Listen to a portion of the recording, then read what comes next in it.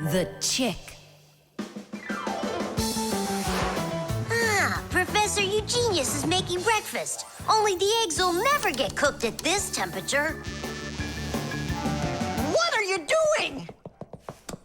You can't heat up these eggs to temperatures that are this hot. Why can't you?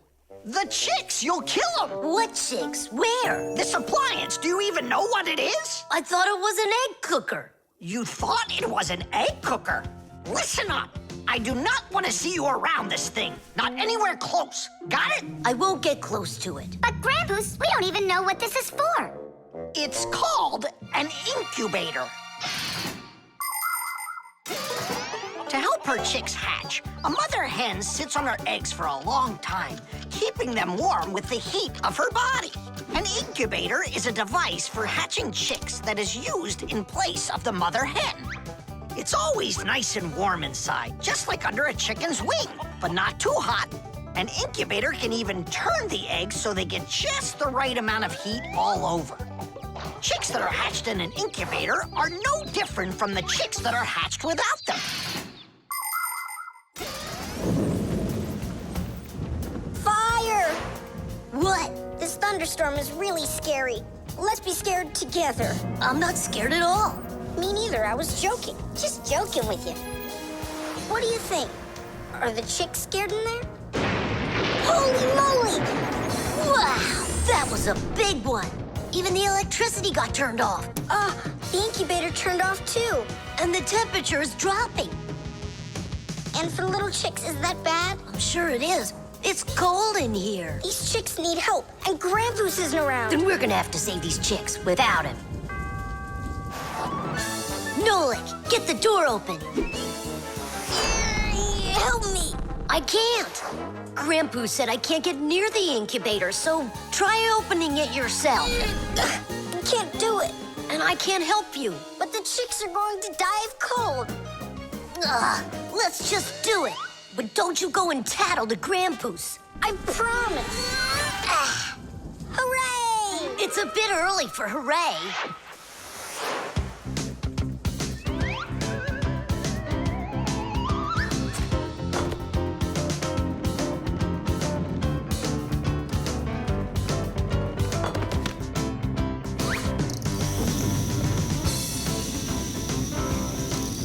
Candle? Yeah, we'll warm up the chicks with the fire. Class.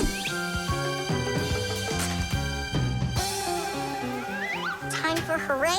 Now, yeah. Tadoosh!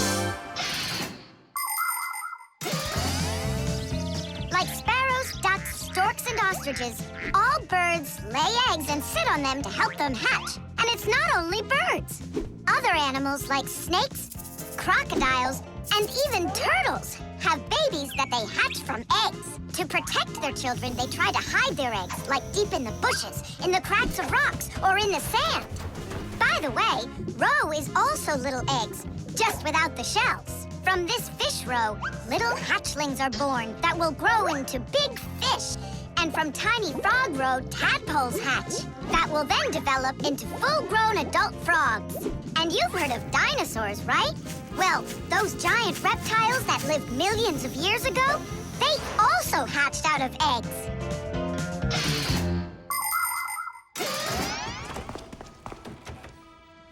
What happened to the electricity in here? It's a blackout from the thunderstorm, I guess. This is just awful. My incubator! Someone lit a candle, and the temperature is normal. So who put the candle in there? Tell us right now. Nolik, don't be a tattletale. It was me. By yourself. By myself? Of course yourself. I wasn't allowed near it.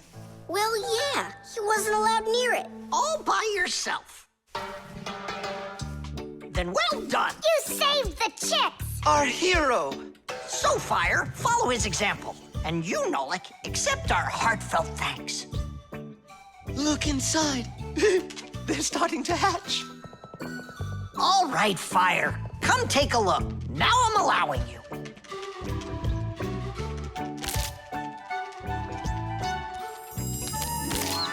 Look, a little chick. It's so cute. And so yellow. Look at him. What a little sweetie. Fire. Wood. Well, I really know who saved him.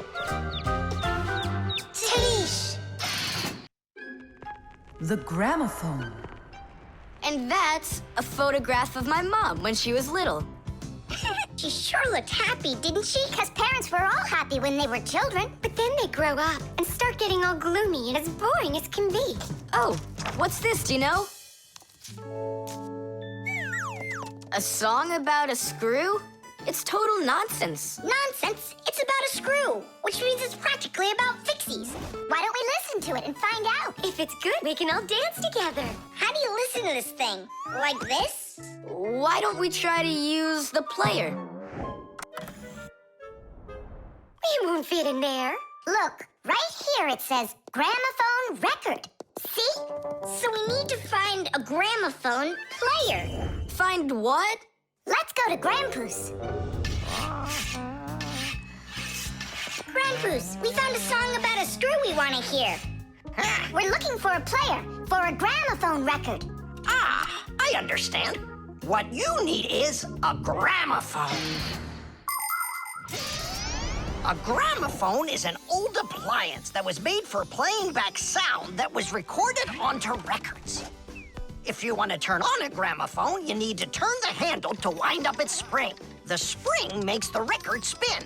Then a needle is placed on top of the record, and as it moves through the groove on the record, it shakes a little, which makes a diaphragm, a sort of mini drum skin, start to vibrate. The big horn of the gramophone then makes the sound louder, and we hear a voice or music. The most amazing thing is that a gramophone doesn't have an electric motor or any electronics. That's right. You don't need electricity for a gramophone to play back the sound that's recorded on a record. That's because a gramophone is an entirely mechanical wonder. If you want to know, there is a gramophone in the office of Tom Thomas's dad. It's on the desk. Great, let's go. Thanks would be nice.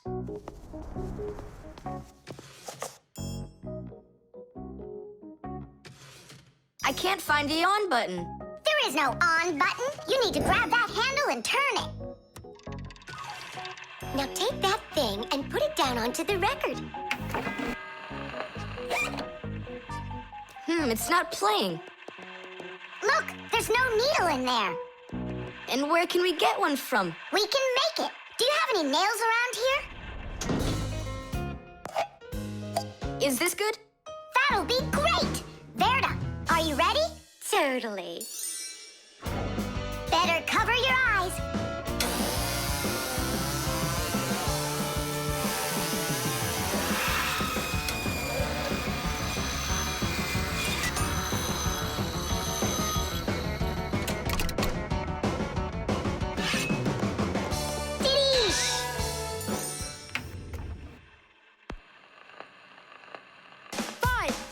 It's working, listen. A little screw went for a run, and now without this little part, everything just falls apart. If you think a screw is nothing, take it out, but just beware. Everything will break without them, with no little screws in there.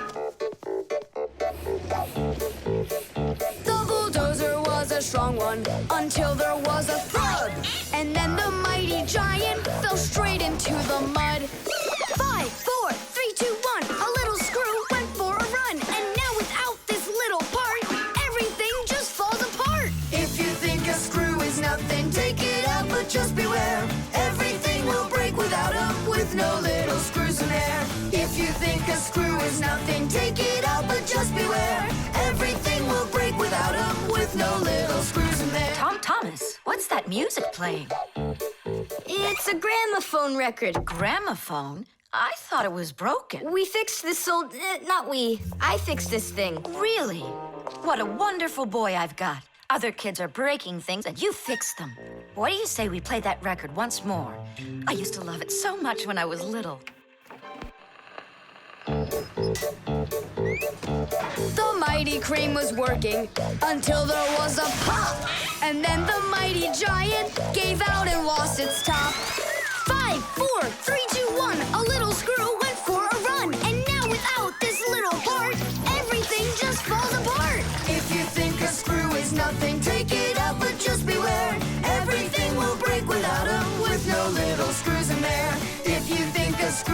nothing, take it out, but just beware. Everything will break without him, with no little screws in there.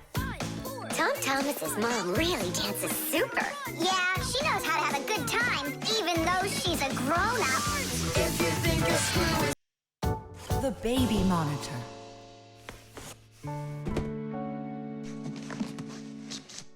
Oh, it's my old baby monitor. On. Check, check. Checking. 1, 2, 3. Checking. It's working. Why don't we give it to the Johnsons? They just had a baby the other day. This is mine, and I'm planning on using it. Aren't you a little too big for it? No, I'm not big at all. Well, I didn't realize that you're still a little boy. And a greedy one at that. They're never gonna notice this. Hey, Fixies, are you here? We're here now. Why did you call us? I gotta show you how I turned into a mind reader. I find that just a little hard to believe. Okay, then I'll show you. I'll leave you alone, and then you'll hide this button wherever you want. Then I'll come back and find it. You got it. So where's a good hiding place? Well, we gotta think of one.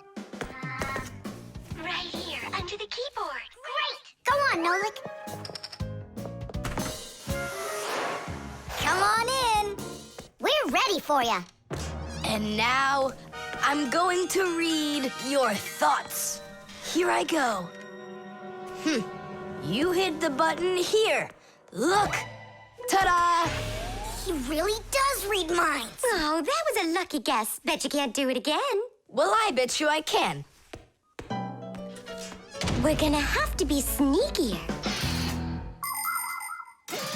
Verda, she's the most beautiful girl in our class. She knows it too, and doesn't hesitate to use it. She can even be a bit sneaky, like when she needs help with her homework. Then Digit suddenly becomes her best friend. But if she doesn't want to carry her pack-a-mat, she'll say, "Fire, please help me. You're just such a strong Fixie." But all us boys like her just the same. Digit does, and Nolik does, and I guess I do too. Although, I really like Simca more.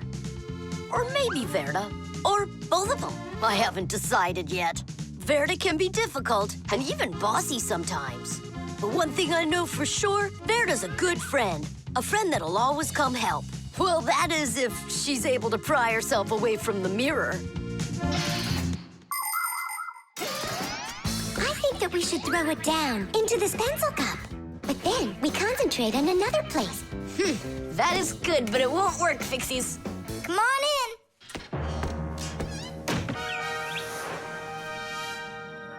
Uh-huh. Aha! It's in here. Tadish? Simca, were you thinking about the cup? No, I swear. And my mind was blank. Then who did, huh? Uh-huh. Tom Thomas, what do you say we go again? As many times as you want. I know how he's been doing all of this. It's a baby monitor. That's how we can hear what we're saying. I don't get it. A baby monitor helps parents watch over their babies. The system has 2 units that look like wireless telephones. The parents keep one of the units by their side and put the other one in the room where the baby is sleeping. If the baby suddenly wakes up and starts crying, the unit in the baby's room will pick up the sound and send it by radio waves to the parents' unit. Mom or Dad will hear the crying and go and comfort their child. And so he's listening to us now. This time I know what we should do. We'll hide it under the globe. Ooh. Go on. Uh-huh. Aha! Huh? Where is it? If you read our minds, you'd find your button under the baby monitor. You tricked me. That's really not nice. And spying on us is nice, you think? I'm sorry, I just thought it'd be fun. Well, anyhow, Tom Thomas, you're too old for this thing. Unless, of course, you still need it. I'm not a baby. I was just, checking it. I'll go and give it to Mom. Mom, I'm not greedy. About what? Let's give this monitor to the Johnsons, and this car is for their baby boy. I don't think that baby's big enough yet for your car. So what? Soon he's gonna get bigger and become a big boy, right? Like me. The video call.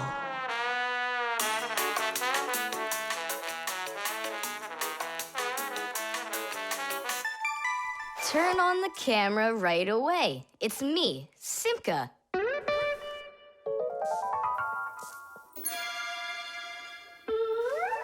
Just as I expected. Nolik, why aren't you in school?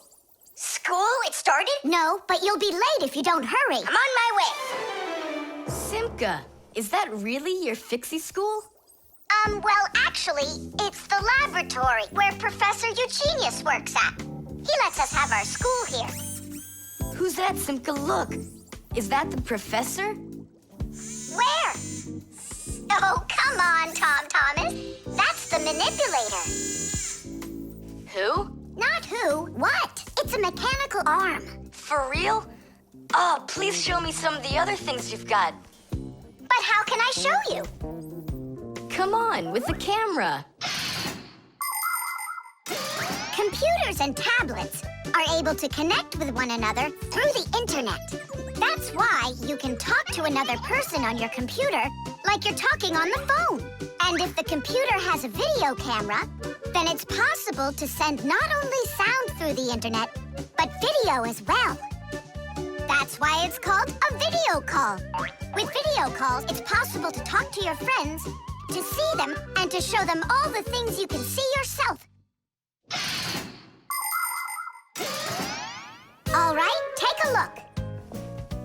Over here we have chemistry equipment. And over here... Hey, Tom Thomas. It's good to see you.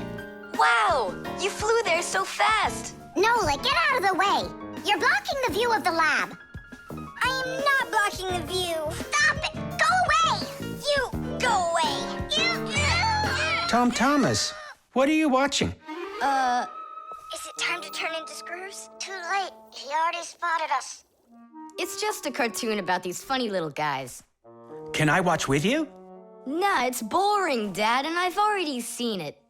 Next, that blue guy, he starts jumping. Watch. Now what? I say run. Start jumping. Make it cartoony. Now that redheaded character will sing. Watch. La la la la la la la la la la. Then she starts dancing. La la la la la la la. These guys really are funny. And here are the super fast moves. That was funny. I gotta get going. That's all. You can rest. My dad went out. I'll get you, Tom Thomas. What are you doing over there, huh? Watching a movie. But why on my computer? Sorry, Professor. Yeah, will you forgive us? So how is it any good? Uh-huh. It's a super funny one. Really? Yeah. You see that boy there? He's gonna start waving his arms around like a maniac. He also crows like a chicken. Cock-a-doodle-doo! And now the boy's gonna go in and chew paper.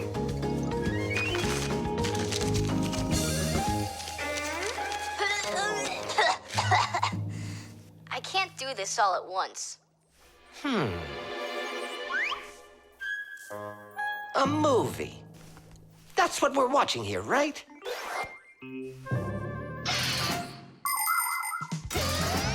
People have always been interested in seeing what's going on outside of where they are.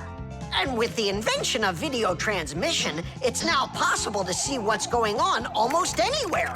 Now, without leaving your home, you can see what's happening on another street or even in some far corner of the world. With the help of video calls, doctors can help their colleagues perform complicated surgeries. Teachers can give lessons by video, and scientists can take part in video conferences. With video, you can watch a live theater performance in another country. And even in outer space, an astronaut can feel right at home just chatting away with friends and family. And it's not just for astronauts either. Now almost every tablet and phone here on Earth has video in it. Introducing Tom Thomas. Nice to meet you there, son.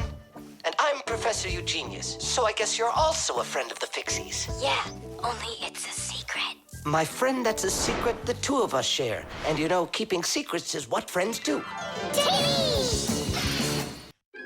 The vent. Tom Thomas. Tom Thomas. Okay.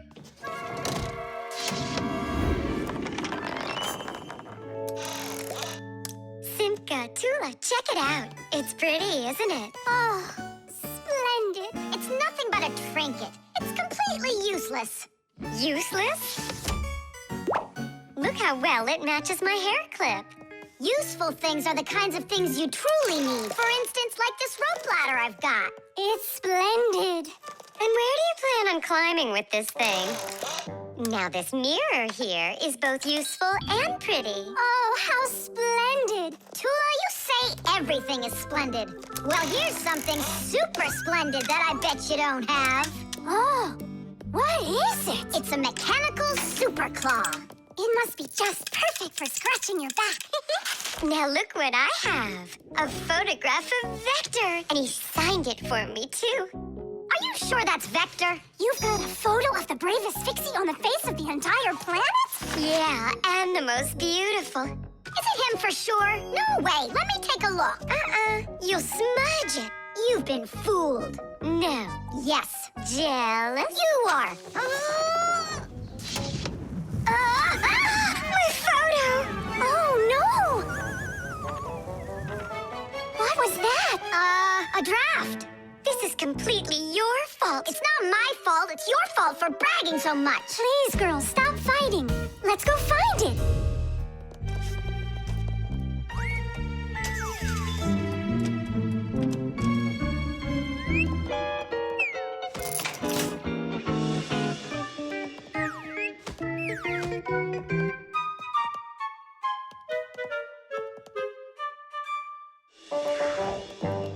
It's just horrible to lose a picture signed by the most famous Fixie ever. It will be horrible when that picture of a Fixie is found by humans. So where could it be? I know how we can find it. Exactly. We'll blow a bubble and watch which way it goes as it floats away. We'll follow it and find your picture. Do you know why you can blow bubbles out of soapy water? At the surface of any liquid, there's an invisible film that is very thin but very strong. If you want to see it for yourself, fill up a glass with water all the way to the very top. Now you need to take a coin and carefully drop it into the water sideways. Then drop in another coin, and another, and another. You'll see that the water doesn't pour out, but rises up and forms a hump. That's because the water at the top sticks together. Why? Because of a force called surface tension. Thanks to surface tension, water can form drops. It also helps us blow soap bubbles, because when we add soap into the water, the film gets even stronger, but still not strong enough to stop the bubbles from bursting. Okay, it's ready. Now we need to blow. Do it together. And... I don't think this way's gonna work.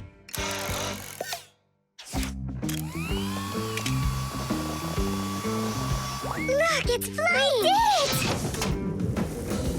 The vent! Of course! Why didn't I think of that before? Have you ever seen holes in the bathroom or kitchen that are covered with grids? Well, those are called vents. And behind the vent is a long pipe called an air duct. Unpleasant odors and musty air can be forced into the ducts and sent out of the house. And if you want that old, stale air to leave the house even faster, open a window and let in some of the fresh air from outside. Keep the air in your home as fresh as it can be. Hey, take a look! It got stuck over there! Get it before it flies away! How can we grab it? What do you mean? Don't you remember what I've got? Titties! Thank you, Simka. What would we ever have done without your mechanical claw and your fantastic ladder? Then here you go, a present for you. Oh, thanks, it's just great. And I want to give you this. Oh, gee, it's just splendid. Simka, are you here? Huh, what you got there, Simka? A little mirror. It's pretty, don't you think? Oh, you girls. You're all the same.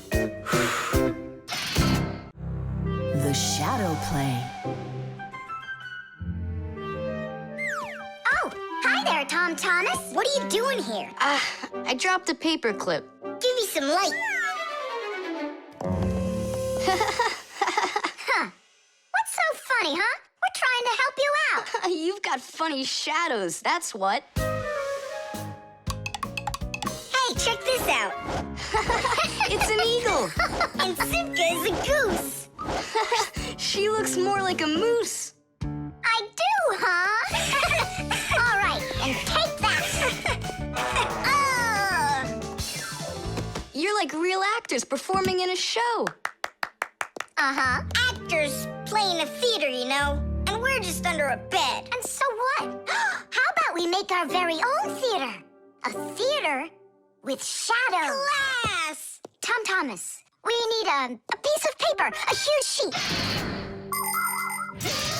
It's really quite easy to make your own shadow theater. You can make the screen out of a white sheet or a big piece of paper. Next, make sure the room is dark and shine a desk lamp at the screen. Now, to make the shadows, just put yourself or a cardboard cutout between the lamp and the screen. Your shadow or the shadow of your puppets will come to life. But make sure that the audience sits on the other side of the screen. The play will be much more magical for them from that side. Tom Thomas, light. Oh, wow, Simka, you look totally like the real Red Riding Hood. Hello, dear granddaughter. Hello, dear grandmother. Grandmother, what very big eyes you've got. The better to see you with, my dear. Nolik, come on, we're rehearsing. The wolf's voice is funny. Grandmother, I never noticed what very big teeth you've got. They're so much better to eat you with, my dear. Yum, yum, yum, yum. Let them out, wolf, or I'll get them out myself. Ha ha! You'll stop me with that little stick? Hey, that's not in the fairy tale. But in the fairy tale, it's a normal hunter. And what do you think I am? Look for yourself. You're way too small to be the hunter. Fine, then go to your play without me. Well, I guess I'll have to make the hunter out of paper then. That's all. Take a break. I'm really thirsty. She was so salty, that grandma. Nolik, don't be upset. The wolf is huge and I'm so little. Then let's make you bigger. You see? Now you're bigger. Yeah, you're right. And if we go back here, then I'm even bigger. Now you know. If you go back here near the lamp, your shadow will get bigger on the screen. Class! There are just so many different kinds of theaters in the world. In the dramatic theater, the actors speak the lines of the playwright. At the opera, the actors don't speak their lines. They sing them, accompanied by an orchestra. And here at the ballet, the performers don't speak or sing their parts. Here, the story is told with dance. There are also theaters where the performers are animals. In an animal theater, you can watch performances by cats and dogs, or goats and pigeons, or even bears and seals. There are also theaters where the stories are told by puppets. To tell the truth, the puppets are brought to life with the help of people. Yes, there are so many different kinds of theater. My favorite is the shadow theater. I think it's the most beautiful and mysterious theater of them all. Hello, dear grandmother. Grandmother, what very big eyes you've got. The better to see you with, my dear. And grandmother, what great big sharp teeth you've got. Oh, the better to eat you up with, my dear. Ooh, just wait. Aha, Wolf, I've got you. The hunter looks so strong. You're a hunter? Then where's your gun? Why do I need a gun? You're so tiny I could use a fly swatter. But I'd rather do it like this. Like what?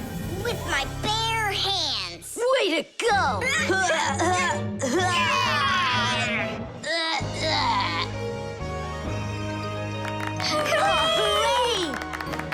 Splendid! Who was your favorite? Mine was the grandmother. Well, I think Red Riding Hood was the best. For me, the hunter. He was so mighty and so fearless. And for me, the special effects. The Barcode. And so, what do we do if we happen to see humans? Hide from them, right? And what if you've got nowhere to hide? Then we turn ourselves into screws. That's correct. Where could it be? Where on earth could I have put it? Oh, I'm such a scatterbrain. Ah, it's Professor Eugenius. There's no need to hide from him. He's our friend. Where has it gone? Did you lose something again, Professor? Yeah, how did you guess? It's just awful. Yesterday I started testing a new iron, and today, it's totally disappeared into thin air. Where could you have put that thing? I've got it down to 2 places. It could be in the warehouse or not in the warehouse. Yeah, that information will help us find it. Or not help us find it. Class, follow me to the warehouse.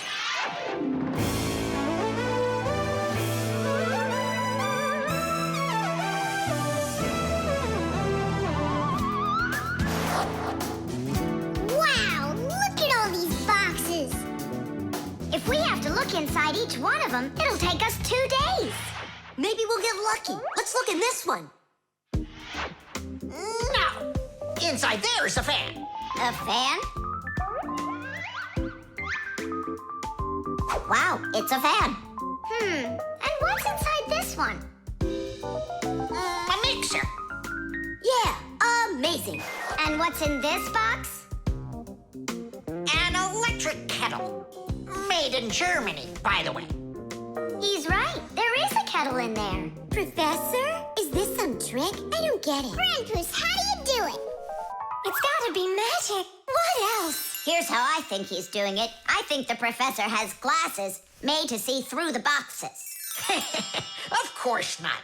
I only know how to read the barcode that you can see on each of those boxes. Oh, that. Exactly. If you look at the printing on packages and boxes, you will often find a symbol with a lot of black lines and numbers. These symbols are called barcodes. Each barcode has all sorts of information. What the item is, what country it came from, and even in which factory it was made. With the help of a special reading device, a scanner, it's possible to read all the information the barcode holds. It really is an excellent system for stores to know what they've got. You don't even need a scanner to do it? I can figure out barcodes without one. I'll teach you if you want. Class. Let's see. We're looking for a box with an iron. There. Well, bring in the professor. Today, on almost everything that is sold, there is some kind of mark. For instance, this kind of mark is called a barcode. And this one, a QR code. These marks help us find out a lot of information. Suppose you walk by a building and see a QR code on it. Just point the camera on your mobile phone at it, and information about who built it and when it was built will appear on the screen. Isn't that great? It's a shame not every phone can do this yet. And that's not all. There are also marks that work without pictures. There are electronic chips that can hold information. These chips can be put inside of ID cards or travel passes, and all you need to do is press the card near a reader so it can check if you're allowed to go on through. Ah, you just made my day. You found it so quickly. What would I do without you? Huh? Is something wrong? This is not an iron. Whose sandwich is that? Mine. Yesterday I wanted to put it into the fridge, only I guess I put it into my... I just get distracted so easily. Look, we need to think this through logically. If you went and placed your sandwich into the box where the iron should have gone, then you must have put your iron in the refrigerator. Oh, here you are. Here you are, my new iron. Oh, I looked everywhere for you. Thank you, my friends, once again. There's no need to thank us at all. You're always there when we need help. You've even let us open our own school here in your laboratory. And we don't have to hide ourselves. Yeah, that's because you're so kind and you love Fixies. Knots.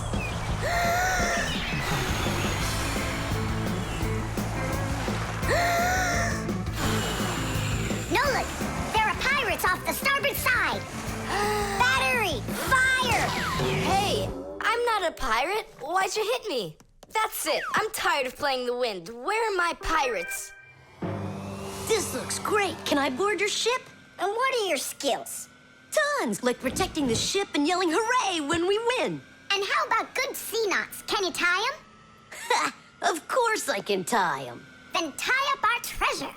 And make sure it's good and tight. Pirates, prepare to attack! I got it. Whoa! That's done. Good enough. Hooray! It's good and tight. Now can you survive a storm? Without a doubt.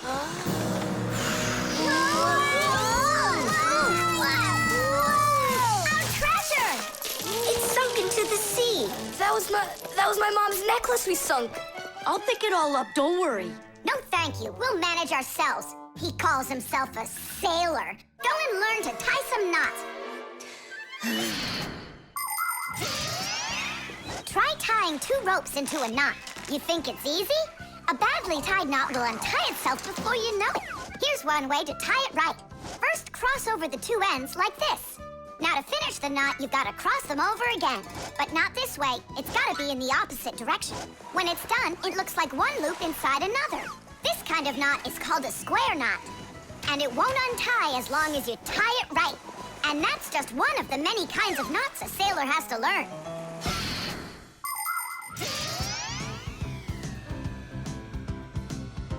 Oh! Okay.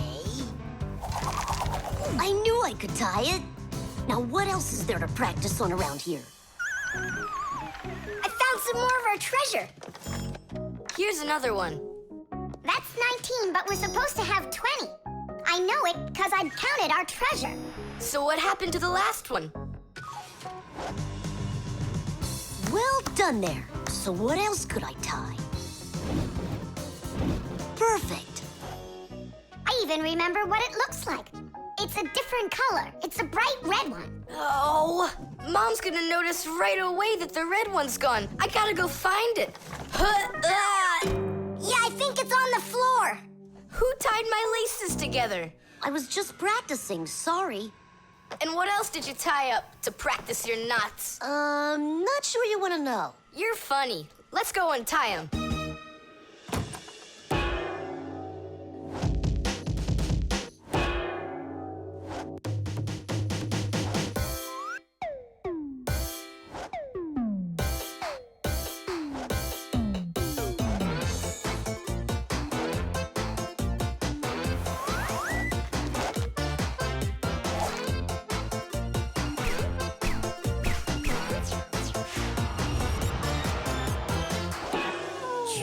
Chusaka, don't look at me that way. I'm scared. She's just staring at her own whiskers, Nolik. And what have you done to her whiskers? Well, I tied them with a square knot. Fire, you're just a blockhead. And why don't you tell us what else you've done? Well, okay. I tied a decoration on her tail. That's where it is. We were looking everywhere for that thing. Fire, go and fix everything you've done. Chusaka, don't run away. Don't be scared. We just want to untie the knots. Sailors have developed all sorts of different knots. Without them, they couldn't control their sails. But we couldn't get by without knots on land either. Mountain climbers use tightly knotted ropes to help them climb and keep them safe. Fishermen tie hooks to their fishing line using special knots. You can't even pitch a camping tent properly without making a knot. When people sew, they tie knots in the thread to hold it in place. And doctors use knots when they stitch and bandage a wound. And a tie wouldn't be a tie if you didn't tie a knot in it.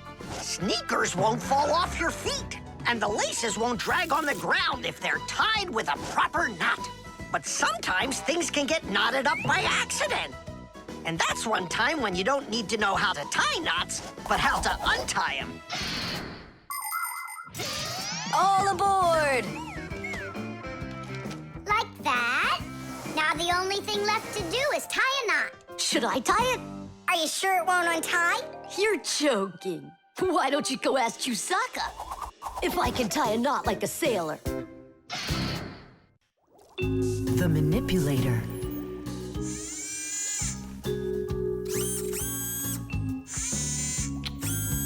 Well, what do you say, Professor? It couldn't be any more accurate. Our manipulator works just perfectly. Good! So that means that we're free to go. Great. See you later. All right, finally. Now it's our turn to experiment with that manipulator. And do you know how to operate this manipulator? Why do you think we were spying? A manipulator is a kind of mechanical arm that people use for difficult or dangerous work.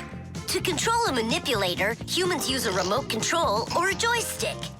The operator gives the command, and the mechanical arm grabs and moves the load. Some robotic manipulators don't even need to be steered by an operator. They're controlled by computers and can work without people being there at all, even on the moon.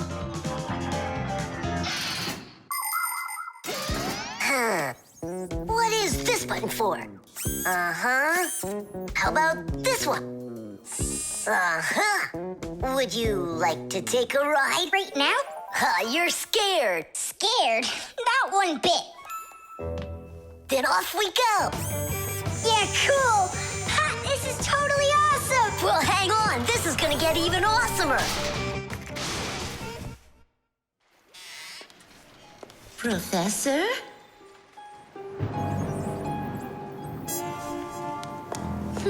Strange. What made this ladder just fall over? Ah! Am I crazy? Or is someone here? Oh, calm down. Calm down now. Poor Elisa. Yeah, you're completely overworked. Whoa! Ah! Who's here? Achoo! Hang in there, Nolik. I'll get you out of there.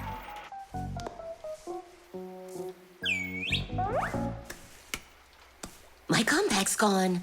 Oh dear, what's going on? Ah! Stop this nonsense right now, or I'll call the police on you. I don't believe in ghosts. I don't believe in ghosts. I don't believe in... Ah! Where are you pulling me? I'm going to faint. I'm warning you. That's all. Goodbye. Ah. Throughout the world, humans use manipulators for all sorts of work. In factories, manipulators are used to lift and move heavy loads. They can also hand out the parts needed for assembly or even attach these parts themselves. In hospitals, more precise manipulators are used by doctors to help perform operations. Manipulators are also used in places where the work is simply too dangerous for people. For instance, where there are deadly chemicals, or places where humans can't get to easily, like somewhere underground where there isn't enough space to move, or deep under the water, or in outer space where there's absolutely no air to breathe. So you see, mechanical arms are helpful in all sorts of places where humans are unable to reach things with their own arms. Hang on, Nolik. How can I get that thing open? Ugh, I got it!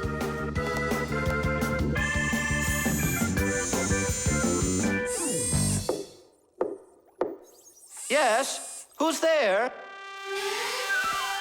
Ah! What's going on? Achoo! Nolik? What are you doing in there? Achoo! We just took a little test flight. Is this yours?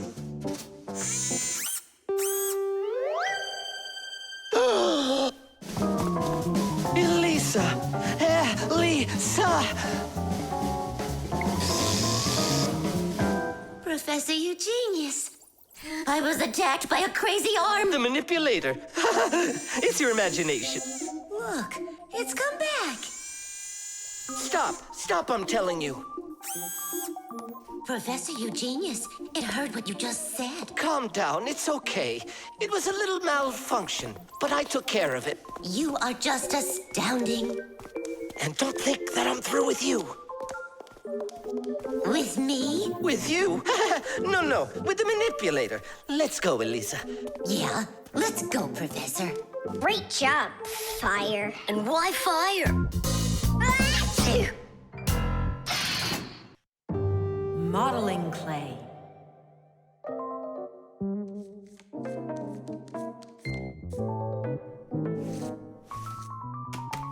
All done. Simka, take a look.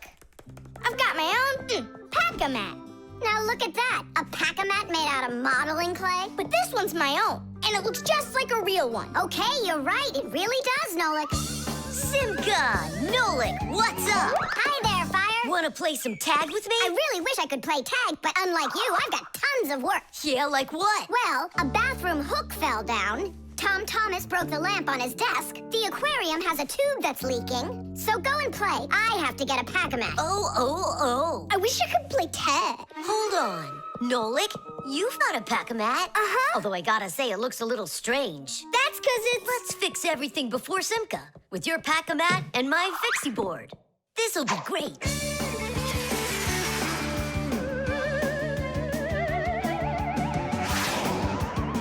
So where is that hook that fell down? All right. Nolik, get out some sticky stuff. From where? Obviously, from out of your pack-a-mat. But it isn't real. I made it out of modeling clay today. Out of clay? Well, it totally looks real. Long ago, back in the Stone Age, people learned how to use clay to make their dishes and sculptures.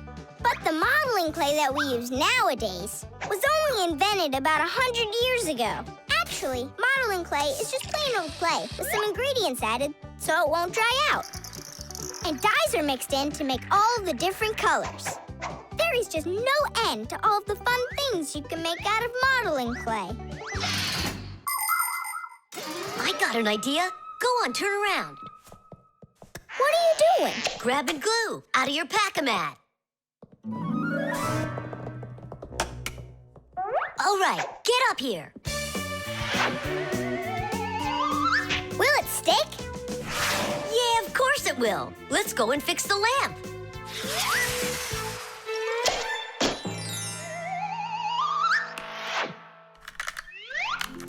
We can't fix this without a real pack-a-mat. Yours will work just fine.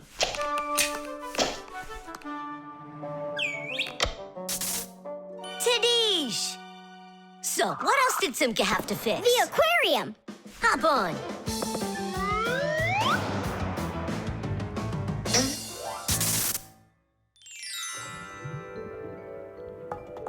Well, where's that leaky tube?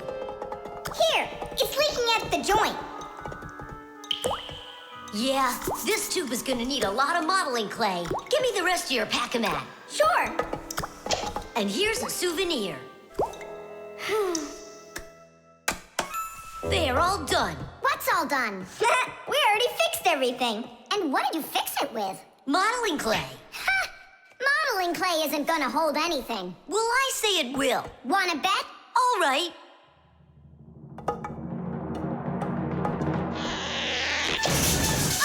It's exploding! What in the world is happening here? Flooding water! You just do as I tell you, without panicking. Did you know it's possible to make modeling clay in your own home? Just write down this recipe. You'll need a cup of flour, a half a cup of salt, and a half a cup of water. Now, mix the salt with the flour and add the water little by little. Mix it together really well. What are you saying? That it looks just like dough? Well, that's exactly what it is. It's just not for eating. It's way too salty. But you certainly can sculpt things out of it. If you want your modeling clay to be colorful, you can add food coloring or watercolors to it. That's it. Your modeling clay is ready to be sculpted. When you're finished, don't forget to let your figures dry in the sun. That way they'll get nice and hard and last you a very long time.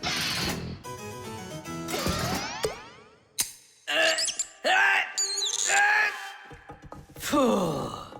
We almost didn't make it. And did you fix the lamp with that modeling clay? Uh-huh.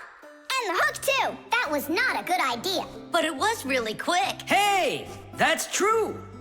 That's why I want to give a medal to you. You're heroes. For real? Of course you are. And here it is, your medal. But it's made out of modeling clay. Your reward fits your heroic deed. GPS.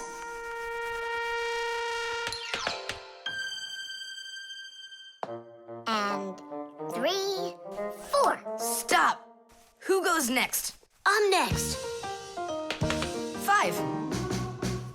1, 2, 3. 3. And Wait, I gotta choose a route. Should I go here or there? choose already. Nolik, what are you doing over there? Nothing at all. Just waiting at my place. Good. And don't get off it. Well, Fire? What was that? The alarm on my Fixie tab. Oh, our lesson's about to start. Hurry! What about the game? Later!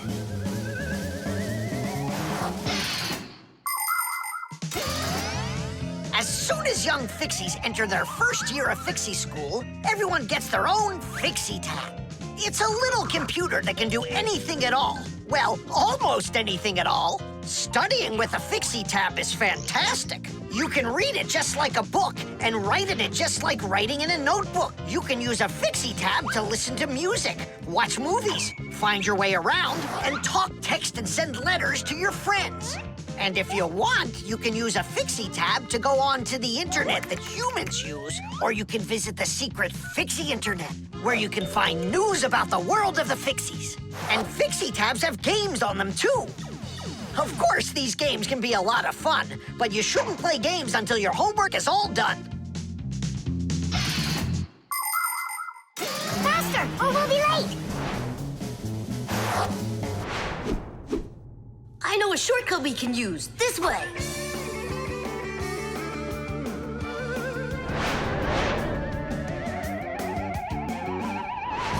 Now which way do we go?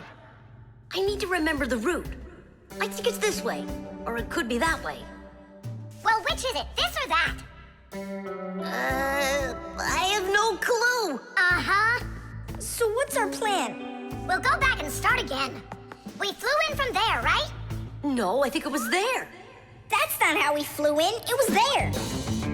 I think we're lost in here. Uh-oh. Nolik, stop the panicking.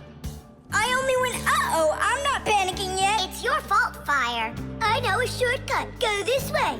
How are we gonna get out of here? How do I know? All I know is that we're late for our lesson. Thanks to someone. It wasn't on purpose, I swear. Now Grampus will punish us. What's going on? Well, I think I found a way to get out. Which way? Right here. I forgot that inside of my Fixie tab is a GPS navigator. Class. What's a navigator? A GPS navigator is an interactive electronic map that can help you find your way around. The navigator can figure out where you are by using signals that are sent to it from satellites. All you have to do is type the address of the place you want to go into it, and the GPS can figure out a route to get you there. And then it helps you as you go by telling you where and when you need to turn, so you can easily get to your destination. Let's see. Right now, we're here. And where do we need to go? You know where, to school. But where is that? Are you joking? In the laboratory of Professor Eugenius. Can you be quiet? Where do you want to go? The laboratory of Professor Eugenius. Please wait while I chart out the route. Ha! It did it! The navigator says to go there. Hey, what are you doing over there? Come on!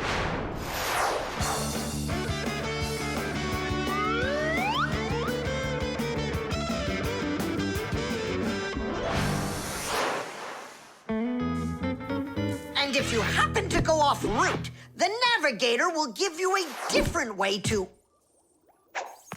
Well, you finally made it. Unfortunately, you missed an important lesson today. We got lost. Forgive us. In case you're wondering, we were studying navigators. And you know what? We just used a navigator to get here. Yeah, it showed us the way we had to go. Well, that's certainly quite lucky for you, because now you don't get an F. But from now on, kids, you have to get here on time. I promise you that. Because now we know where to get our shortcuts from. The suction cup.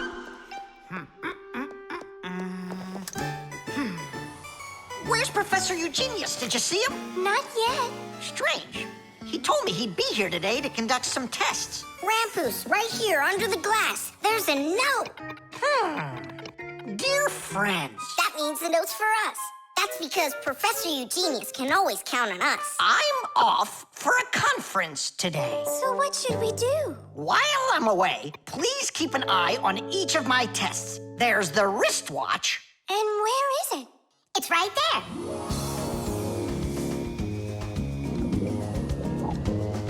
Look! How come the watch is in the water? So the fish can know what time it is? Nolik, don't be silly. This is the test he made for the watch. You see? It says water resistant right there on the back. That means that water shouldn't get inside of it. I see. So the professor needs to check if it will work underwater. Understand? Yep, I got it. The watch is working. So now, the doorbell test. We'll go look. It's over there.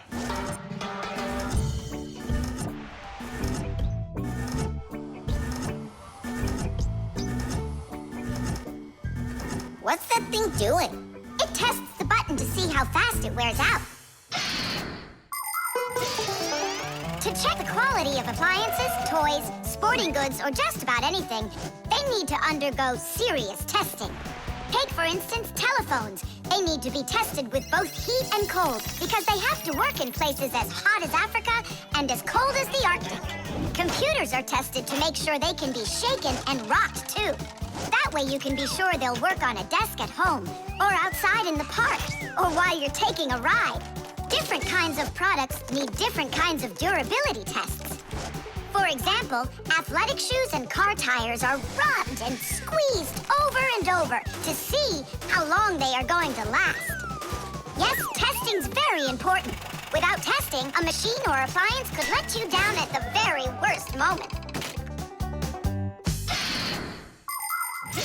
If guests come to visit once a week, and once every month a hooligan comes, pushes the doorbell and runs, then I figure this doorbell will last right around 400 years. That's long. The doorbell is still working. That's very good. And also, What? I don't know. We need to turn the note over to read the end. But how? Oh, raise the glass, that's all. Hup, hup, hup.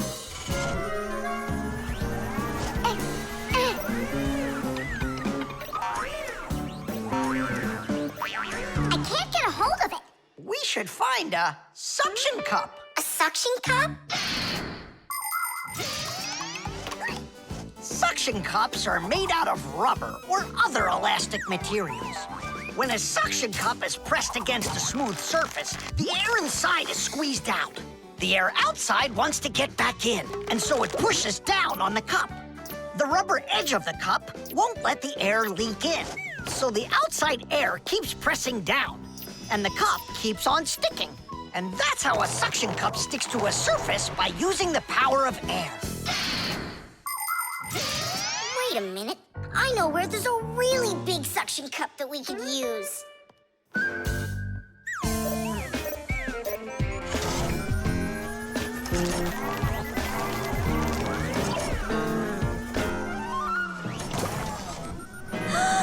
That's a huge suction cup, Nolik. Stiddies, stiddies, stiddies. Well done, Nolik. Only we need to hurry before air gets under this suction cup and it unsticks. My suction cup will never unstick.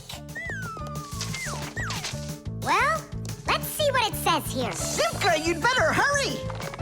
And make sure nothing gets broken here in the laboratory while I'm away. Huh, and what could get broken around here? Ah, the glass, look out!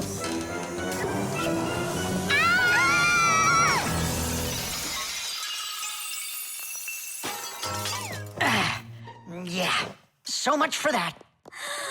And who's going to clean up all this broken glass? You don't know? Nolik. He told us to use that suction cup. Simka. She was reading way too slow. Listen, there's no need to fight. I came up with the idea of the suction cup. I should clean this. Come on now, Grampus. We'll clean up this mess. Professor, I still think the suction cup was a great idea. The Kaleidoscope.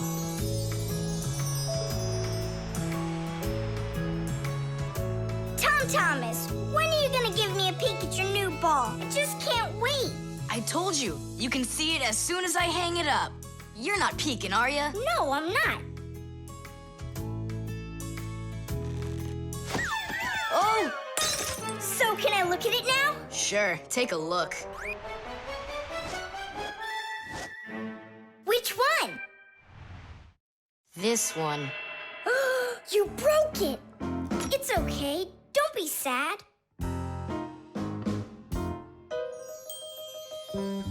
I know what to do.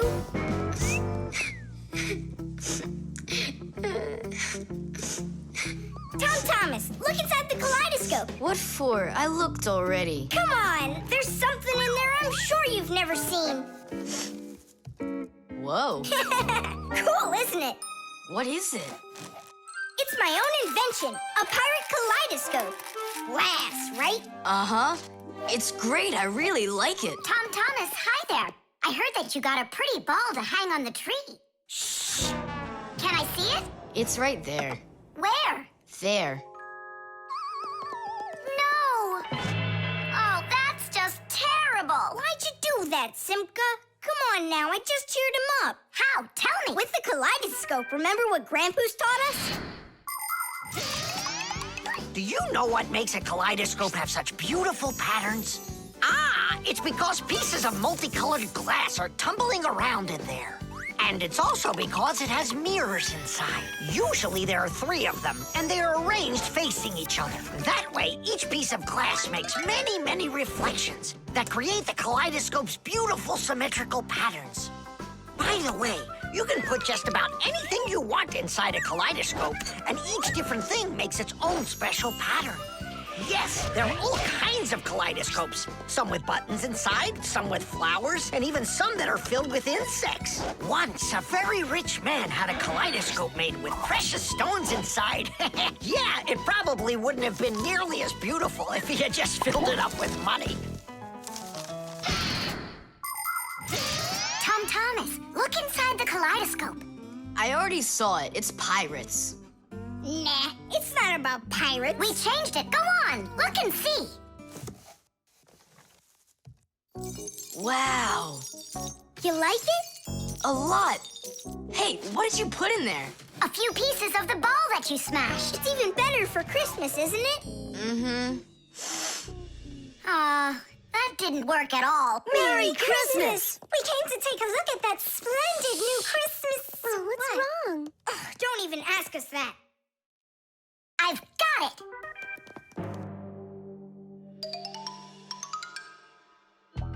Tom Thomas! What? Look inside the kaleidoscope! Again? I don't want to. And I'm telling you, you've got to. Fine. Cool, yeah. Merry Christmas! Thanks so much. Now don't you feel good again? Yeah, it's really something. And you're the first human in the world that's ever seen it. How about that? Turn it! It's great, isn't it? Wondrous designs that tickle the eye in the kaleidoscope. Shimmering scenes, gingerbread trees in the kaleidoscope. Magical flowers just blooming with light, petals that glisten and gleam. Kaleidoscope, kaleidoscope, a crack to the world of dreams. Kaleidoscope, kaleidoscope, a crack to the world of dreams.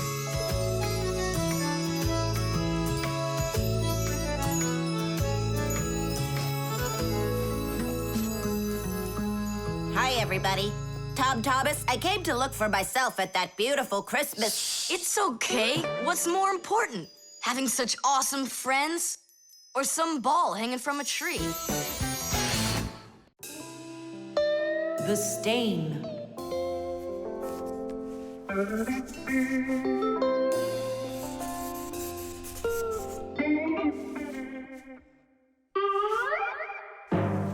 Tom Thomas, what's going on? If you really want to watch TV, then you gotta turn it on first. I'm not watching it. I'm looking at my reflection. I'm working on a self-portrait. And which shelf will you be painting in your shelf portrait? It's not a shelf portrait. It's called a self-portrait. It's when an artist draws or paints a picture of himself. Of himself? Ha! You think you've got muscles like this superhero I see here on this paper? How can I see exactly what my muscles look like? And anyway, let the artist do his work. Tom Thomas, your shirt! There's a spot! Oh, no! Wipe it off, quickly! It's even worse. So now what? What we really need is Marcia. Ordinary dirt can be cleaned off with a brush or washed off with water. But there are stains that are not that easy to get rid of. Stains from fruit need to be soaked in hot water first. Blood stains, on the other hand, should never be washed in hot water. You can clean stains from paint or rust as well. Only for those, you'll need to use a special stain remover. But stain removers should only be used with the help of a parent or other adult that knows how to use them safely. Hey, I know a great way to do it. What do you use to get rid of pencil marks? An eraser. Only this shirt isn't paper. And so what? Let's try it. What's the harm? Now I've got 3 colors to get off. New idea. We should paint over it with this correction pen. With whiteout? Yeah! That was a bad idea. Now I got it. You have to use some water.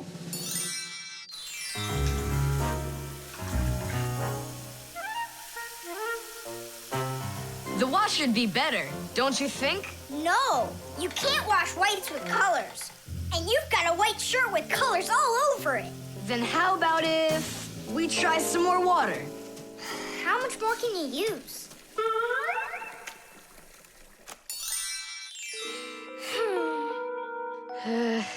Any more ideas? You know what? It's possible we did something wrong. Everything you did was wrong. You should have used a spot remover to clean off that stain. A spot remover? No way! Oh, take a look at it, Simka. I think it's marvelous. They painted that white shirt so nicely. Tula is Simka's best friend. She's very tall, almost as tall as Papoose. Yeah, she's the tallest one in her class. And she's strong, too. Tula loves to laugh, and she does it louder than everybody. That's just the way she is. Cheerful and kind. Ready to help anyone who needs it, and making sure her friends are getting along. Of course, I don't like that she treats me like a baby, especially since she's the one that's a scaredy cat. She can even get scared of a cute little spider. And she believes in all sorts of silly superstitions and horoscopes. Tula will believe anything you tell her, which is really great because it makes it so easy to play tricks on her. But she takes it all in good fun. That's because she's Tula. It was on purpose, wasn't it? Well, yeah. Tom Thomas, no! Your mom will punish you for just one of them, and now you're gonna make more stains? Don't worry, Nolik. I forgot that this is an old shirt, and I'm allowed to get it all dirty if I want. And I tried so hard to clean it. Put another spot there. And over here. One in the middle. And a line over there. Splendid. That looks great.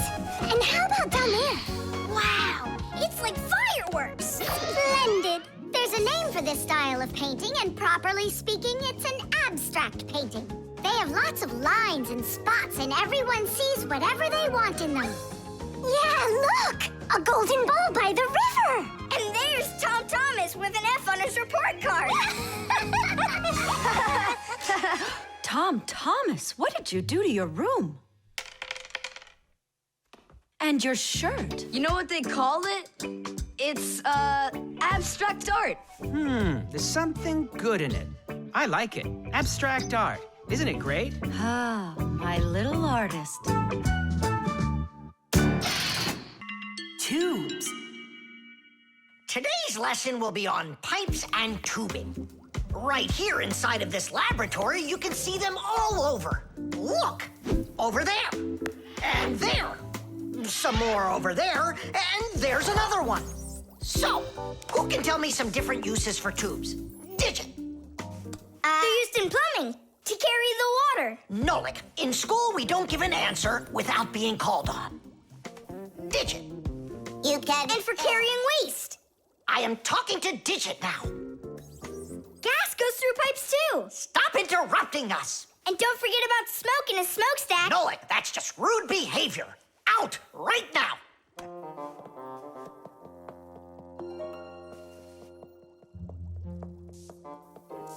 All right. And a shower hose. That's also a tube, right? I told you to get out. Yikes! And a vacuum cleaner's got one too. And those spyglasses that pirates use when they're sailing. Hey, what do you say we all go and sneak out of here? Great idea. Let him call out to himself. Shh. And a trumpet's a tube that you blow through.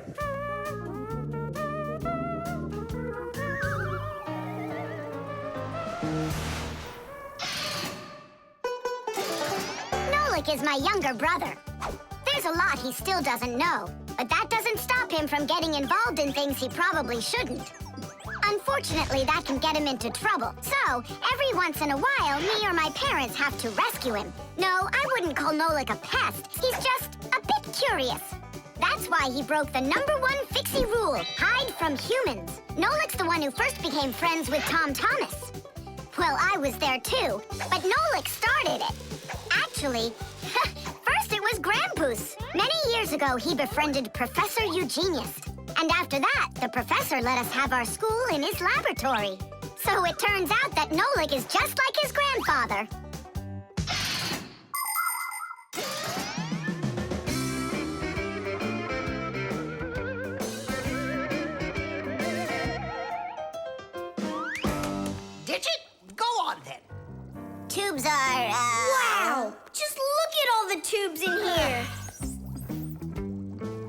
There's rubber ones and glass ones that are curvy. Oh, yeah! Pens! Parts of them are tubes, too.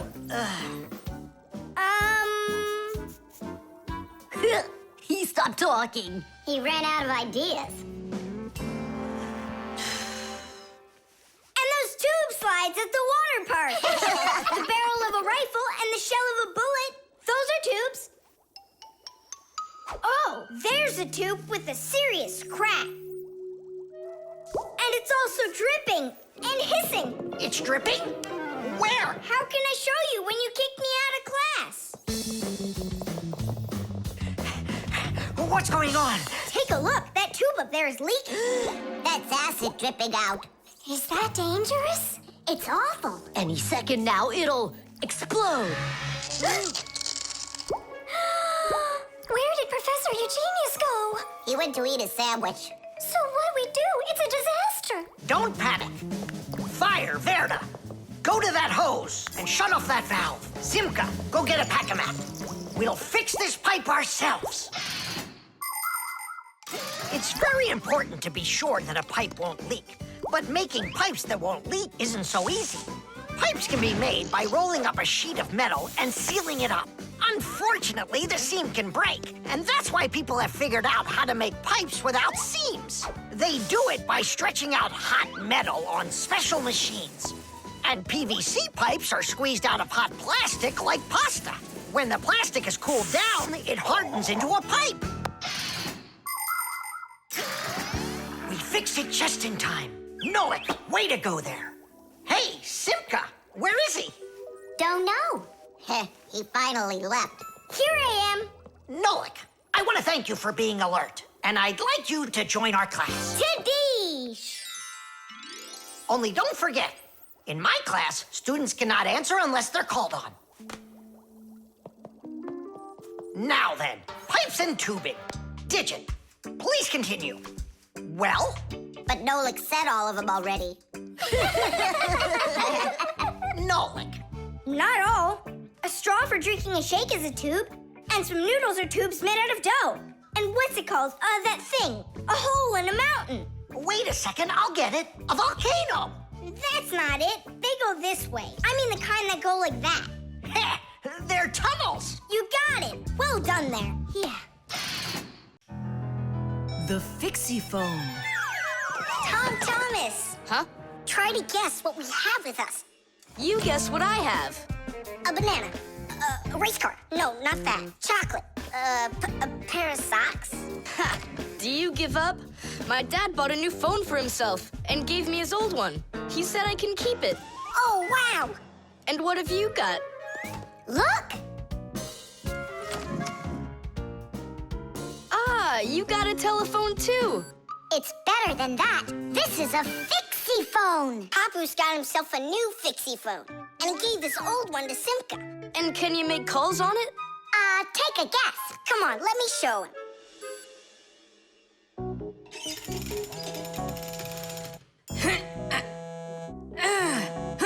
Hi there, Papoose. Hi, Nolik. Why are you calling? Just to say hi. Nolik, don't just call me if you know I'm working. All right. See that? So what? I can make calls on my phone. Calls to humans, that is. But to Fixies, you can't. A Fixiephone is a smartphone made just for Fixies. Not only can Fixies call each other with it, but they can get onto their own special Fixie internet. On a Fixiephone, you can find a camera, a flashlight, news, games, movies, and Fixie ditties. Those are the Fixies' favorite songs. Fixie kids love them, and so do their parents, because Fixiephones can easily let parents know where their kids are and whether or not they're in trouble. Over the years, humans have learned how to turn telephones into mobile phones and mobile phones into smartphones. They use them to call each other and to go onto their internet. A smartphone is almost as powerful as a computer, but they still have a long way to go to be as good as Fixiephones. Yeah, that's really cool, guys. Only this phone does the same. But can your phone do this? Take a look over here. You mean here? It's just a mouse. And now, look here. Whoa! But he's not on there. But look, he's here. And that's not all. Watch. A mouse helps the user navigate around the computer. And when we move it... You get it? No one else can see the Fixie except for you. And he can help you. Super! Oh, it'd be great to have my own Fixiephone. What are you talking about? You're not a Fixie. What a shame. I'm off to school, guys. He gets so upset. He even forgot to take his phone. I have an idea.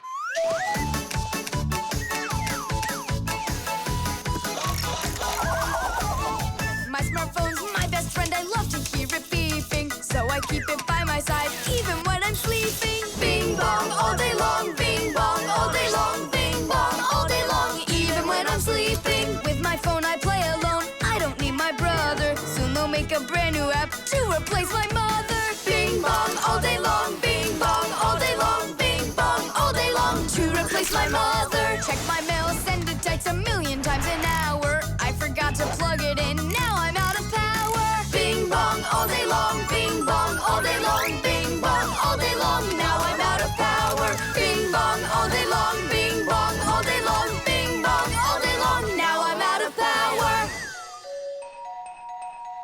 We finished. Titties! Look, it's a... Surprise! Wow, this is great! Now I've got my own Fixiephone. It's just like you've got. Well, pretty close. Tom Thomas! Tom Thomas, let me use your phone to call myself. I need to find my phone. Oh, wow. You've changed everything in here. Where am I? I guess I'm Papoose. Huh, what a funny name you came up with for me.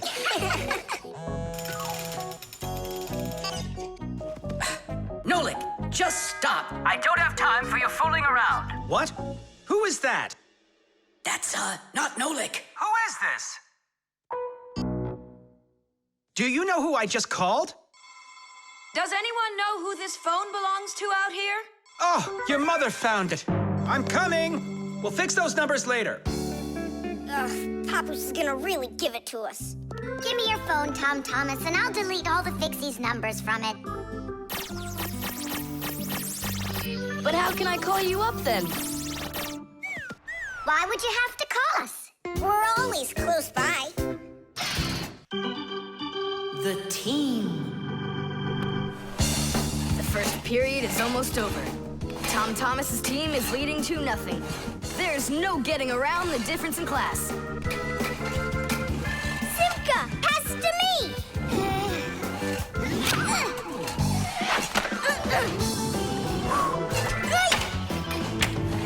Simka, over here!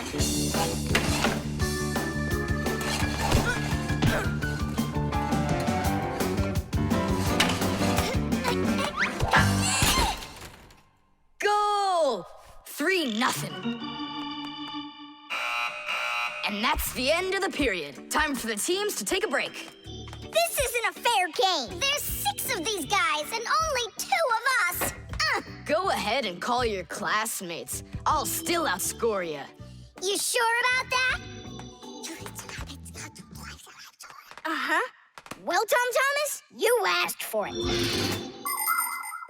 Young Fixies take classes and study just like human kids. But Fixie schools are quite a bit different than schools for people. To begin with, there are no more than 10 students in a room. In Simka's class, for instance, there are 6, and the children don't study in one place. On one day, the lesson could be inside a refrigerator, the next day in a computer, and the day after that in a vacuum cleaner. This is the best way for Fixies to learn all about them and put their new knowledge to the test. But the most important thing is that they have to learn to work as a team and help each other. Stronger Fixies helping weaker ones, and older Fixies helping younger ones. This is a must for Fixies, because appliances are so very big that if we didn't work as a team, we little Fixies could never get by. As the second period is about to begin, our full team comes to the ice. Huh?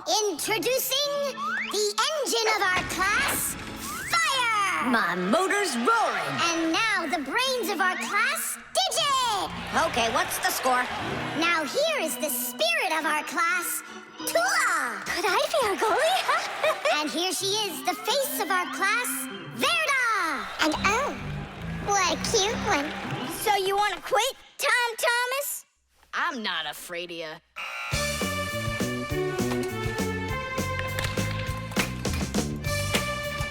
Nolik, pass!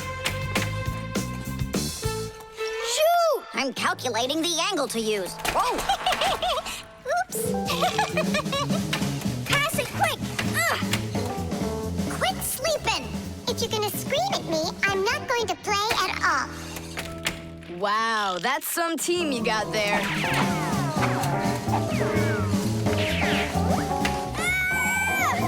6-0. It's a blowout. Now the intermission before the final period. We're missing something here. I can tell you what. You mean confidence? Calculations? Elegance? I know speed. What's missing here's teamwork. Simka, you're right. It's one for all and all for one. Then here's what we're gonna do. We got it!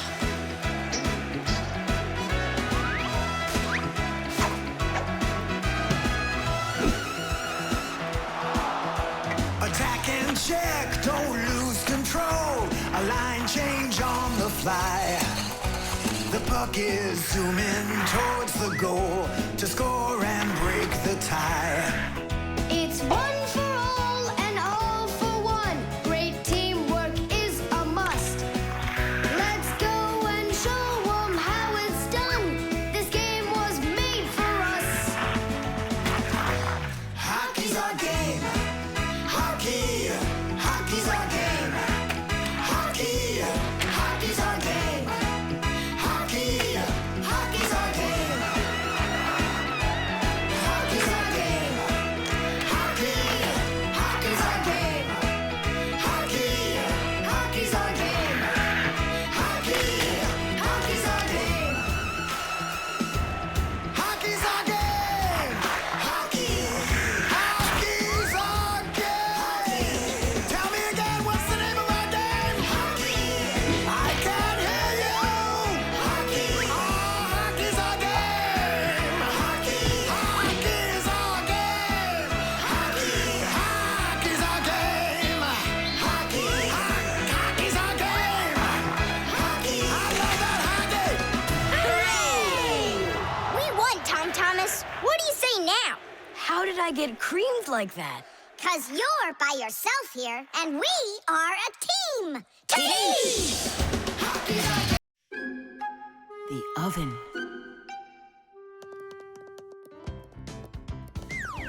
Now here he is, our death-defying acrobat. Nolik, don't! I'm not Nolik, I'm an acrobat. You're going to fall. I'm not going to. I see. Every single time with him, it's the same old story. He gets himself into trouble, and I've got to get him out of it. No, I'm falling. Whoa! Hold on! I'm just joking. Nolik, you're a knucklehead. Simka, Tula, We're down here. Look who's in trouble this time, huh? This isn't funny at all. Need some help? We can manage this ourselves. Right, Tula? Well, all right then. See you later. We gotta get out of here. Tom Thomas's mom is coming. Hide!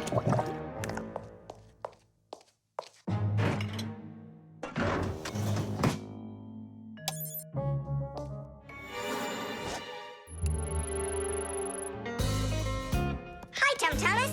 Hi, Nolik. Are you up for a ride? 'Cause this train's leaving the station.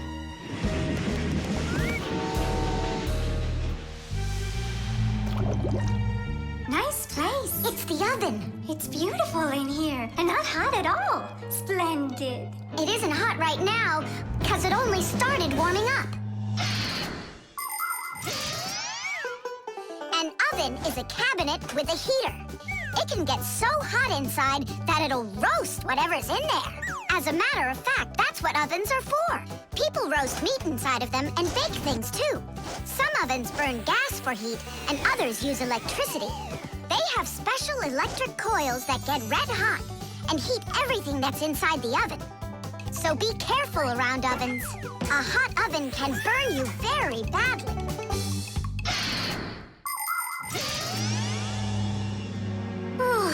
It really is getting so hot. We gotta get out of this oven right away! Simka, we're about to get roasted in here. Yeah, inside of a fresh-baked Fixie cake. I don't want to. You think I do?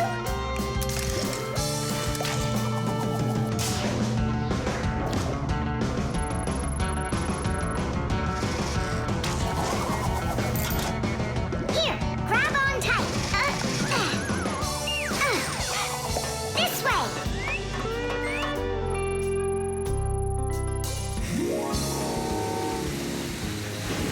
Be careful, you'll fall off.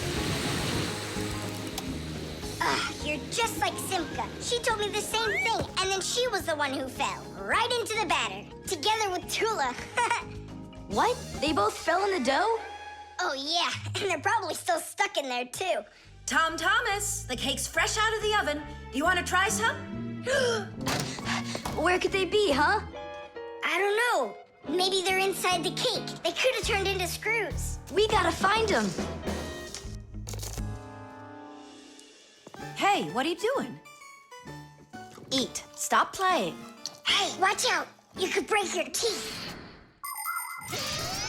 The first ovens in ancient homes were nothing more than simple fire pits where people cooked on hot coals. Later on, the stove was invented. Every house had a stove made out of stone, clay, or cast iron. People would burn wood or coal in them. These stoves produced enough heat to make soup or bake a cake. And then in the 19th century, the gas stove was invented. Gas stoves are much more practical than wood-burning stoves. 1 second and the gas is burning. A few more minutes and the water's boiling. They're very convenient, but they can also be dangerous because if the pipes aren't in good condition, there can be an explosion. Today, there are also stoves and ovens that run with electricity. They use electric heating elements for frying, boiling, or baking foods without fire at all.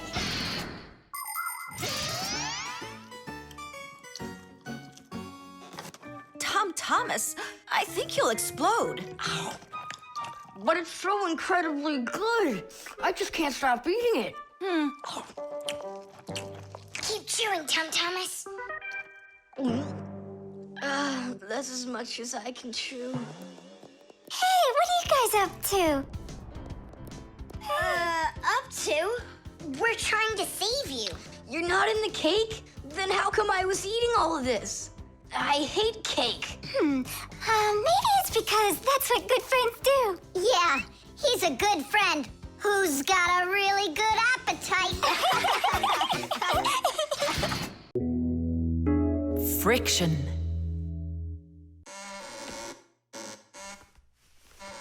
Oh, Tom Thomas, that door of yours squeaks terribly. Yeah, and it's not easy to open either. Well, that's because the hinges are rubbing. That's why your door is not working right. How can I fix it? Just reduce the amount of friction. How? With some oil on the hinges. I can do it for you because I've got a pack-a-mat. All right. Simka, can I help you? Sure you can. Wear the pack-a-mat, all right? Friction is the force that tries to stop something from sliding or rubbing smoothly against something else. Rubbing can make things wear out quickly if there's a lot of friction. If you want less friction, you need to put something on the parts that rub against each other, like oil. There are special kinds of grease used to keep clocks and wheels turning smoothly. And for skis, a special kind of wax can be used to make them go even faster. That's it. Now the top hinge. It's all done. Go ahead and check how it's working. It's not squeaking. I told ya. You guys are the best. I gotta go. Go where? I'm gonna go sledding. Maybe you'll take me with you? Sorry, Nolik. You don't have a sled to ride on. I'll see you later. Simka, should I grease the saucer? What for? It'll slide down the hill just the way it is. Ah, okay then. Wait here for me, Nolik. I'll be back real soon with a surprise for you. Yeah, oil slippery. I know what I'll do.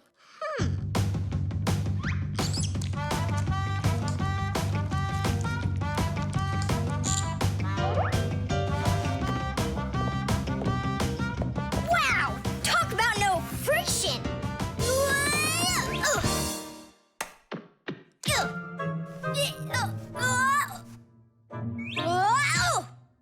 Hey, anyone? Help! Help! Simka! Nolik, are you all right? Just stay where you are. I'll be right there.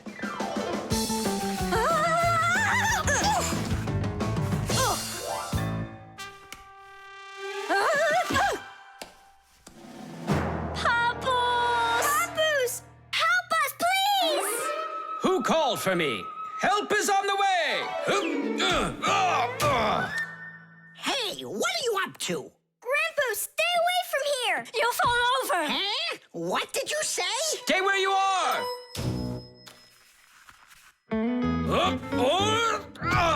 What happened here?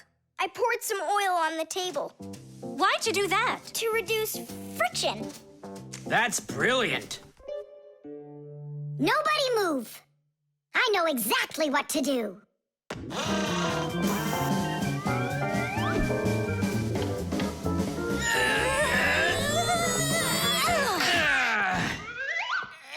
And what was the problem you had with the friction?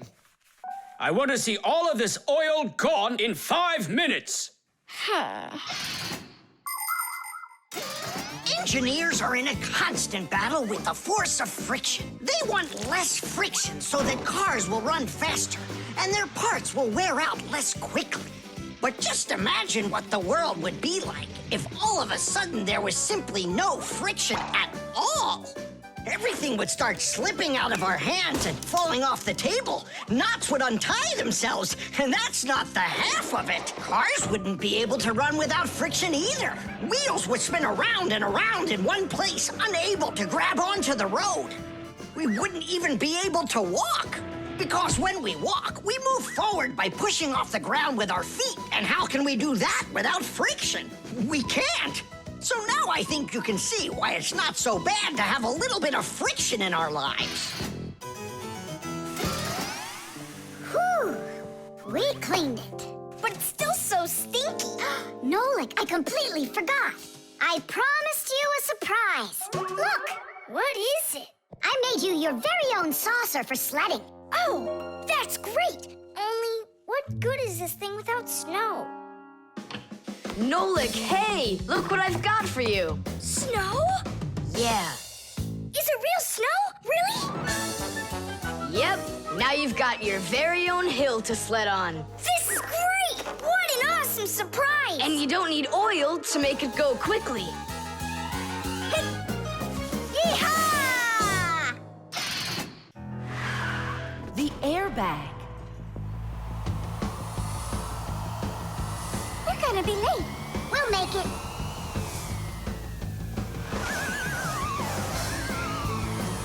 Whoa! Oh, wow. Hey, slow down there. I'm a super duper racer.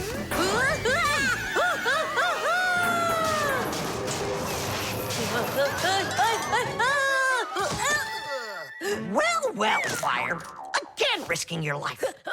And super racers like me can always count on luck. You know, Fire, counting on good luck is stupid. It would be better if you would keep your mind on safety.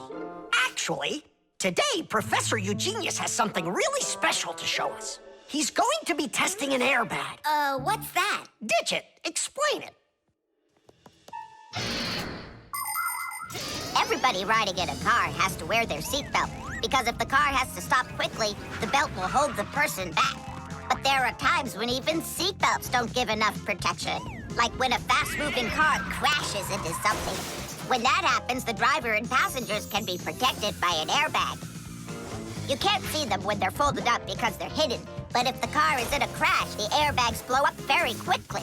And the person bumps into the bag instead of banging into the steering wheel or flying through the windshield.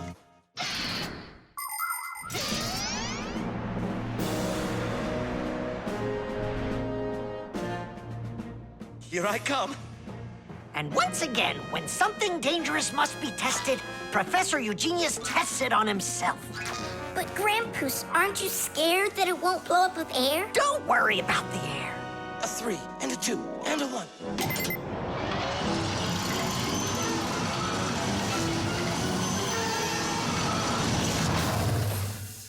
The airbag filled up in an instant. Did you notice? Yeah, but how does it do it?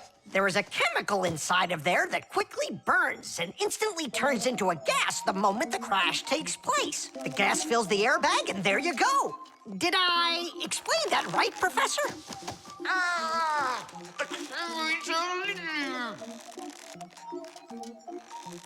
We've got to get him out. Stop! We'd better call for help.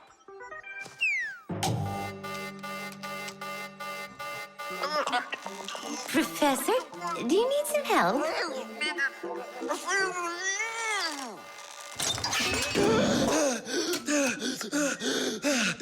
Thank you, Elisa.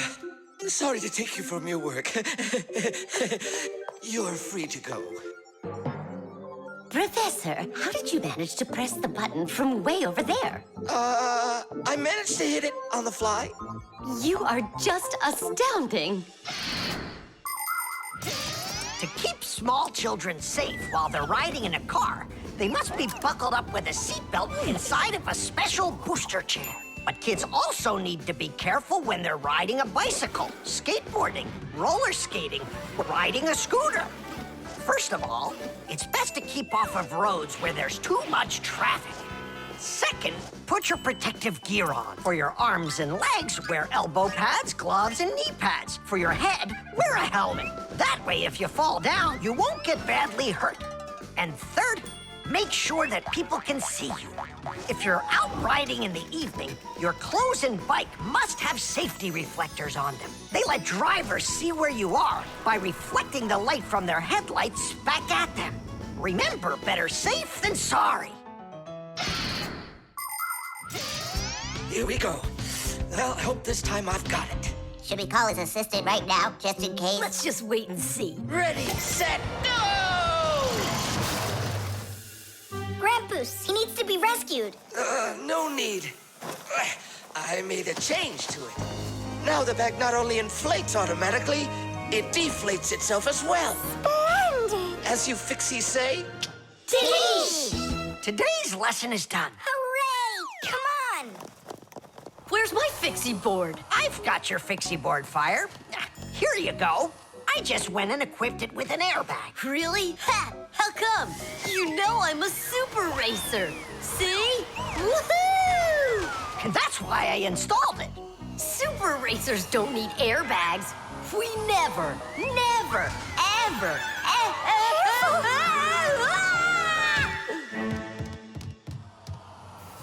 Oh, wow! Is that airbag cool or what? It's a very original design you used there. That design is my own, and Fire ran the test. Professor, will you make an airbag for each one of us? You all will get them real soon.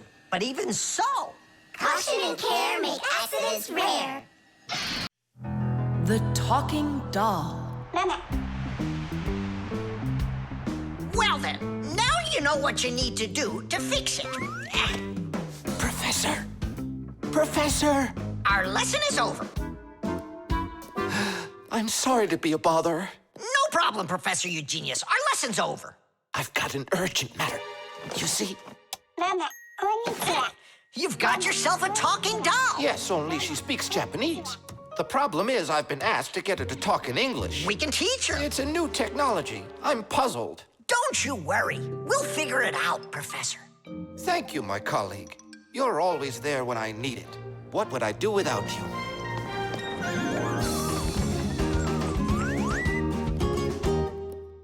Professor, can you tell us how toys talk? Not now, children. We'll learn about the doll tomorrow. Now it's time to go home.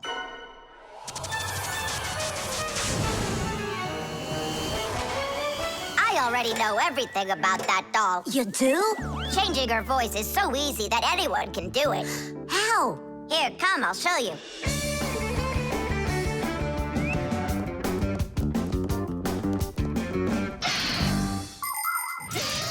Early talking dolls used to work with a noisemaker inside. When the doll was turned over, air inside the noisemaker got pushed through a squeaker at the end of it, making a noise that sounded like the word mama. Mama. Funny. Today, the noises are recorded onto an electronic chip that's part of a little player inside of the doll. Just press a button, and the sounds start playing. So now dolls can say much more than just mommy or daddy. They can say anything at all.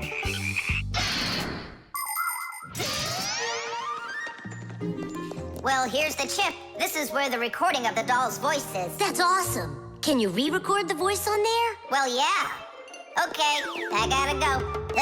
See ya. Wait, Nolik, I thought of a really funny joke to pull.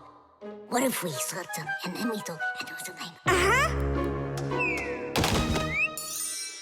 Well, now, as I promised yesterday, I'm going to tell you all about talking dolls. Some start talking when you rock them, while others react to noise. And for this little lady, you need to press a button to get her to talk. Who wants to? Tula. Me? Well, okay, I can do it. Go ahead. And you'll hear her say, "Hi there, Mama." But in Japanese for now.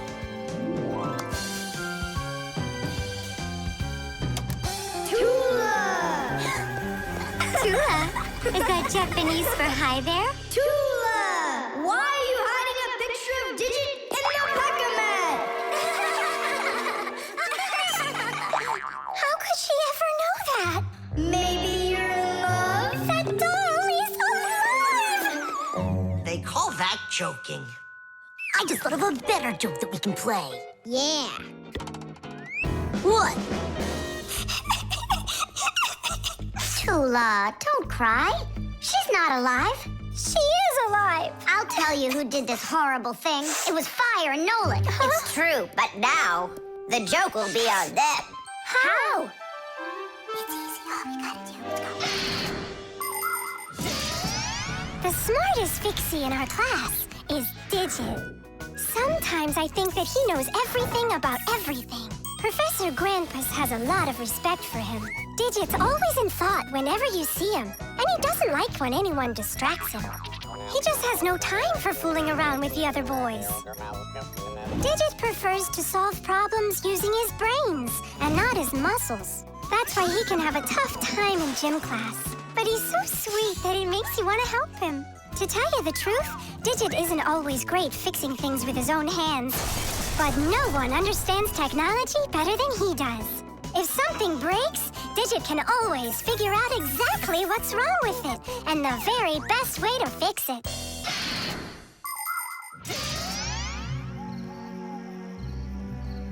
We're gonna make it even funnier this time. You came back? What? You troublemakers. Now I'll show you what happens to bad boys who hurt girls' feelings. Oh, you got scared. Who's crying now, huh? They probably thought that the doll came to life. You know what, Digit? I just started thinking that it might be better if she were alive. You know, Tula, you sure are hard to please.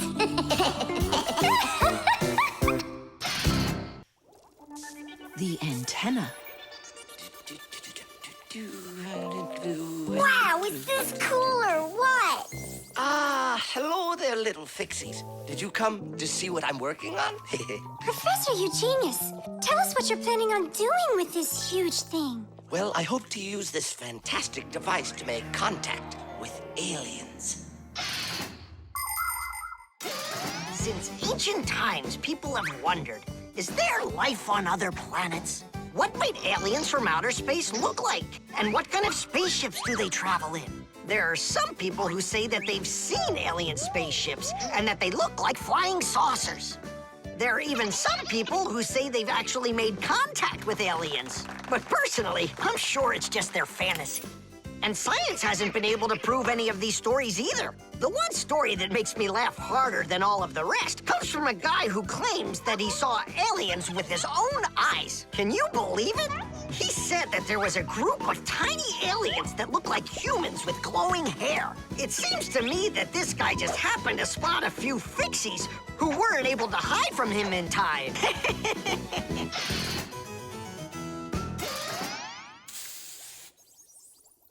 It's ready.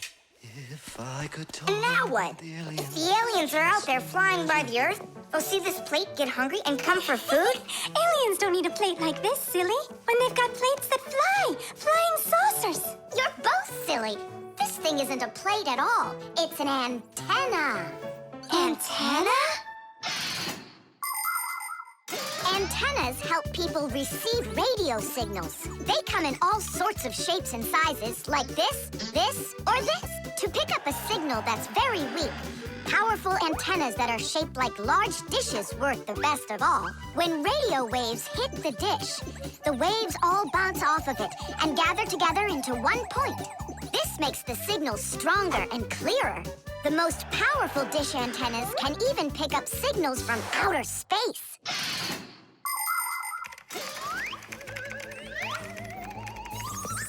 Nolik, stop! You'll burn yourself. Don't treat me like a baby boy, okay? Huh, interesting. I wonder what's inside of there, do you know? Why don't we go and take a look? I was only trying to help him out. No need, Nolik. The soldering iron is way too hot, and I'm practically all done here. Ta-ta. Then let's start looking for those aliens in outer space. Just 1 second, Nolik. There. Uh-oh. And now,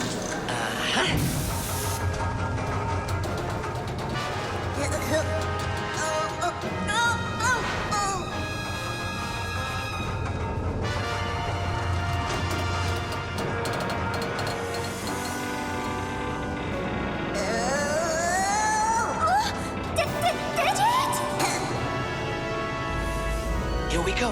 Nolik, Simka, let's see if we can pick up signals from outer space. What do you think? Is it night right now, where the aliens live? What if they're sleeping?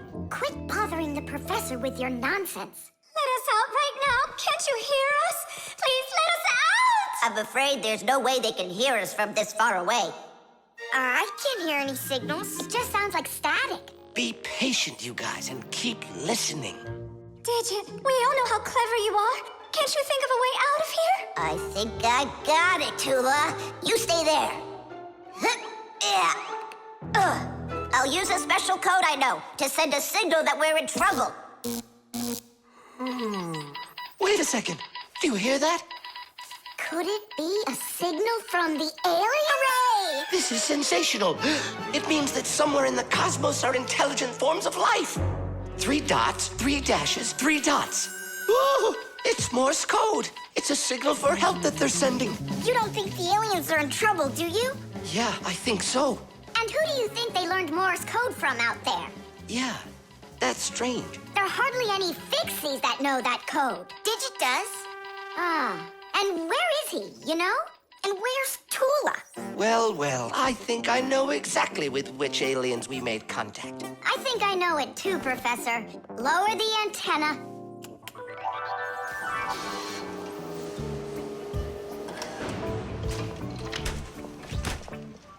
Greetings to you, oh extraterrestrial visitors. Hi there. It's good to be back. What a shame. I was really hoping that we'd find intelligent life forms out there. It's all right.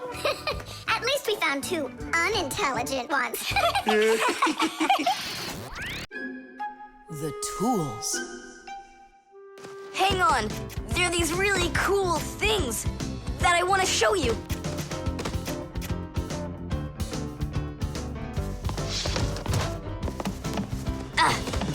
Whoa! Whoa, look how many things you got all at once. Your dad's gonna be so angry when he sees what you did with all of his tools. I'm gonna put them all right back where they were. And where were they? Open the box and you'll see. It's neat. There's a special place in there for each one of the tools. Try hammering in a nail or drilling a hole with your bare hands.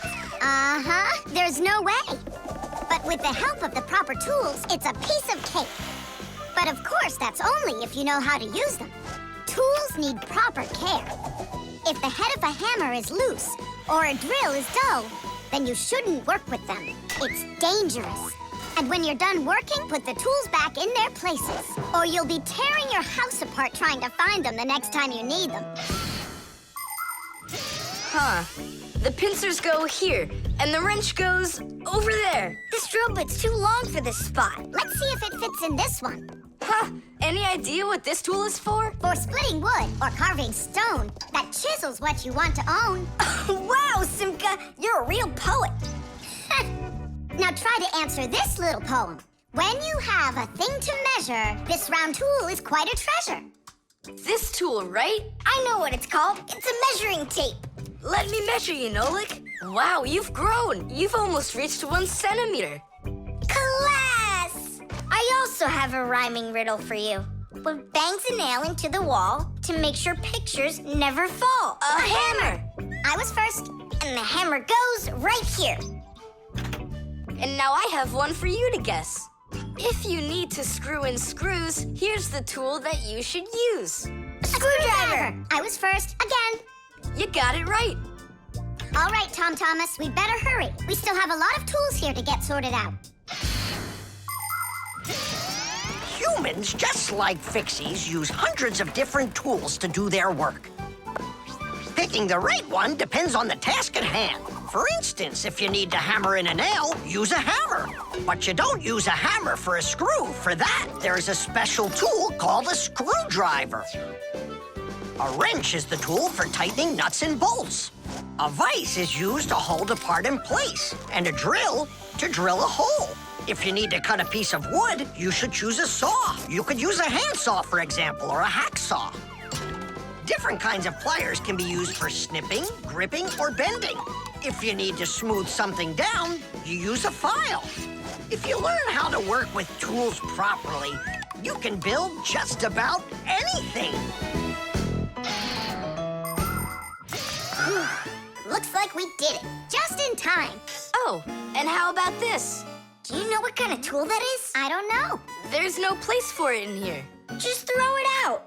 Come on. And what if my parents use it? Looks like we did something wrong here. My dad came home. Tom Thomas! I'm in here. Hi there. Reading. Way to go, son. Huh? Oh! I don't get it. Where is it? What? I put a piece of metal under the table leg so it wouldn't shake, but it disappeared. So that's where the tools place is. Did you take it? What? I didn't. It must be somewhere under the table. And you look under the sofa. All right.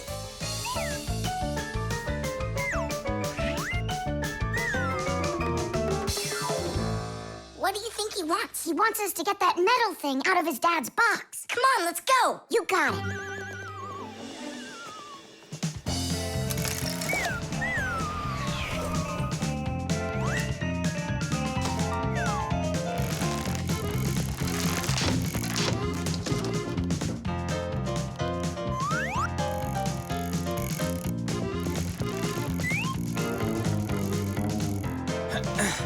Any luck? Uh-uh. Me neither.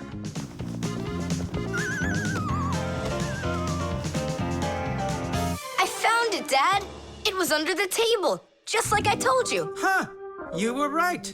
It's strange. How could I have missed it? Maybe you're just, tired from working too much. Maybe. Tadish. What? It's a new word, Tadish. Tadish? I do like the sound of it. The elevator.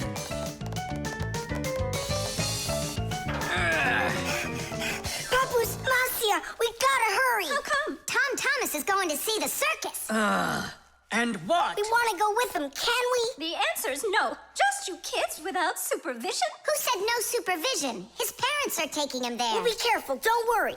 They won't even notice us. Well, if Tom Thomas's parents will be there. Hooray! We can go! Wait a second. I didn't even say yes yet. Yeah. Simka, Nolik, where are you? We gotta hurry up. Tom Thomas, it's time to go. I'll be right there. We're ready. Climb into my hood. Ha! I know who's going to the circus today. Whoa! Huh? What just happened? I think that the elevator broke down. Don't you worry. Emergency operator. We got stuck in the elevator. Understood. Please wait. We'll have the elevator fixed within the hour. That long? That means we won't get to the circus on time. Tom Thomas, we'll go get Papoose and Marcia. I'm sure they can fix it. People need elevators to help them get to the upper floors of tall buildings. When someone steps into an elevator and presses a button, the elevator's electrical engine starts up. It pulls the cable that is attached to the elevator cabin, and the elevator goes to the desired floor. The cable hangs over a wheel, and it usually has a heavy counterbalancing weight attached to the other end of it. This counterweight balances the elevator and helps the electric motor do its job.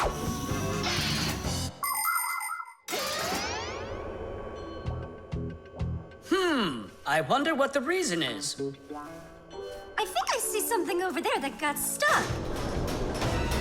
Looks like you found the reason. We gotta go and fix it now, or we'll never get to the circus on time. You know, we can just have it right here. Ladies and gentlemen, presenting the Fixies Spectacular. And now your attention, please, on the high wire.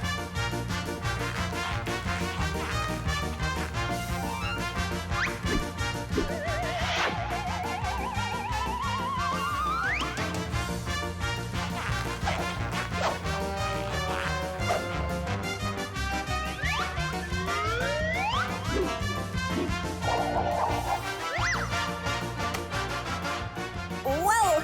Just don't look down! Then I'll close my eyes and I won't look anywhere at all. Ow! And now we bring you our very own aerial gymnasts.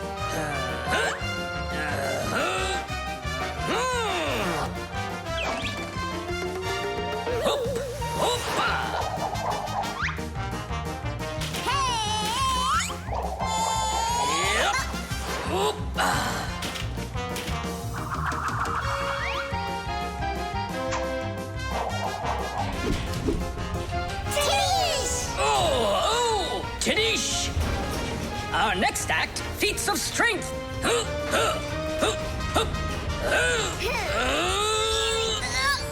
won't come out! I know how to fix it. With a death-defying circus act, point your eyes up. Marcia, where are you going? Up to the electric motor! Do you know the right way to behave yourself inside of an elevator? First of all, small children should never get into an elevator by themselves. They should only go in with their parents or other adults they know well. When getting onto an elevator, the adult should always enter first and then the child. When it's time to get out, it's the other way around. First the child leaves and then the adult.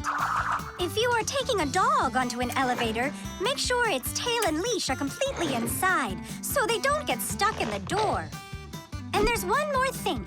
If the elevator suddenly stops for some unknown reason, don't try to break out of it yourself. Press the button that calls the emergency operator and wait for help from the elevator repairmen. Or the Fixies. I reached the motor! Turn it on! Oh, they fixed it. That was quick. Now we'll make it on time. There was no need to worry. Stop! It's way too high. Tom Thomas went to the circus without us. There's no need to get that upset, Nolik. Our circus is as good as theirs. Right, Papoose? Of course it is. Thank you. Thank you, to who? What do you mean who? The elevator repairman.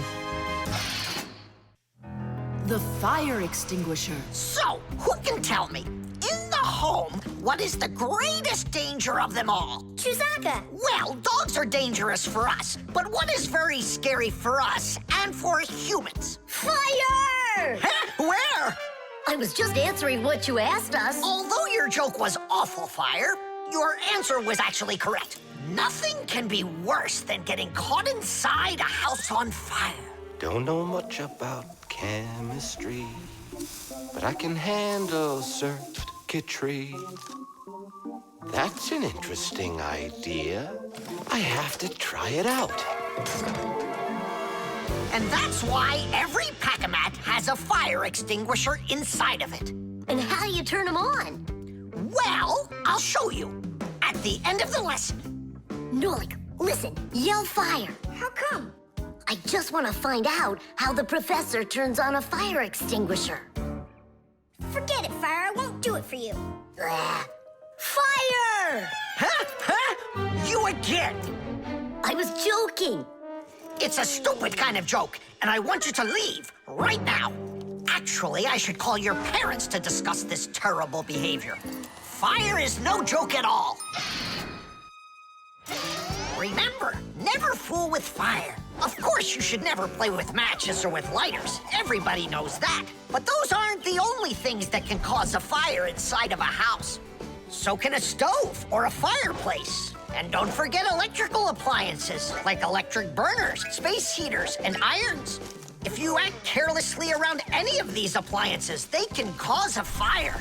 And we should never forget to take extra special care with sparklers, candles, and fireworks. Sparks can jump off of them and set fire to highly flammable things like paper, wood, or cloth. So, what do you do if a fire suddenly breaks out? That's right. You call the fire department by dialing the number for all emergencies, 911.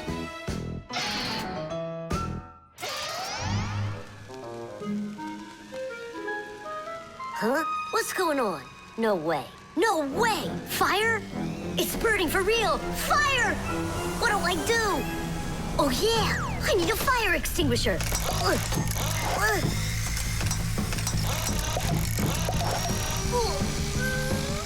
Where are you?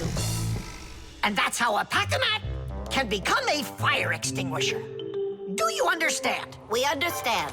There's a fire! It's over there! Enough! You don't know when to stop fire? I'm not joking this time. Please believe me, it's there. Nice try, Fire.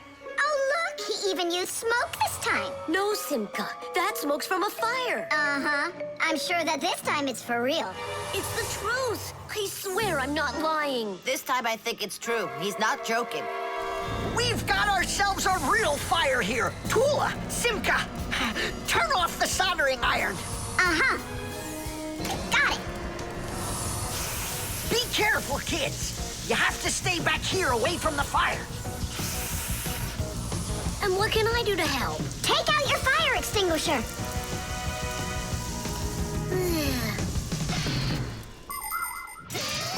Long ago, people used to put out fires with just water or sand. Today, people also use fire extinguishers. Fire extinguishers are cylinders with hoses. They're usually painted red, so they're easy to see. The cylinder is filled up with a special powder, or foam. If someone needs to put out a fire, they point the hose at the fire, pull out the safety pin, and squeeze the handle. The foam or powder shoots out of the extinguisher and puts out the fire. Our fire extinguishers are just too small for this fire. We have to find Professor Eugenius to put it out. I already did. All right, where's the fire? Ah. Ooh. Hooray! We put out the fire! You Fixies are just the greatest. Thank you. You saved the whole laboratory. Not at all, colleague. If not for you Fixies, I can't even fathom how this could have ended. And what I'm wondering is how the fire got started at all. Fire? I had nothing to do with that. Yeah, sure. Then who was yelling, fire, fire? You know what? Maybe it was you that set the fire. Well, if that's what happened, don't even think about coming back to school without your parents. Colleague, wait. It's all my fault. I didn't turn off the soldering iron. Forgive me. Now we know whose parents the school should be calling. The doorbell. No Just whistling a tune. Are you gonna whistle that tune the whole time Tom Thomas is away? He just left with his parents for a week, and we've got guests coming, remember? What guests? I invited everybody. The class? Yes, class.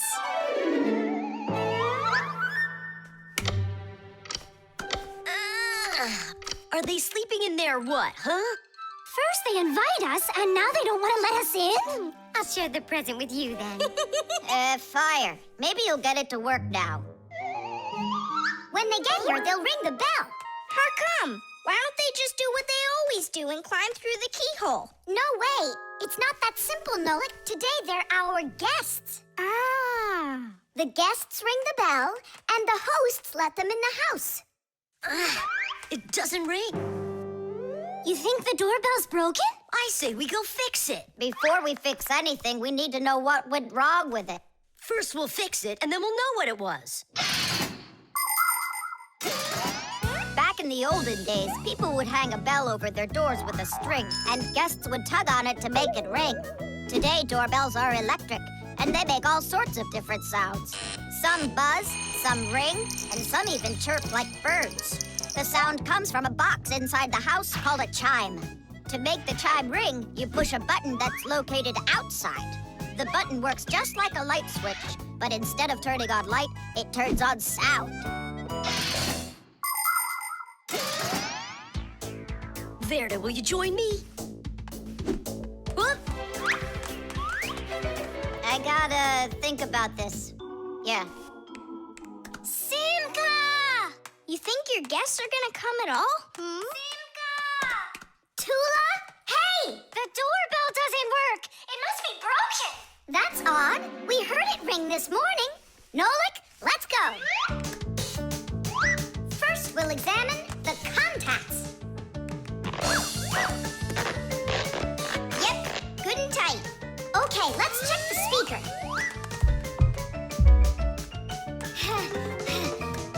The speaker's fine. Maybe the electronics are the problem. And what if we disconnect these wires and switch them? What'll that do? We'll know soon enough.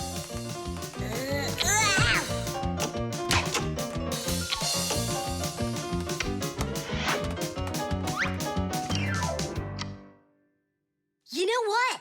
Why don't we connect the wires straight together? Isn't that dangerous? We'll find out. Don't worry, nothing happened yet. Fire. He's the engine of our class. He's the fastest, the nimblest, and the bravest. Fire never sits still for a second, and he's always looking for adventure. New ideas just burn in his head, and that's why his name is Fire. But not all of his ideas are very good, so he's constantly getting bumps and bruises. He just can't help getting carried away. If he's burning with an idea, he can even forget about his classes at school. Grampus punishes him for that. But it doesn't seem to bother Fire, because some new plan will pop into his head the very next second. To be honest, Fire's my favorite out of all the boys in our class. It's sure never boring when he's around. Hey, you down there. I figured out why it's not working. So what's the reason? There's no electricity in the whole house, so that's why the bell isn't working. And what? We can't visit like real guests do until the electricity comes back? And when will it work again? Don't know. It could possibly take hours, guys. Oh, it's working again! Ah! Enough ringing! Hey, Fire, quit fooling around! He's not fooling around! It's not me, see? Then who's ringing it? I don't know. Well, I know. The doorbell's ringing because Fire connected the wires together. True, but I'll fix that right now. Ha! Your guests sure are noisy. Yeah, thank goodness the humans aren't home right now. Hello? Hello there, dear guests. Let yourself into our home through the keyhole. So, should we go in? Go where? Go inside. Nah, that's not how guests act. So what do we do? Real guests always ring the bell. Okay, hold me tight. The Ecotester. Are you ready to see my new invention? I just can't wait to show you what it does. Whoa! What is it? An Ecotester. And what is it for? This device lets you check vegetables or fruit, so you'll know if they're safe to eat. To grow apples, tomatoes, or melons faster and bigger, people add chemical fertilizers to the soil. But there's a problem if too much of these chemical fertilizers is used. When there's too much of them, the harmful chemicals get inside the fruits and vegetables, and that makes them very dangerous to eat. An Ecotester is a special device that quickly shows how much of these harmful chemicals have gotten inside of the food. And if the reading is too high, that means you shouldn't eat it. As you can see, the Ecotester shows that this apple is good. Well, let's see. Look, this one is safe too. Ugh, it's not interesting this way. These apples are all safe. Now let me take this delicious apple and, make it bad. We will inject this apple with a harmful amount of nitrates. How come? What do you mean, how come? So we can see how the Ecotester works.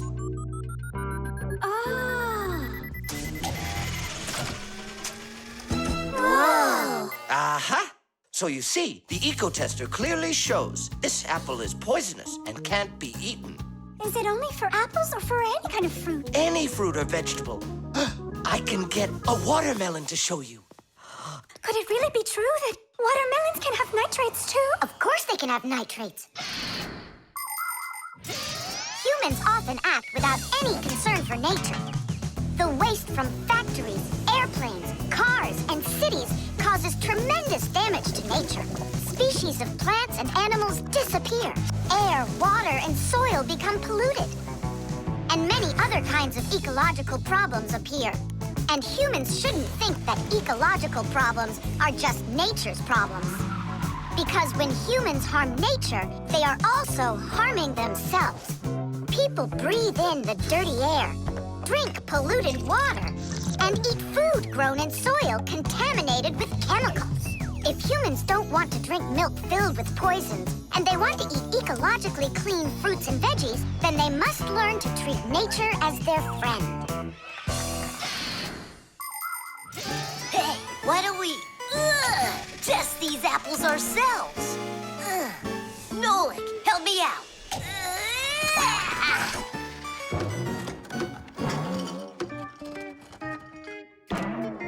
Oh, it rolled away. I don't care. That apple's poisoned with nitrates. Oh, apples.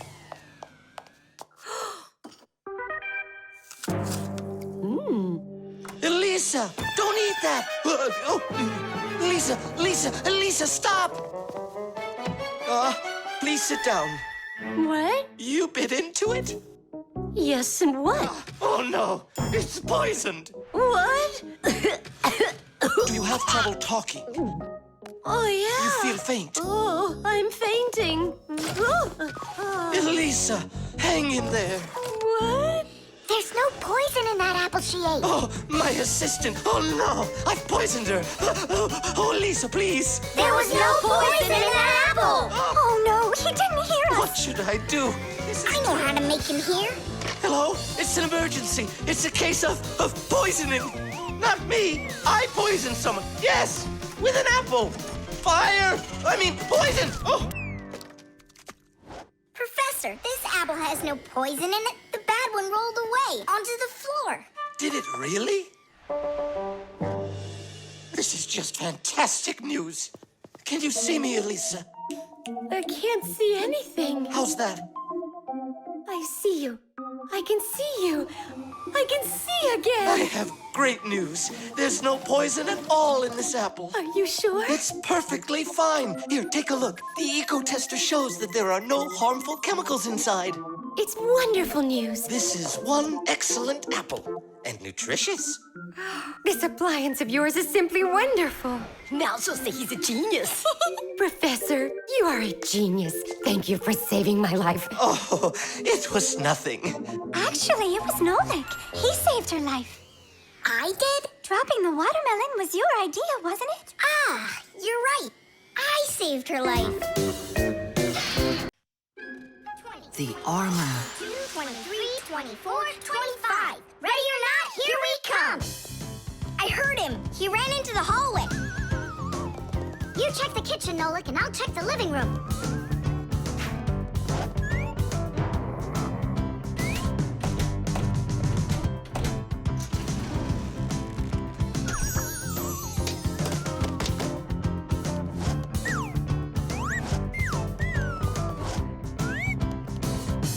Well, I just don't get it. Where could he be hiding? The office. We forgot to check in there.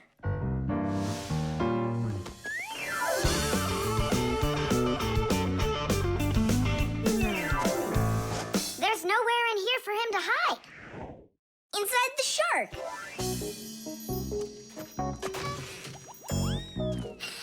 Nolik. Tom Thomas couldn't even fit half of himself inside of that shark.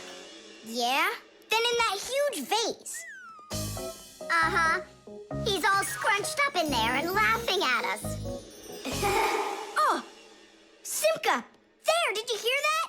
He is in there! There's no one. But I know that I heard a hee-hee. You imagined it. Let's go take a look in the bathroom. I imagined it. It's so stuffy inside this armor.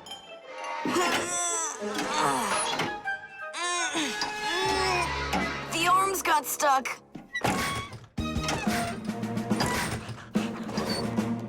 Where else could he be? Who is that? Ah! Simka the Knight! He came to life! Well, how much longer are you gonna look for me? Armor is very hard clothing worn by warriors to protect them against swords and arrows. People started making armor in ancient times, but the full body armor that knights wore didn't start until the Middle Ages. The armor worn by knights on horses was heavy. It could weigh 100 pounds, and if a knight got knocked off of his horse, he'd need help to get back up again. By the way, the knights' horses, they wore their own heavy set of armor for protection. Hey, did you turn into statues? Tom Thomas? Is that you in there? Who else? Lift up this visor, I can barely breathe. And how come we should do it? 'Cause I can't. Don't you see? My arms got stuck. We see. You look funny. Funny to you, but now I'm stuck and I can't get out of here. Come on, help me out, please. Great! Chusaka's just what we need right now. Chusaka, what's wrong with you? It's me. Hey, stop it.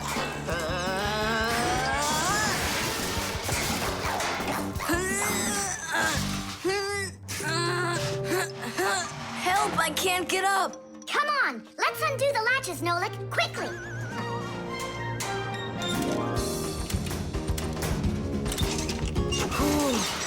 Thanks for helping me. It was nothing. I couldn't have done it without you. Let's put the night back together. Uh-huh. Before Dad gets back. Protective clothing isn't just for people who are fighting in battles. Travelers put on special nets to protect themselves against mosquitoes and gnats. And beekeepers wear protective clothes, too.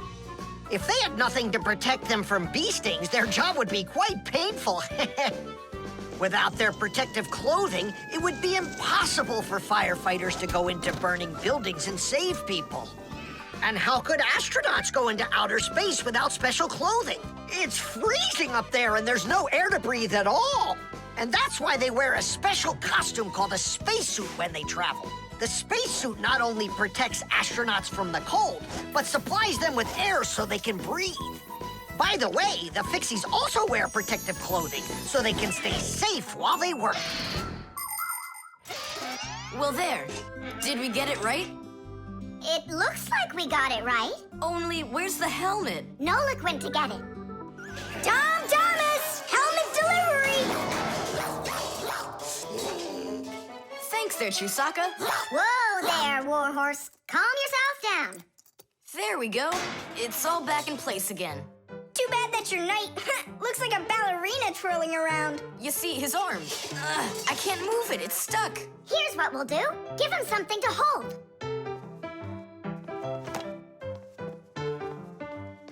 Well, how's that look? Perfect. Now we can paddle into battle. The crowbar. Everything's fine here, too. I wish something would break for a change. It's already been a week and nothing's broken in here. Stop worrying. Everything breaks at some point. Well, nothing seems to ever break inside of this house. That's because we take such good care of it. No, Masya, it's boring with no real work to do. We should move somewhere else. When Fixies graduate from school, they must choose the place where they want to work. Some will work at factories, and some on ships, and some in theaters, and some in hospitals, too. Fixies are needed everywhere. Now, Fixie families with children like to choose places that are a bit quieter. Usually, they'll settle inside of people's houses. It's not too noisy there, like in a factory, but there's still plenty of work to do. They need to check on appliances like computers, vacuum cleaners, telephones, irons, and washing machines. And Fixies always try their best. They just love being busy with work. And so if there's nothing broken in the house, Fixie families will move to a new place where there's much more work to be done. Nolik, did you hear that? I don't want to move anywhere. But think about the kids, dear. They've got their school and friends here. Do you like this friend of theirs? A human kid playing with Fixie kids. You know as well as I that it's just not right. All right, then. If nothing's broken down before the end of the day, that's all. We gotta move. Oh, no, I can't. Tom Thomas comes home the day after tomorrow, and we'd be gone by then. Pull yourself together. And I won't see him anymore at all? Nolik, I have an idea.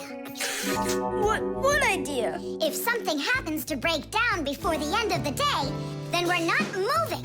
But what if nothing breaks? Calm down. We're gonna make sure of it. Simka, you're a genius. But how can we make sure of it? We're going to use a crowbar. A crowbar is powerful and simple. It's nothing more than a heavy metal bar with either sharp or flat ends. It can be very helpful for breaking through concrete or ice. It can also be used as a lever to root out a tree stump or move a boulder. If one end of the bar has a claw cut into it, then it's good for pulling out nails. Yes, sometimes the simplest tools are the most powerful ones. Do we have that tool? We've got our pack-a-mat, and it's got everything. Yay! In gadgets and devices, our work will never end. Appliances are fickle, they need a loyal friend. At morning, noon, and midnight of every single day. When there is an emergency, you know we're on our way. 1, 2, 3, inside we'll be to fix what's wrong, till it runs strong. 1, 2, 3, inside we'll be all day and night. We fix things right. How about you let me try? Go on. Nolik! What are you thinking? I'm doing like you were doing. No, you're not. Now I'm confused. First off, whatever you break's gotta look like it broke all by itself. Oh, I gotcha. And second, you gotta break it in some way that can be fixed later. Did someone say something needs fixing? Or am I hearing things? Papas, we just found out that the television's broken down. Are you sure? Yeah, and one of the keys on the keyboard is stuck. For real? For real, and the clock's not running either. Oh ho! Masya, our life is getting back on the right track. Should we fix them? Yeah, what else? We are the Fixies. We live to keep on working, and work for us is fun. So we'll just keep on working, 'cause our work's never done. And deep inside of gadgets, if you look when it's dark, you might just see us race around like multicolored sparks. 1, 2, 3, Tadish! Inside we'll be Tadish! To fix what's wrong, Tadish! Till it runs strong. 1, 2, 3, Tadish! Inside we'll be Tadish! All day and night, Tadish! We fix things right. Tadish! Oh, that was a lot to do. You'd almost think that somebody broke it on purpose. Well, we didn't do it. It broke by itself. Yeah, this apartment still needs a lot of work. We shouldn't move anywhere. I like it here. So do I. It's the best. See, we don't need to go anywhere. The level. Tom Thomas, I'm really sorry. The movie this weekend, I have to cancel. You do? I need to go to Africa for work. I leave tomorrow. Oh, cool. You think I could go with you? To Africa? Can you even find it on the map? Africa. Here we go. No, you're still too little. When you grow as tall as the top of Africa, then I'll take you with me.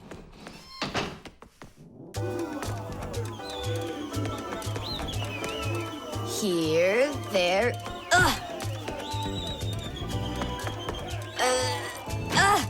Tom Thomas, what you doing down there?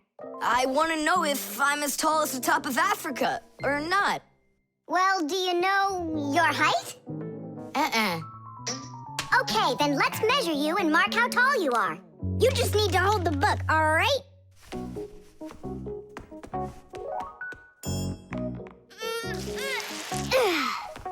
Simka, how do we measure what's higher? The top of Africa or this line over here?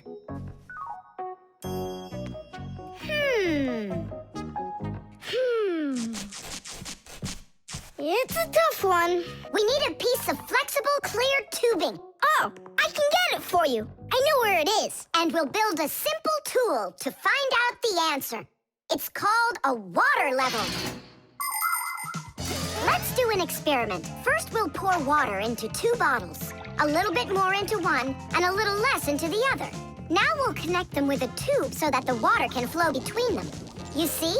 The water flows and flows. And then it stops. It stops when there's the same amount of water inside of both bottles. And if we do this with a simple tube, it becomes a useful tool called a water level, in which the water on both sides is always the same height.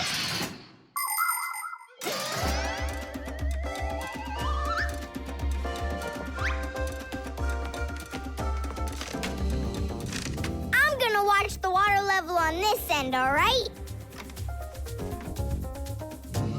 Be careful how you lift it, or the water can get out. Nolik, what's going on? The water inside the tube is even with the line. There you go, Tom Thomas. Where the water is right now is how tall you are. And?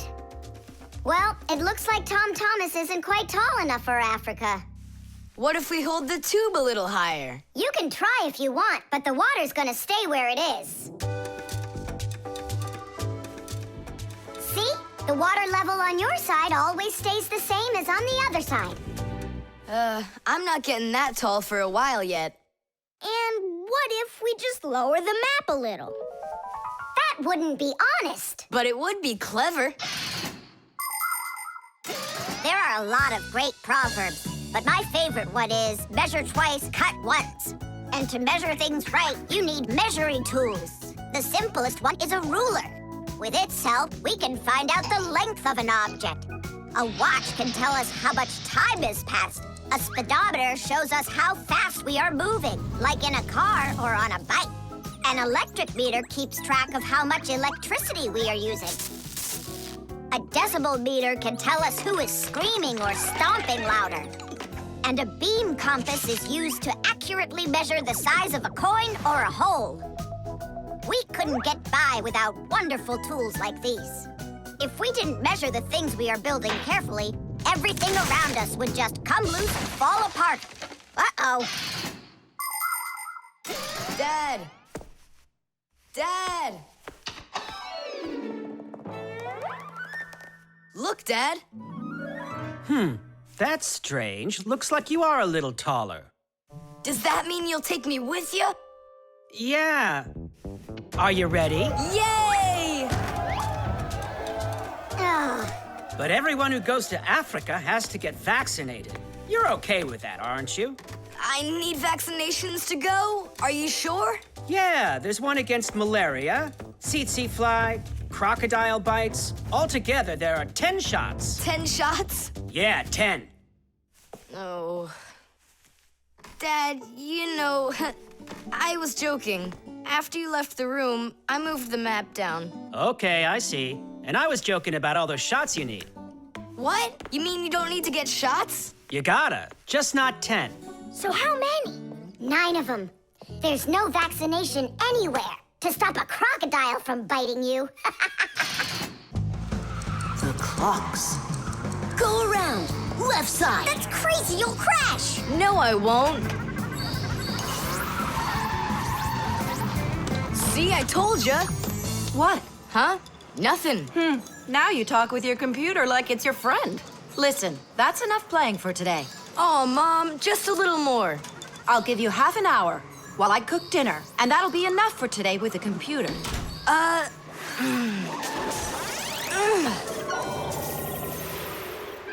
This stinks. I'll never get through all of these levels in half an hour. No way. Hey, but what if we could stretch out the half hour? How? We could take the hands on the clock and move them back a little. Mom will catch us. Fine, then let's slow down the speed of the clocks. Yeah, But how? You gotta know things like that. Since olden times, many clocks run with the help of a pendulum. The pendulum controls how fast the hands of the clock turn. If you make it longer, the pendulum will start to swing slower, and the clock's hands will slow down. If you make the pendulum shorter, the clock will tick faster. Most clocks that are made today don't use pendulums. They run with the help of springs or with an electronic chip instead. But even so, there are ways to change the speed of these clocks, too.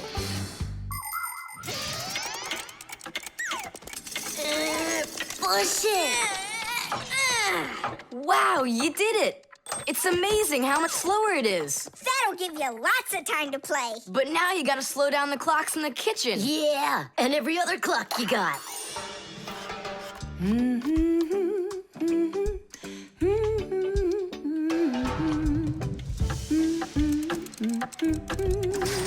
I just have to turn this to make the pendulum longer. Uh-huh. And now the clock will go slower. Tadee! Fire! Now that clock over there. Let's go do it. That's it! We slowed down every clock, and your mom didn't see a thing. That's great. Yeah. Wow, Tom Thomas, you're cool!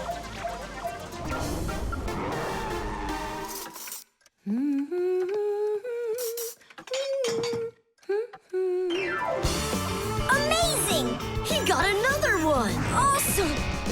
You're unbelievable! Way to go! Huh. That's strange. Hooray! Incredible! Yay, I did every level. Oh, thanks. You're both just... The time masters of the universe! Yeah, but I'm getting really hungry, and Mom hasn't called me for dinner. Because a half hour hasn't passed on the clock. Hey, do you smell that? Something is burning. What happened? A fire? I don't get it. I was just waiting for 30 minutes like I always do, but everything burned this time. Maybe the clock stopped? No, take a look. They're working. I'll make you some oatmeal. Oatmeal for dinner? Mom, I need to, I'll be right back. You see what you've done? Time Masters of the Universe? You gotta go speed those clocks back up. Okay. We'll speed them up. They'll be caught up in no time. Humans have come up with lots of different ways to measure time. For example, if you stand a stick in the ground, you can measure the time of day by watching where its shadow falls. That's a very simple clock called a sundial. Another simple and ancient clock is a water clock. It keeps track of time by measuring how much water has poured out of it. And if the clock uses sand instead of water, it's called an hourglass. But humans weren't able to accurately keep track of the time until they invented mechanical clocks. They come in all sorts of sizes, from grandfather clocks to watches worn around the wrist. Today, we also have easy-to-read and accurate electronic watches and clocks. But the most accurate clock of them all is the atomic clock. It tells the entire world the exact time.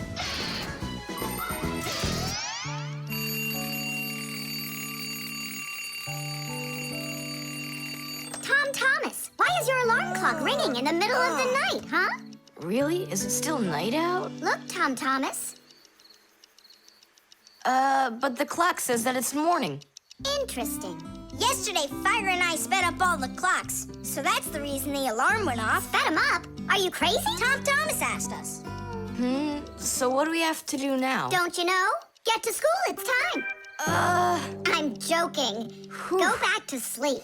Don't worry, I'll get all the clocks working right again. Can I go and fix them with you? Ha! Fix them? You boys are the ones that always make the problems. The bee.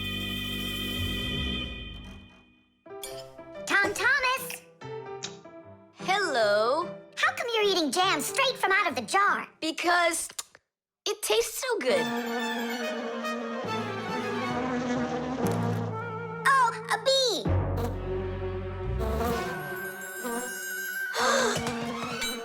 Shoo! Get out of here! Leave it alone! It's just a plain old bee! Well, I was bitten by one of those plain old bees once. Tom Thomas! Don't do it! Go away, you pest! Flies are pests. Bees are very helpful and useful. How can a bee ever help us out? Bees are hard workers. They are constantly collecting nectar from flowers. Flying from flower to flower, bees transport pollen on their bellies. Thanks to this process of pollination, flowers produce fruit and seeds. In other words, bees help plants reproduce. The bees use the nectar they collect to make that delicious sweet honey loved by kids of all ages. And bee honey is not only delicious, it's also nutritious. So I'm still afraid of it. What if it bites me? Bees don't bite, by the way. They sting ya.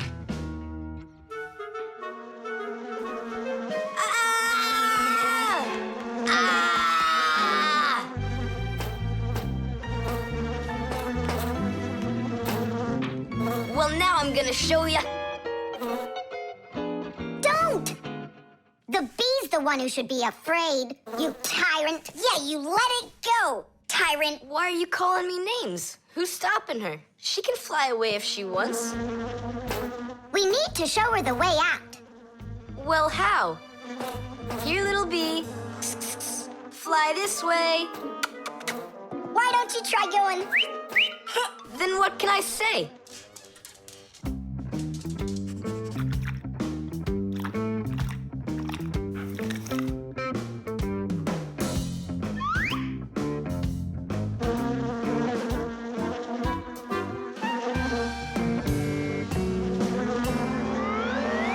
Shisaka, don't move. It'll sting you. It doesn't want to sting. Both of you like to eat sweets. You like eating jam, and so does the bee. Why don't you carry Chisaka to the window? Go on, fly. No, that's not gonna work. You need to go and get more jam. Here, little bee. Yum, yum. Go on and fly. You're free. Let her eat first. Don't be greedy. I'm not being greedy. If she eats, she can make honey out of your jam. Long ago, people could only collect honey by destroying the nests of wild bees. And that went on until someone came up with the idea of taming those insects. They started by leaving enough honey for the bees to survive through the winter. People took care of bees in these hollows until they learned to build small houses for them called beehives. And a town made of these bee houses is called an apiary. Bees live and work together in the beehives making honey, while beekeepers take care of the bees and collect the honey. Bees are real team players. They tell each other where the best flowers grow. Do you know how they do it? One of the bees does a dance, and then the rest of the bees watch the dance and learn where they need to fly. You poor thing. Tom Thomas tired you out. I told you there's nothing to be afraid of. You see? She's just so nice and kind. I'm not afraid of her. She wouldn't let me eat my jam, that's all. Well, now it's time for you to fly away. Whoa! She's playing rough here. I want to try. Nolik. You're too little. You'll have to grow to do this job. Whoa, whoa, whoa. Calm down now. Now let's fly. Hey, Simka, the window's back there. I can see that without you. So how can I get you to turn around? Cool! Hooray! She's listening to me. Phew! Woohoo! Don't miss the window. Now! So long, honeybee! Tiddish! Tom Thomas, do you have any more of that jam left? Yeah. What for? Bring it here. We'll get more bees to fly in. How come? What do you mean, how come? Because it's my turn for a bee ride. The disguise. Ugh, good. Tom Thomas, why do you need a second aquarium? Especially without any fish. First of all, it's a terrarium. And it's not for fish, it's for lizards and snakes. Ooh. My friend Katya asked me to take care of him while she's away. That's why I brought him here. Take care of who? There's no one in there. Ah! What is that? It's a chameleon, Nolik. I think he's awesome. It's a bad idea to take him out. He might run away. Don't you worry, I got him. What a monster. But how come I couldn't see him before? It's because a chameleon knows how to disguise himself by changing the color of his whole body. Have you ever seen a military uniform? They have special patterns and colors that help soldiers hide. That's called camouflage, and people learned it from animals. For instance, a caterpillar can look like a twig, and a seahorse can look like a piece of coral. An ordinary gray rabbit becomes white in the winter, so a wolf will have trouble finding it in the snow. But the champion of camouflage is the chameleon. This master of disguise can change its color in just a matter of seconds. Hey, Tom Thomas, where'd your chameleon go? Oh, it disappeared. It didn't disappear, it camouflaged. He won't hide for long. Let's find him.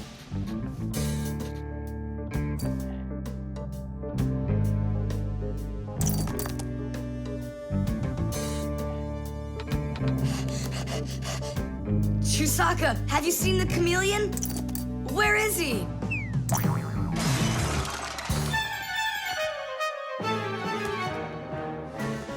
Do you see him?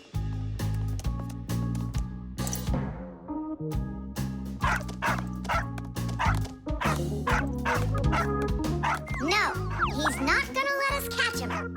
We're gonna have to trick him into coming to us. Uh-huh.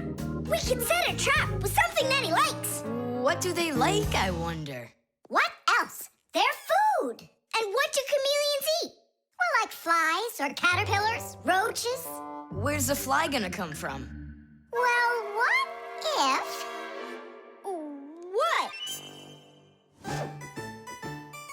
Oh, Simka, just you wait. I'm gonna get you. Hey, we've gotta help Katya. You don't see the caterpillar complaining. Quiet. Nolik, you start buzzing. Buzzing? Yeah, like a fly. Yeah, and flap your wings, too.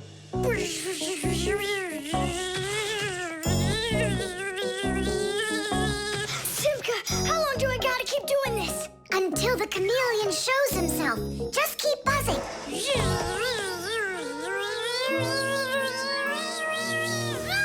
Tom Thomas, there he is. Grab him.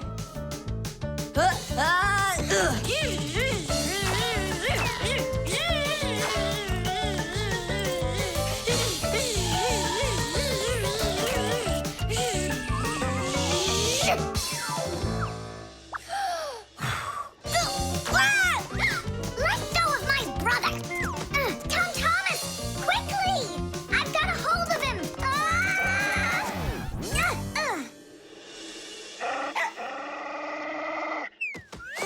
Yep, I gotcha.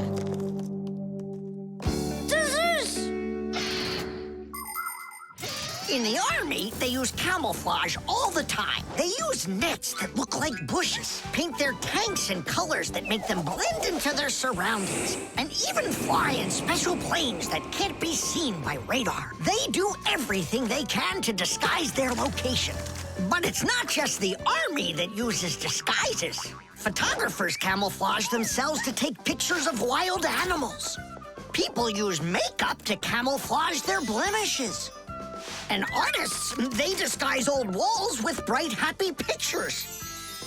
And people just love to put on masquerade parties where they disguise themselves in costumes and masks. And of course, Fixies have their own great disguise. Remember? Well, what is it?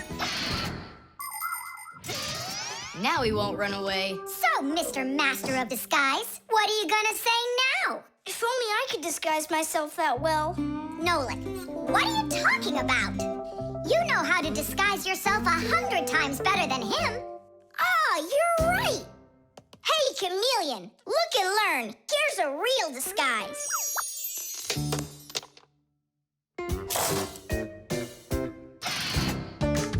Nolik's cube. Whoop! Tom Thomas, you'll be late for school if you don't stop. School? Don't you worry. What's he breaking this time? This time, nothing. He's solving a Rubik's Cube, Nolik. Whose cube is it? The Rubik's Cube is the most popular puzzle game in the whole world. It was invented by Professor Rubik from Hungary. A cube has 6 sides on it. And on a Rubik's Cube, each of these sides has 9 squares that are all the same color.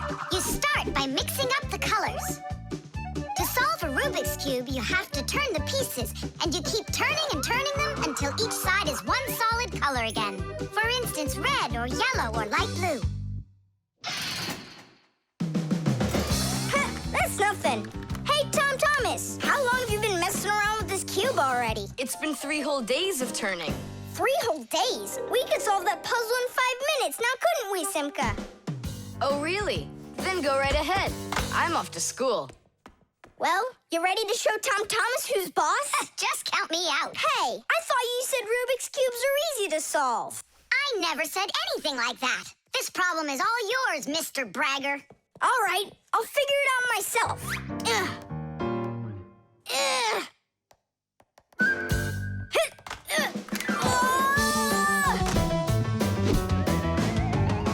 Hey, Nolik, looks like you've got a problem. Oh, hi, Fire. No, I'm good. Just solving this Rubik's Cube. Yeah? Can I do it with you? What, you can do it? Of course I can. How hard can it be? You'll see for yourself. Try getting all the red squares on one side. Piece of cake. Now hold it tight. Great, I'm with you.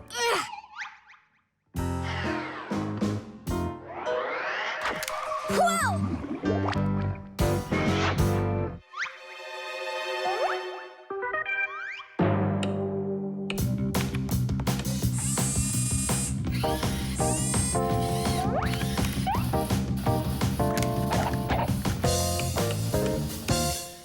You mean like that?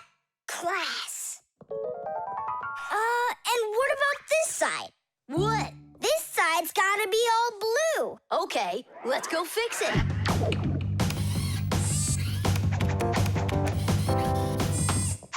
There, like you wanted. Now what happened to the red side? Huh? Simka was telling me that on each side there has to be one color. Oh, like Simka'd be able to do this? Simka can do it all. Well, if Simka can, then I can too.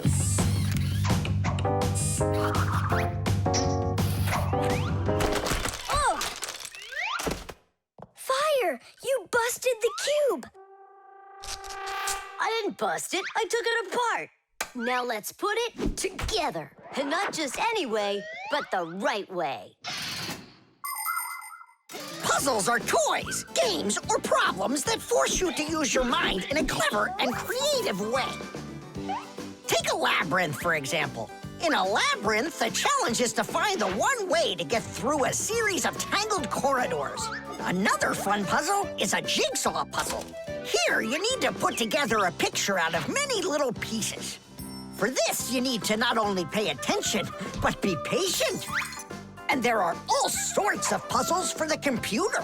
One popular computer puzzle is Tetris. In Tetris, different shapes fall down the screen, and you have to think quickly to get them to line up into rows. And solving puzzles isn't only a great activity for people, it's good for Fixies, too. That's right, puzzles are like exercises for our brain. There, all done. Nolik, you better hurry, because Tom Thomas is on his way home. Hi there, Simka. Just take a look at this. We did it. I can't believe it.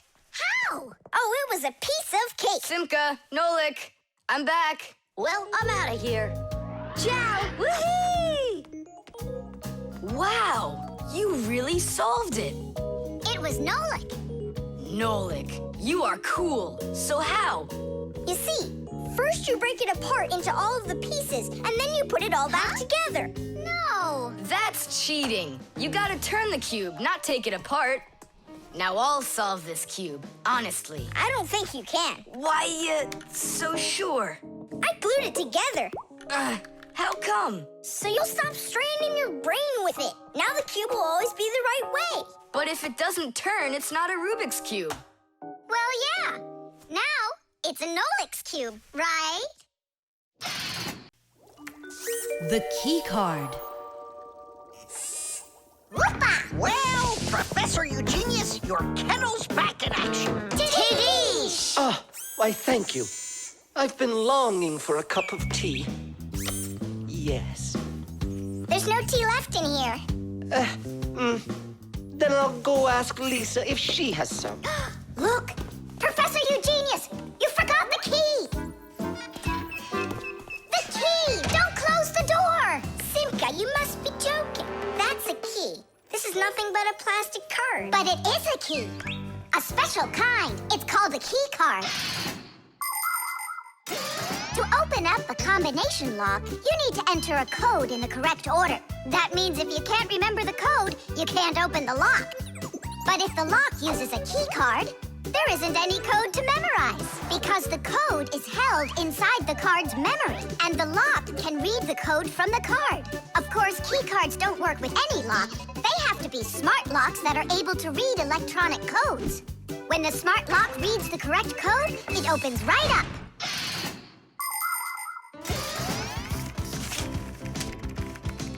Lisa, do we have any tea here? Of course, Professor Eugenius.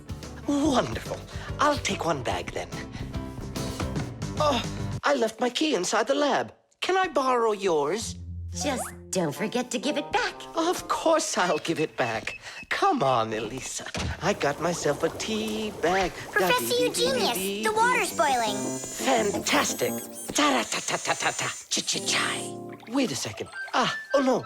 I was supposed to give something back to Elisa. Why don't you go and ask her? Right. I'll be right back. Professor Eugenius! That's card number 2 now. Elisa, I promised you something, didn't I? Yes, the key. You said you'd return it. Yeah, sure. Let me get it. Just a sec. Oh, I locked it in the lab. It's terrible. How will you ever get back into the laboratory now? You see, there is one way, but it's a secret. Would you mind leaving for a couple of minutes? Colleague, Professor, can you do me a little favor? The key. I think I left it on the table. Yeah, right. It's true. So how do we solve this? I need to think about it. What's there to think about? We just have to go and push it under the door. You think you can do it? Yeah! It's time to get to work. Hey, what's going on?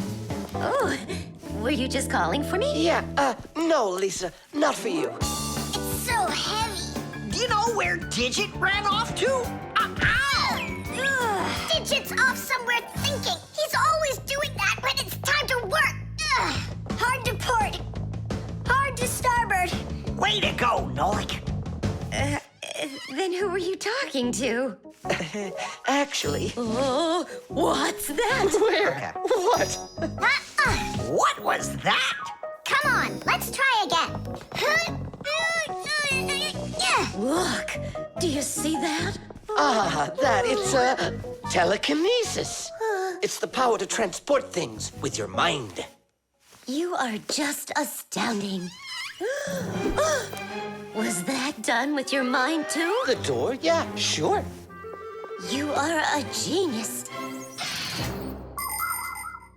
Professor Eugenius is a very talented scientist and a dear old friend of the Fixies. He always helps the Fixies, and the Fixies are happy to help him too. Professor Eugenius let the Fixies set up their school right here at his laboratory. It's hard to imagine a better place for a Fixie school. People from all over the city bring all sorts of things to the laboratory to be tested, from computers, phones, and furniture to food and toys. Professor Eugenius uses his expertise to check the quality of all these different things. To help him carry out his experiment, his laboratory is filled with a variety of tools and machines. Yes, Professor Eugenius is a very smart man, but he can be absent-minded. Lucky for him, he's got us Fixies around.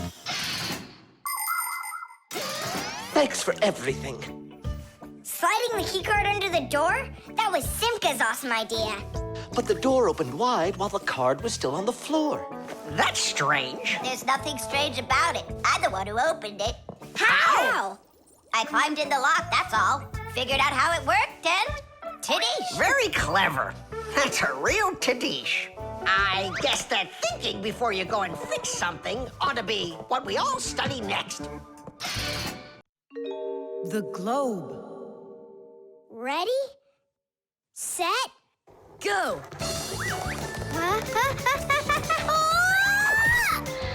Yay! Again, I couldn't do it. I told you. There's just no way to hold on when the globe is turning that fast. But I know I can do it. Give me that piece of rope there, would you? Now you can't throw me off. Spin it. Go on. Whoa!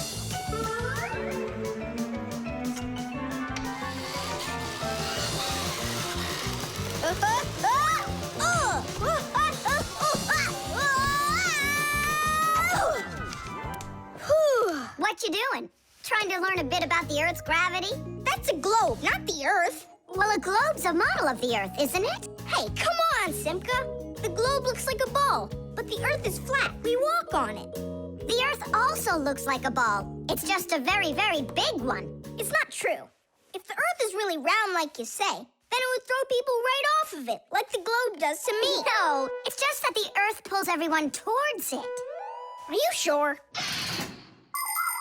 The planet that we live on, the Earth, is a huge sphere. The Earth revolves around the sun, and the moon revolves around the Earth. Do you know why they don't fly away from each other? It's because of a force called gravity that pulls all objects towards each other. The heavier the object, the stronger its pull. That's why people, rocks, air, and water get pulled towards the Earth instead of floating up into space. Thanks to gravity, we are able to walk on the Earth. Then why doesn't the globe pull on me like the Earth does? Because this globe is very light. Compared to the Earth, this globe is like millions of billions of times lighter. Compared to the Earth, we're specks of dust. He's right. Look, a speck of dust. It sticks to the globe like we stick to the Earth. Oh, come on. It's just because no one's turning it. But the Earth's spinning and we stick to it. What? I just don't believe you. There's just no way the Earth is spinning. You've really got no idea how the days all turn into the nights, do you? Do too. It's because the sun goes up and then sets.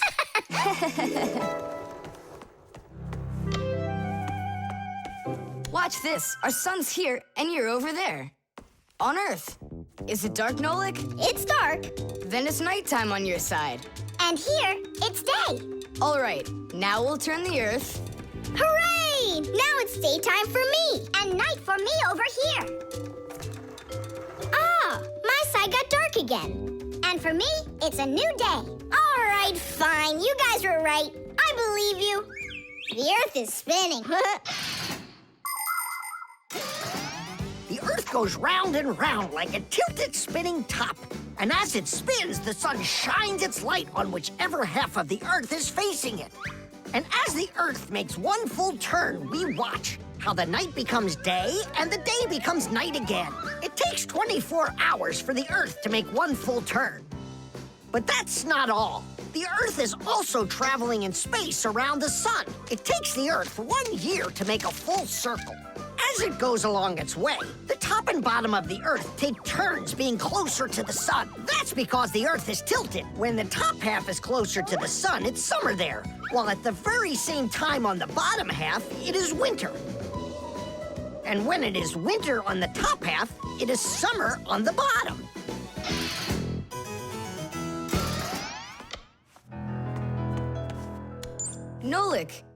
Nolik, where are you? I'm not sure. Somewhere in Kazakhstan. The force of gravity is super strong around here. So go on, spin it. You're gonna fall off, Nolik. Don't worry, just do it. Go ahead and tilt it if you feel like it. Told ya! Ha! And you were sure I was gonna fall off this globe. That's strange. Nolik, come on over here. What for? You'll see in a second. I don't want to. You really don't want or you can't. Tom Thomas, take a look. I get it. He stuck himself to the globe, didn't he? Yeah, with the chewing gum. Isn't it time to go? Uh-huh. And me! What about me? Hey! You gotta help me! Don't leave me! Should we help him?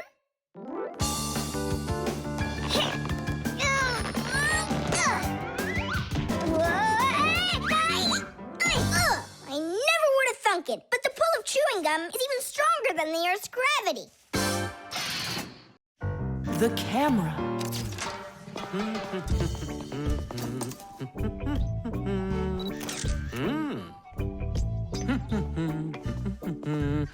Stop right there and let me see how pretty you look today. Well, just don't tell that to the elevator. Bye-bye. Check it out, Nolik. Class, huh? You're not gonna get in trouble for doing that? No. My dad gave me permission to take a few pictures with his camera. No, I mean the picture. You're sure that your mom and dad will like that you took it without asking for permission? But look, what a good picture. You know what, Tom Thomas? You're like a regular paparazzi or something. Paparazzi? They're the ones that take one photo and get millions, aren't they? You're right. And don't care about anyone except their photo paparazzis. Did you ever wonder how a photo camera works? Let's say you want to take a picture of nature. The light that's outside goes into the camera's lens. That's the glass eye on the front of the camera. The lens takes the light from the scene outside the camera and turns it into a tiny picture that's inside the camera. Then the picture is recorded onto a special electronic sensor called a matrix that's sensitive to light. Click, and there's your photo. What a great idea! Now I know. I'm going to be a paparazzi. Hey, what about your promise? What promise? To never take a picture of us. We're a secret. Stop! Hey, relax. I'll delete them all later. Tom Thomas, stop this right now. I won't until I get a photo of you. Nolik, let's run! You can't run from me.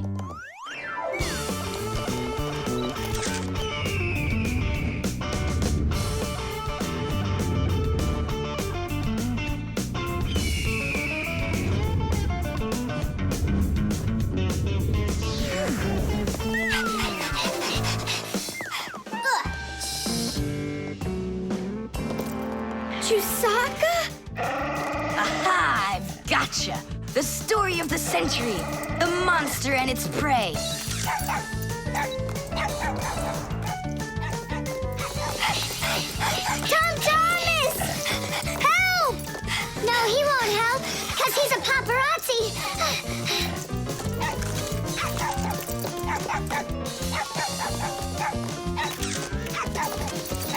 Yes! I got it! That's my best photo yet!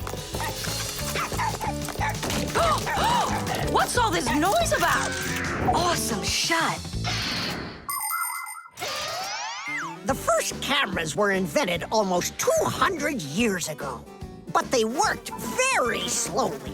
If you wanted to have your portrait taken, you'd have to sit still for a whole hour. After film was invented, cameras got much faster, and it became possible to take about 10 pictures a minute. On a piece of film, everything appears to be backwards. Black parts of the picture are white, and the white is black. It doesn't look normal until the picture is transferred from the film to a piece of photographic paper. Now people shoot pictures with digital cameras that work without any film at all. You can look at what you shot instantly on a screen to see if you like it. And if you don't like it, you can try shooting another one. And today, you don't even need a separate camera to take pictures. Almost every mobile phone has one.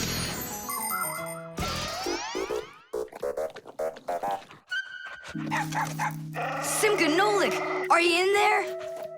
Hey, come out. I'll stop shooting photos of you. Aren't we friends? I'm sorry, guys. Well, your friends were almost eaten alive by a dog. Please forgive me. Want to look at the photos I took? Sure, go on. Show us what you got. We're not in that shot. We're not there either. Ha! Well done there, paparazzi. Hang on a sec. I still got another one, and you're in it. I know for sure. Look. I'm zooming in. It's impossible. I don't believe it. It's possible. But when did you have time to turn into screws? The same time you were pushing the button. When we're scared, we can change faster than the blink of an eye. You lost. Paparazzi. And what are you gonna do with your millions, Mr. Paparazzi? Would you please stop calling me that? You got it, after every one of those photos is thrown away. All right, I'll delete them. And do I have to delete this one too? No, keep it. It's a great shot. I never even saw you take it.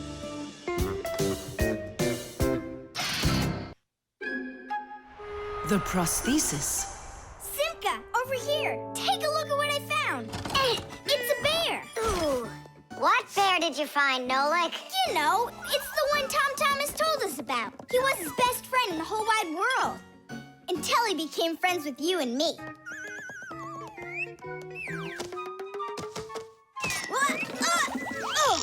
Uh-huh. Let's try to wind him up.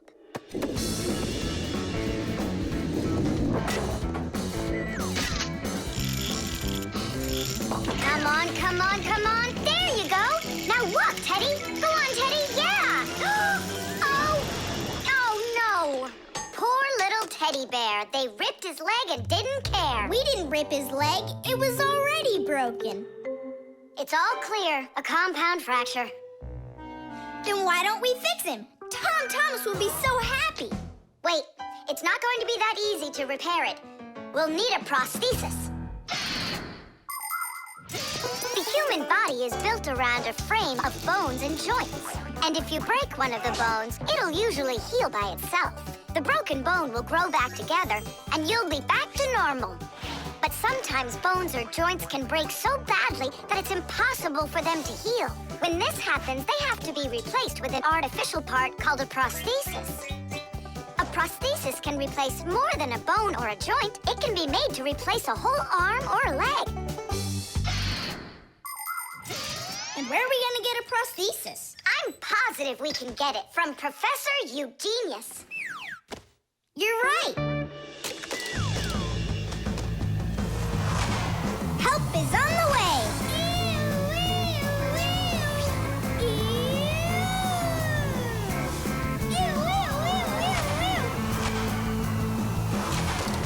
Hello, Professor Eugenius.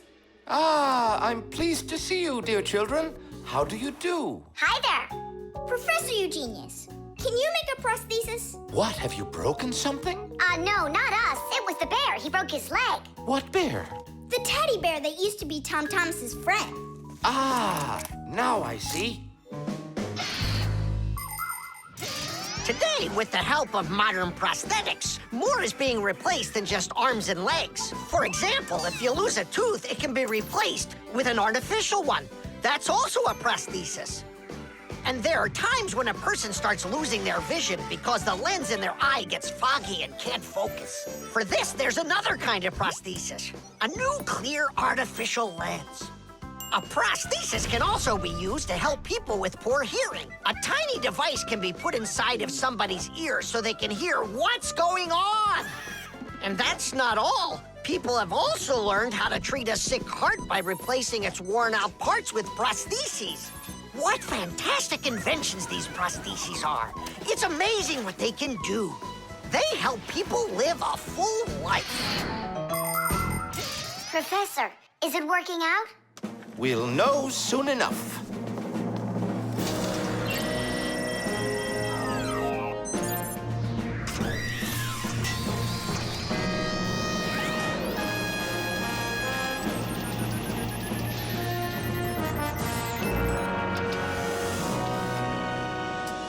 Done. Here you go. Thanks so much for your help, Professor Eugenius. Not at all. Take care, kids. In gadgets and devices, our work will never end. Appliances are fickle, they need a loyal friend. At morning, noon, and midnight of every single day. When there is an emergency, you know we're on our way. 1, 2, 3. Inside we'll be all day and night. We fix things right. Well, now this old friend of Tom Thomas's will be just like new, Nolik. Simka, if Tom Thomas makes friends with the bear, then what? Will he stop being friends with us? Hi, everybody. Hi there. Oh, my teddy bear. You found him for me. And you fixed him. Ah, thanks a lot.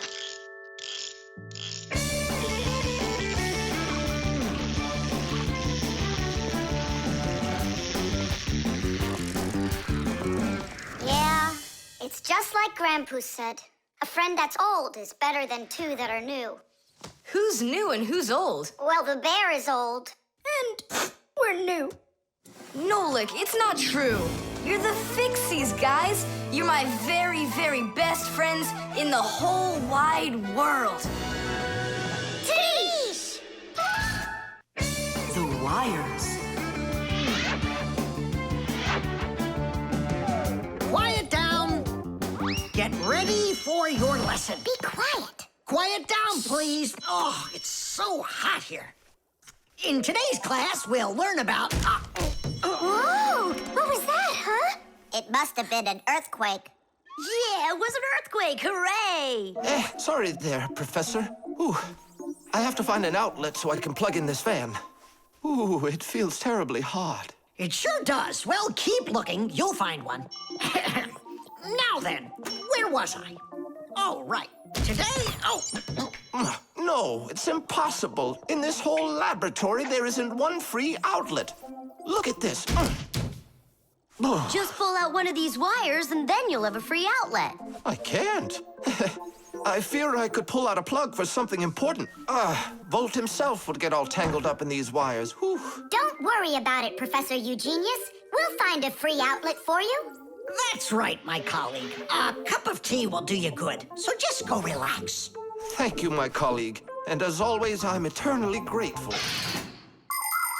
Fixies have opened schools for their children in all sorts of different places, like factories, stores, and warehouses. Anywhere where there's lots of machines and appliances and places to hide from humans. And this is where we hold our school, right here inside the laboratory of Professor Eugenius. It's a fantastic place for me to hold class. Every day, new devices, materials, toys, and even food are brought here for examination.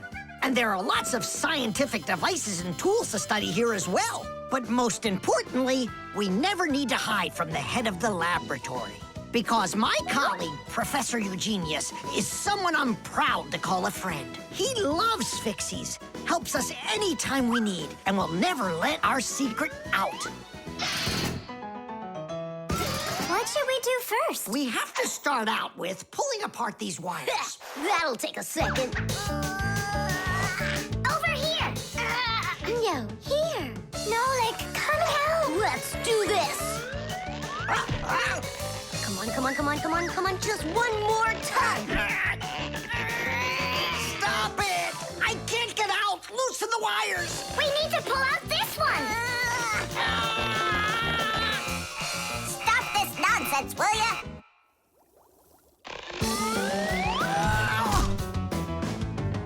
Thank you, Digit. Tidish. Well, the way I see it, in order to get the knot out that's over here, we need to expand the loop that's over there. And then push that wire through it. And then do it again from the other end. That's it. Very good, girls. Hey! Now pull it hard. Perfect.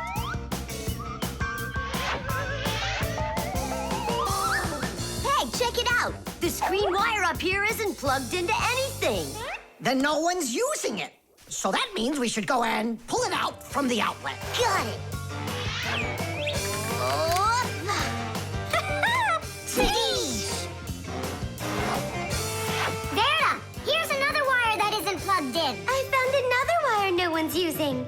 Simka and I found it together. Nolik, why are you so upset? Because you guys are doing all the work. How about this wire? Nobody's checked it yet.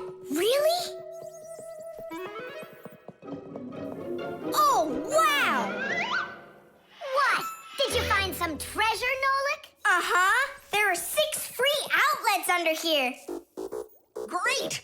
Now Professor Eugenius can plug in his fan, and his kettle, and even his soldering iron.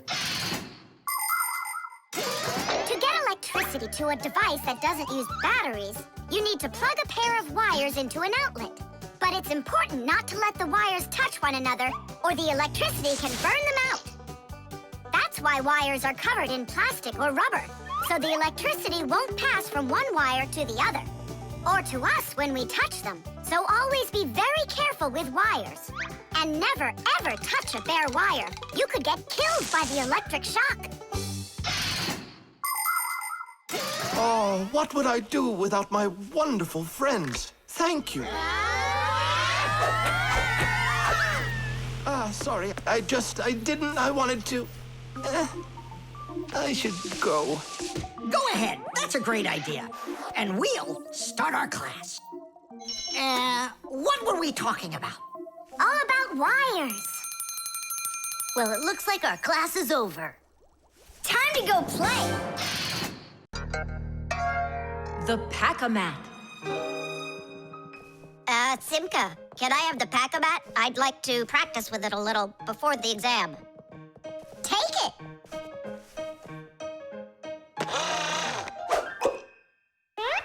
You're really good with that thing. Good. I couldn't be any worse with it. I wanted a vacuum cleaner. Actually, you were pretty close there.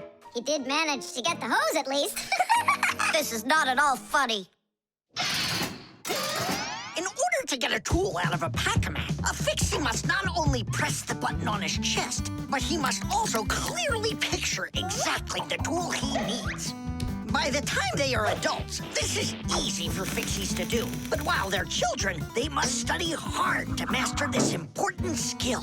As Fixies learn about new tools, they take exams to prove they know how they work. And if they pass an exam, the new tool is added to their Pack-A-Mats. And there's no end to what you can find inside. Screwdrivers, hammers, ladders, vacuums, and even soldering irons. But many of the tools that Fixies use look quite different from the ones that humans have.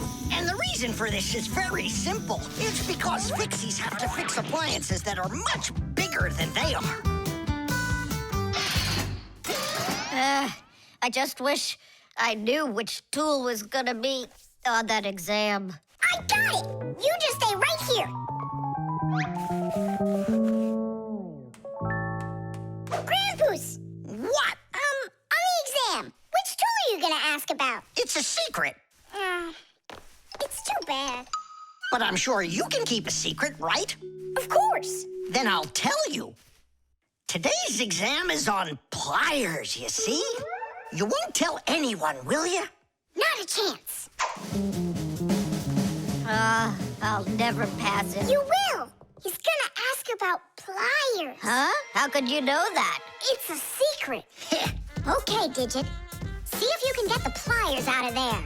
A pair of pliers is a great tool indeed.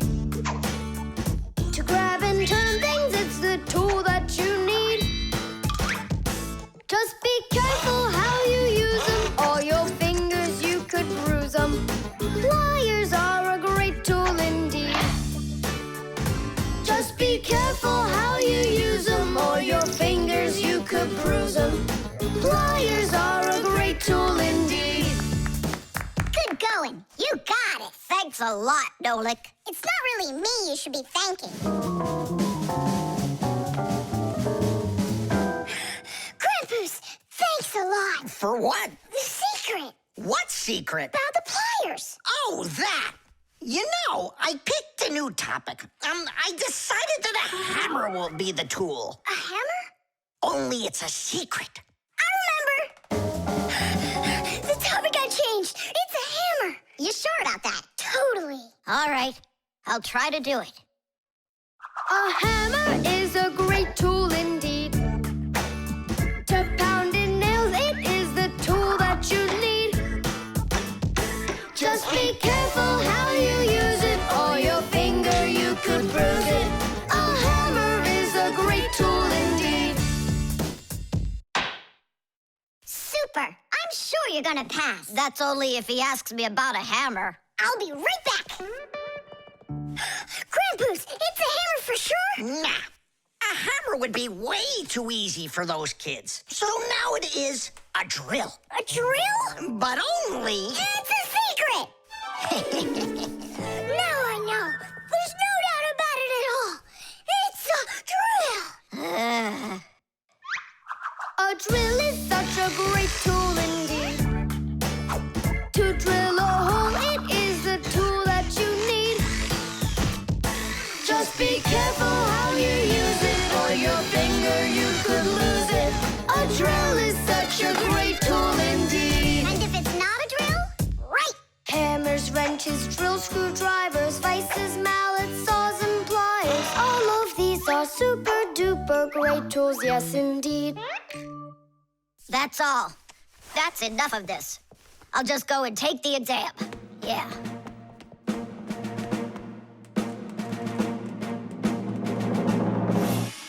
Digit, come on in. Professor, well, what do you want to ask me on today's exam? Nothing. You already passed. What? You mean you're not going to ask me anything at all? No need. You're excellent at getting tools out of a pack-a-mat. But how could you know that? That's a secret. And we Fixies sure know how to keep secrets. The Catapult.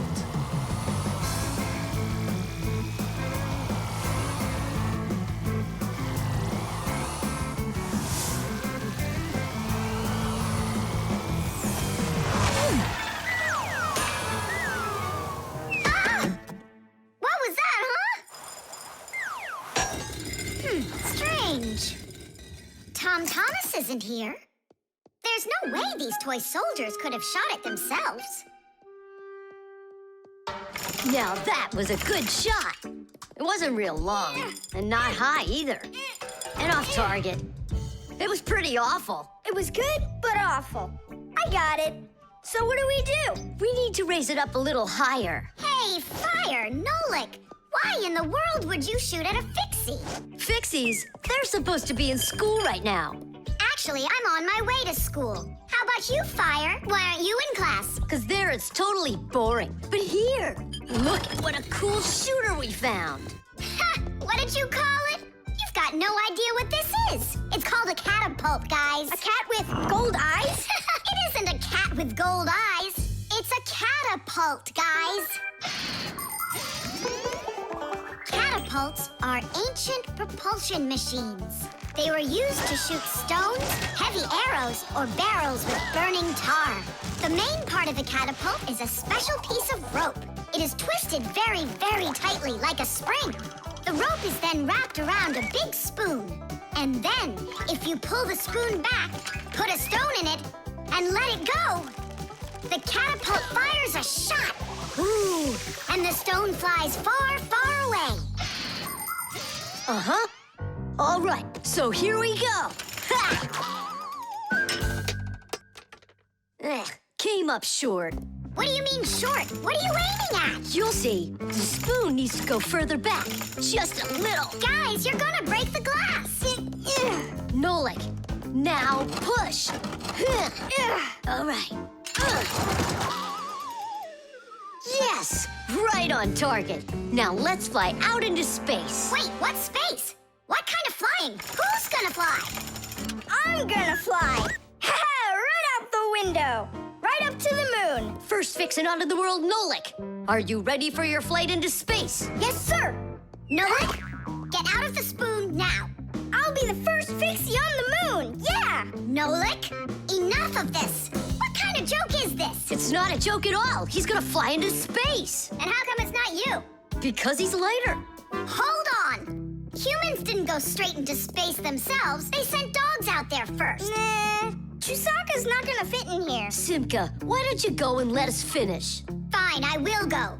But only after Nolik finds himself a helmet. You're right about that. I'll go find a helmet.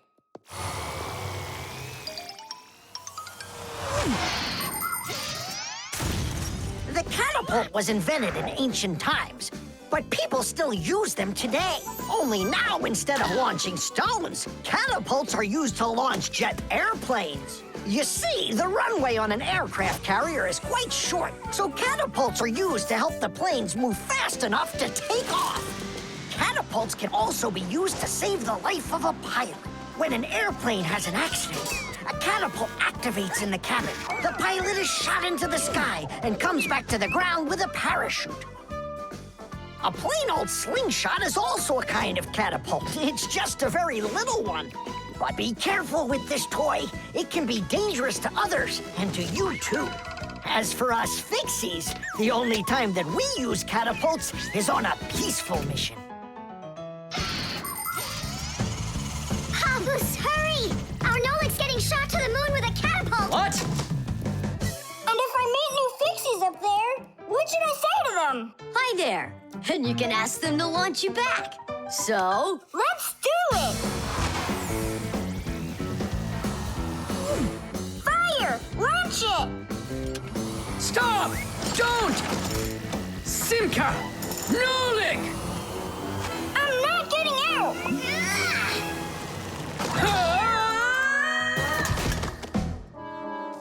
Whew! We're alive! Hooray! He flew all the way! Who flew away? To the moon? Nope, just a bit short. It's not our fault. You're just heavier than Nolik, and that's why you came up short. Papoose, maybe we can try one more time. What?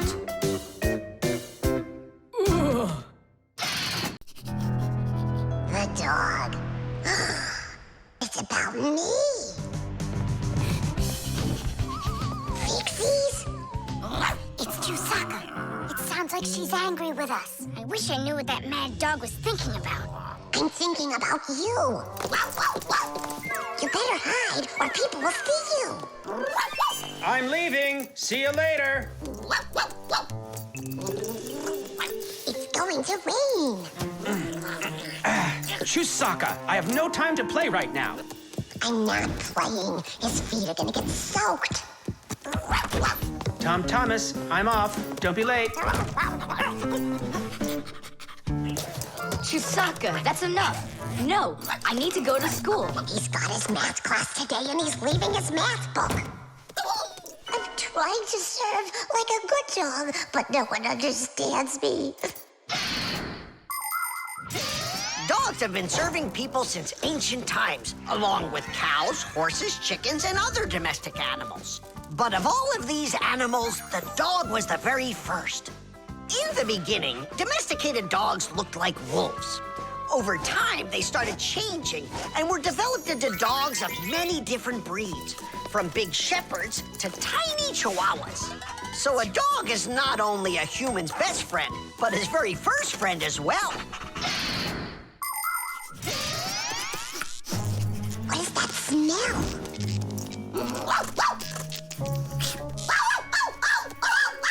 Simka, come on out. I see you. Nolik, jump down. Oh no, we're trapped in here. Alert, something's burning over there. Why won't they listen? I think she's going to eat us. Together with the box.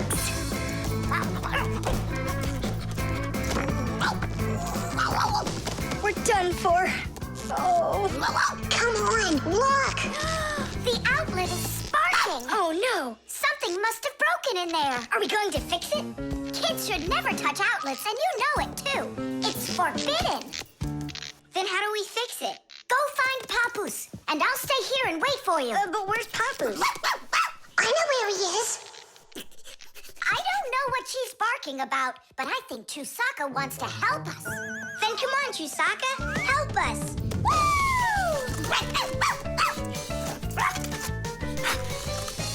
He's in there. Papoose, Papoose. Nolik, is that you? There's an outlet sparking over there, and it smells like it's burning. Are you sure? Yeah, Chusaka found it. Really? Great job! There are many kinds of service dogs. Dogs that help people by carrying out a wide variety of different jobs, like protecting a house or a flock of sheep if the dogs are shepherds. Some working dogs help guards protect their borders, while others work for the police. There are sled dogs that transport people and loads in the north, where there's only snow and no roads. Some service dogs help blind people by helping them get to the places they need to go. And there are dogs that save people trapped on mountains. And that's not all. Dogs went up into space before humans. But don't think that dogs are just given these jobs. Oh no, like humans, dogs study for a long time before they're allowed to take on serious work.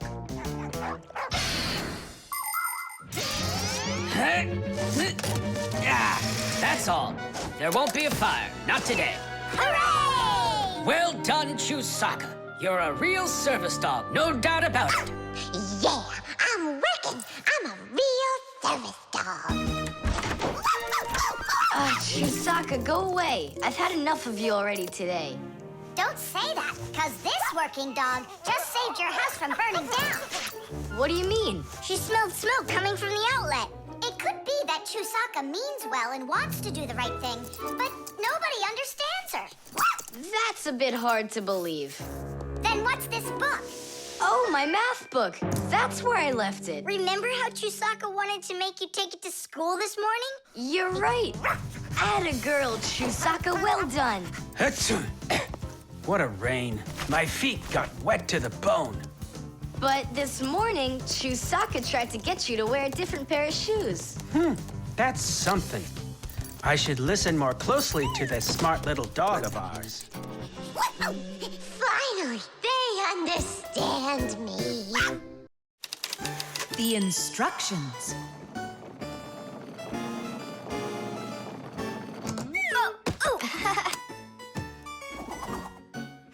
It doesn't work. Try putting it in the other way. Did you read the instructions? Why would I? Instructions are for dummies. Yeah, instructions are for dummies. All right. Oh, what's going on? Whoa! My battery! Instructions teach us how to do things right. Instructions for a piece of furniture explain how to put it together. With the instructions for a television, we can adjust the picture and sound the way we like them. Printed on a box of oatmeal are the instructions for how to cook it. The instructions for medicines tell us what the medicine is for and how to safely use it. So always read the instructions if you want to do things right and avoid a lot of problems. I found it. Here it is. Here you go, Tom Thomas. Whoa. We got you a new chair, but it has to be assembled, and I'm afraid it'll be a little bit difficult for you. No, it won't. Don't worry, Dad. I'll do it. Finish before dinner, and we'll get ice cream tonight. A creamsicle. 2, okay? First, assemble the chair. Tom Thomas, can I help you put the chair together? come on. Hey, first you two need to read the instructions. Simka, stop being such a bore. What, like I haven't seen a chair? Or like I haven't seen a chair?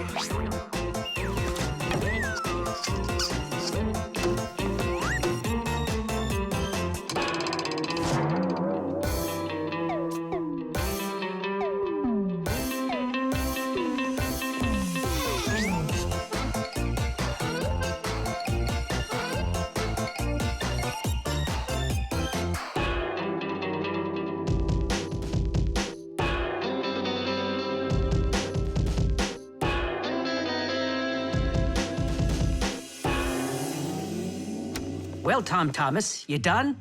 Dinner's ready. Let's go. Oh, Dad, no. I need another 2 minutes. Simka, help me. How? What does it say I have to do in the instructions? Ah, I thought you could do it without him. All right, I'll help you. Let's see. Take this part over here and that one over there. Nolik, get a screw. No, the longer one. It's over there. The very first stools and benches appear as far back as ancient Egypt. The pharaoh's stool was special because it had a back. It is thought that the pharaoh's stool was actually the first chair. For a long time, a chair was considered a luxury.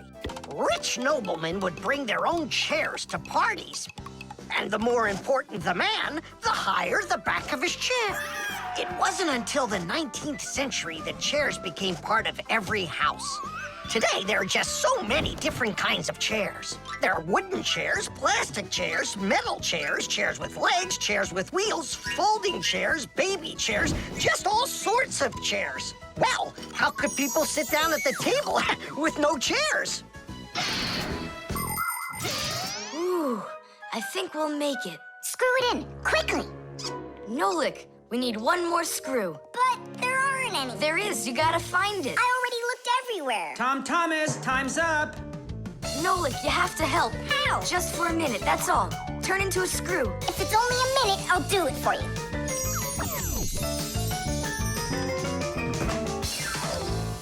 I'm done. You built it. Huh. Great job, son. Mom, see how I won the bet. Can you believe it? He put the chair together. You're so brilliant. Go on, have a seat. Oh! Whew. Now I see. You missed a screw. But I screwed it in. It must have, what? Must have what? Look. Here it is. Now this screw's not going anywhere. And that ice cream you won? Well, you just lost it. Well then, Mr. Chair Builder, time for dinner? Yeah, in a sec. Where is that Nolik? He ran away. What a traitor. No, he's not. He promised you he'd become a screw for just a minute. And the minute was up. Well, where is he then? Over there. He's studying the instructions for the clock. Hey, Tom Thomas, it says that we put the wrong kind of battery into the clock.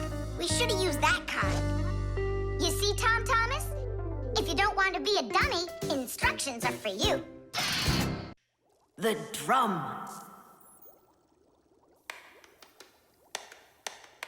Now, let's turn it on. It's buzzing. You hear it? I would love to, but the only thing I can hear is Nolik's banging. Nolik, what are you doing? I'm rehearsing my solo. Nolik's the drummer in our rock band. Didn't you know that? Why don't you go and rehearse somewhere else if you wouldn't mind? Yeah, all right. I just can't work like this. Nolik, stop it, please. Oh, my head is just splitting. Professor Eugenius, will you come to the laboratory? There's something very strange in there. What? I'm hearing some kind of awful sounds. You are? I think it's a ghost. Back from the dead. Don't you worry about ghosts, Lisa. I'll check what it is. So it's you making the racket. What? I'm don't worry. It's just a piece of equipment rattling. You know what you should do? You should go and practice back at home, my young friend. It's not very hard to make a drum. One way to make it is to take an empty barrel and replace its bottom with a skin made of leather or plastic. If the skin is stretched tightly, the sound can get very bright and loud. Really big drums are usually played with percussion mallets or beaters, while smaller drums can be played with sticks or with bare hands. Instruments that make sounds by being shaken, scraped, or beaten are all called percussion instruments. There are lots of different percussion instruments, like the small hand drums that are called bongos, big shakers with handles called maracas, cymbals made out of metal. Now those really make a lot of noise. And there's tambourines, ratchets, and even spoons. That's right! People can make music using spoons as a percussion instrument. Tom Thomas, do you think I could practice my drumming here? Yeah, go ahead. I've just got some homework to do. I can do that, and better than you can, too. And what if I play like this, huh? Then I'll go like that, or like that. Ever since I had decided that a drummer's what I want to be, there is nothing that I won't bang on, 'cause the world's a drum to me. So I bang on radiators with a spoon, the pot goes boom, bam, bum. Maybe someone will take pity and they'll buy me my own drum. Bang it, bang it, bang it, boom, bang it, boom, bang it, boom, bang it, bang it, bang it, bam, bang it, bam, bang it, bam, bang it, bang it, bang it, bum, bang it, bum, bang it, bum, bang it, bum, bum. Bang the drum. Bang the drum. Both my father and my mother wish I play a violin instead. I don't want to. I'm a drummer, but I can drum that in their heads. So I bang on radiators with a spoon. The pot goes boom, bam, bum. Maybe someday they will get it and they'll buy me my own drum. Bang it, bang it, bang it, boom, bang it, boom, bang it, boom, bang it, bang it, bang it, bam, bang it, bam, bang it, bam, bang it, bang it, bang it, bum, bang it, bum, bang it, bum, bang it, bang it, bum, bum. Bang the drum, bang it, bang it, bang it, boom, bang it, boom, bang it, boom, bang it, bang it, bang it, bam, bang it, bam, bang it, bam, bang it, bang it, bang it, bum, bang it, bum, bang it, bum, bang it, bang it, bum, bum. Bang the drum. Tom Thomas, let's take a break! But I'm not done. Keep going, Nolik. This is fun. Maybe it's fun for you. Bang the drum. Stop, that's enough. Bang the drum. And now, let's turn it off. Can you hear that? It stopped buzzing. It did. Hey, everybody, it's Nolik. Yo, what's up? So, our noisy ghost is back. I thought you were practicing at home now. Tom Thomas is drumming there. I had to run away. Well, our excursion is over. And now I would just be so happy to listen to your rock group. Hooray! Bang the drum! Bang the drum! Come on, not so loud! Bang the drum! Did you say something? Bang the drum! I beg you, not that loud, please! Batteries. Oh, my little lemon, just you wait. One day you'll be a strong and splendid tree. She's talking with a flower pot. Oh, you scared me. Do you like it? Like what? My seedling, don't you see? It will grow into a huge tree. And there, amongst the green leaves, will be beautiful yellow lemons. Class! From that thing? Lemons? Oh, yeah. It'll grow into a tree. All it needs for that is to gather energy. Get energy from where? From our sun. The sun? It'll be so slow. Oh, batteries would be faster than the sun. Batteries? I really don't think so. Tula, Do you know how much energy they have? Let's just bury a bunch of those batteries in here, and you'll be watching your lemon plant shoot up into a tree. Are you positive? Absolutely. And where can we get the batteries? Over there. Professor Eugenius has a whole box full of them.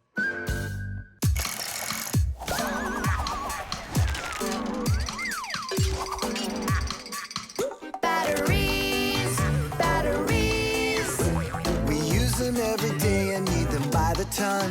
Batteries, batteries.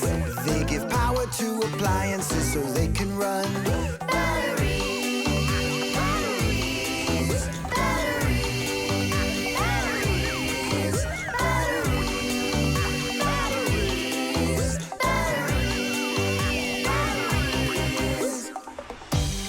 That does it. We'll be seeing the first lemons before the week's over. The first battery in the world was made in Italy more than 200 years ago. When two different kinds of metal were placed in salty water, electricity started flowing through a wire from one piece of metal to the other. Many years have passed since then, but batteries still work in pretty much the same way. Today, you can find batteries being used for electricity just about everywhere. Tiny batteries are used inside of wristwatches, while big batteries can power cars and even ships. With new batteries being produced by the millions, we have to think, how should we get rid of the old ones? You can't just throw away batteries because they'll poison our soil and water. The best way to dispose of batteries is to take them to a special collection station that sends them to factories for recycling. Yes, it's a terrible idea to bury batteries. You can kill any plants that are growing there. And this is the very reason why Professor Eugenius puts all of his used batteries in that box over there, so he can dispose of them properly. Hey, where are they? Oh, my seedling! We harmed you! What? Where are the batteries? They're in the flower pot. How come? So the lemons would grow faster. From the batteries? Who came up with that idea? It will die! Hurry! We gotta go save it! The soil's contaminated. We've got to find a new home for the seedling. But where? Over there. There's a pot with healthy soil. Let's do it! Batteries, batteries. They come in different sizes, shapes, and colors too. Batteries, batteries. Could be yellow, might be green, or maybe red and blue. Batteries, batteries, batteries, batteries,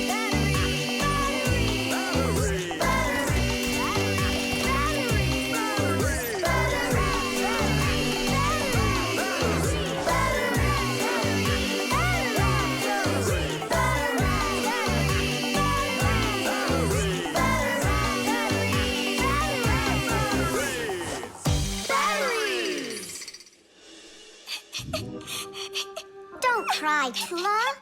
The seedling will be perfectly fine. It will grow big and strong with branches full of beautiful lemons and oranges. And watermelons. It's a lemon tree, Fire. Will you ever stop going too far, like with the batteries? Well, anyhow, batteries are cool, right? Look how many appliances can't work without them. You're right. Appliances can't work. Look, the seedling's coming back to life. It really is. Tula, tell us, isn't it splendid? Splendid. The Draftsman. Pew! Huh? What? Hi there, Tom Thomas. What are you drawing? I'm not drawing. This is called drafting. What's the difference? Tell me, is that a circle? Sure is. And that? It's a circle, too.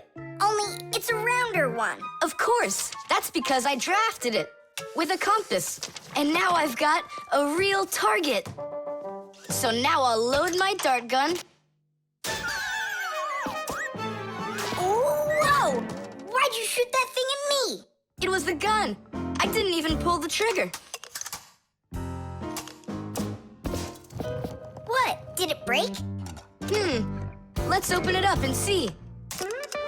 There. This little part broke. Let me go find Papoose. He can help you. He can make another one. A brand new one. Wait, I can draft a technical drawing. Will Papoose understand how to read one of those? Are you kidding? Papoose is an expert at everything.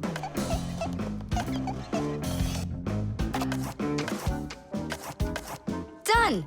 Wow, Tom Thomas, you're a real technical drawer. A draftsman, Nolik. That's what they call it. Try drawing a perfect circle by hand. Can't do it, huh? Well, with the help of a drafting compass, your circle will turn out great. Just put the needle point in the center and turn the compass, and it's done. A compass is only one of the many different tools for drafting. For example, if you need to draw a straight line, use a ruler. And if you need to draft a frame for your picture, you can use a triangle. First draft one side, and then the other. And then to finish your frame, just turn the triangle upside down and draft the two remaining sides. You'll get a perfectly squared frame. There are also drafting instruments for making curved lines. They are called irregular curves, or French curves. But actually, now people use computers more and more for drafting technical drawings. Papoose! Huh? What happened? We really need your help. One of the parts broke in Tom Thomas's dart gun. Could you make it? What kind of part exactly? Look, here's a technical drawing. So, you even got a technical drawing. Very good then, let's take a look at it.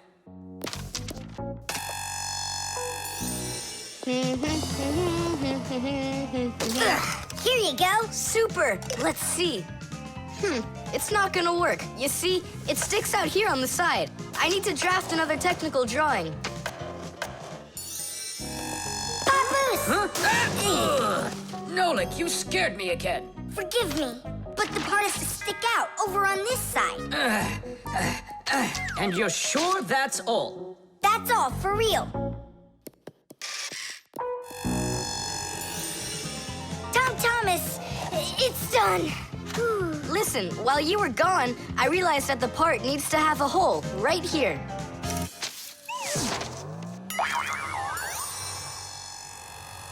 Papoose? Again? Sorry about this, but there's a hole in this thing, too. A technical drawing is a special kind of drawing. It has to precisely describe the thing that needs to be made. To do that, the drawing must be very accurately drafted and include all of the measurements. And that's not all. If the object is complex, it must be drafted from at least 3 sides, including the front, the side, and the top. You see? The object looks different from every side. So if you don't want to work over and over again, learn to draft correctly.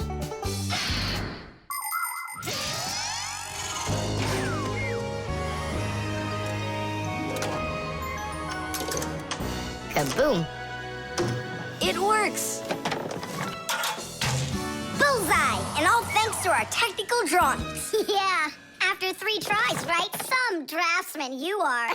Now I can draft all sorts of technical drawings. Even one of you if you'd like. No, don't bother. Hey, Great. That tickles. Now do me a favor and turn. Hey, what are you doing there? Just stop. What's going on? Now I think I got it. It's done. And what's that circle for, huh? That's the top view. You know what, Simka? That's what you really look like from up here. Nolik, take this over to Papoose. He can use it to make another Simka. No thanks, Tom Thomas. For me, 1 Simka's enough. The chain reaction. Tom Thomas, what you doing? Nolik, leave me alone. No, really. What is that? Quit distracting me, will you? Nolik, look at what you've done. I? It's all because you wouldn't quit it. Wouldn't quit what? I I was struggling with that thing for half an hour and you ruined it. Whoa! Ah!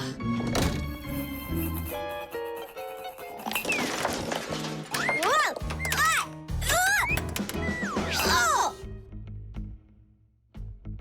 Hey, Tom Thomas, can you hear me? Tom Thomas, let me out!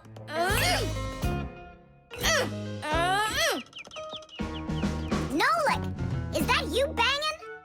Yeah, and how did you end up in there? None of your business. Why are you so rude to me? 'Cause I feel like it. Oh, yeah? Enjoy sitting there. Well, who needs you? Goodbye.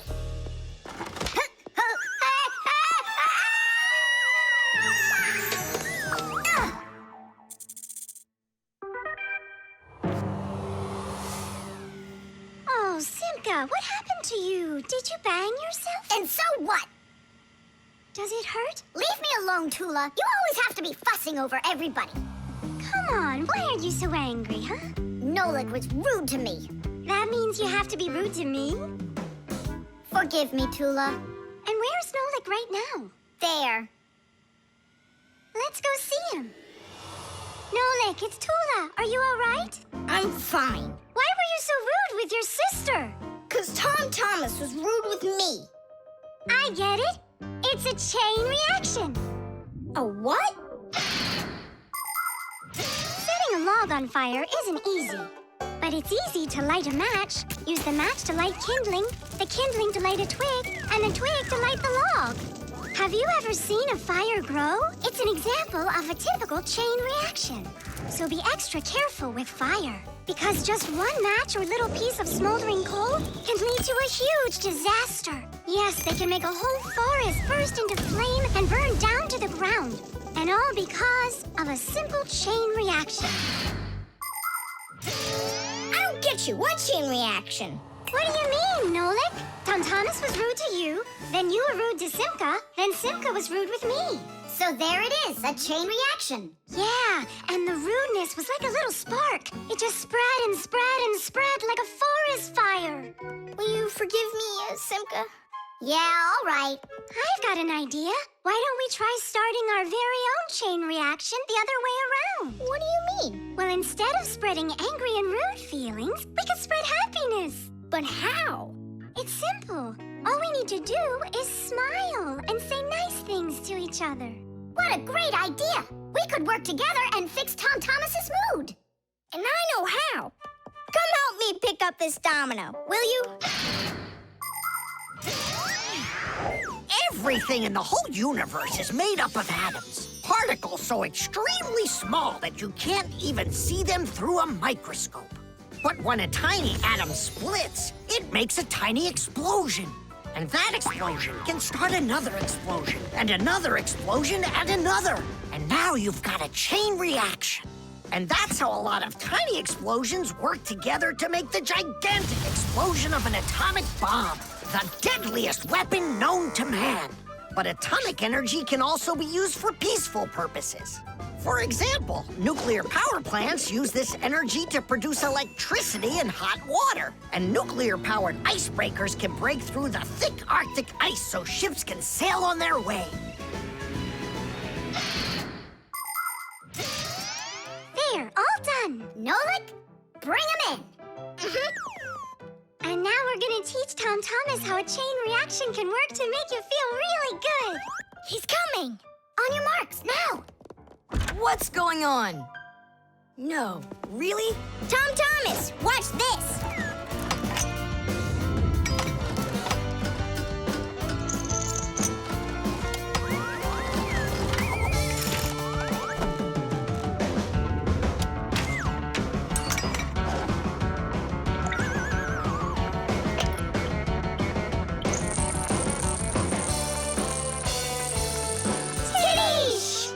That was so totally awesome! I can't believe what I saw! How did you do that? It was just a chain reaction. What? A chain reaction. Reflexes. Add this to that. Now what do you get? 3. Don't you remember? Bark, bark, bark. All you have to do is bark 3 times. That's too hard a trick for Chusaka. Maybe you could teach her to jump through a hoop. I already tried. She just sits there. Come on, Chusaka, give it a try. Try showing her this sugar. Chusaka! Alley-oop! Come on, jump! See you, Tom Thomas. It's time for us to go to school. See you later, animal tamer. Great job, Chusaka. Our lesson for today is on the subject of reflexes. I'll write it here for you. What's the lesson? Someone's late again. Ah, colleague, my glasses are gone. Are they here? They're right there on your forehead. Ooh, how about that? Forgive me for interrupting. Let's continue our class. And so... Thanks so much.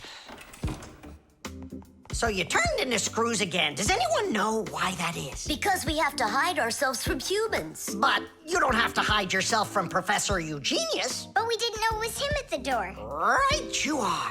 You had already transformed before you had time to think. And that's what we call a reflex. To explain it in simple words, a reflex is when our body reacts to something automatically without needing any time at all to think about it. When we touch something very hot, we instantly jerk our hand back. When we're about to fall, we swing our arms and legs to try to keep our balance. Just imagine what would happen if we started thinking how and in which direction to move them. So it's fair to say that our reflexes help to protect us.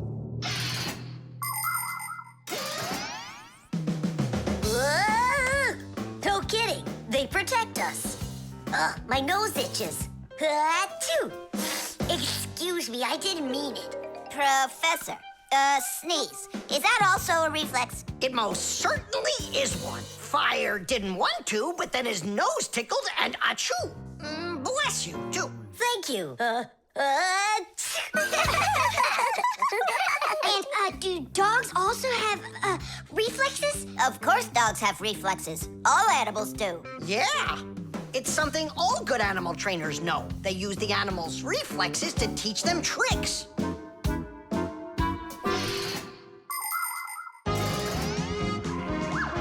Many humans teach their pets lots of commands, like to bring a ball, to count, or even to dance. But to train a pet, you gotta know what to do. A good animal trainer always has plenty of treats handy.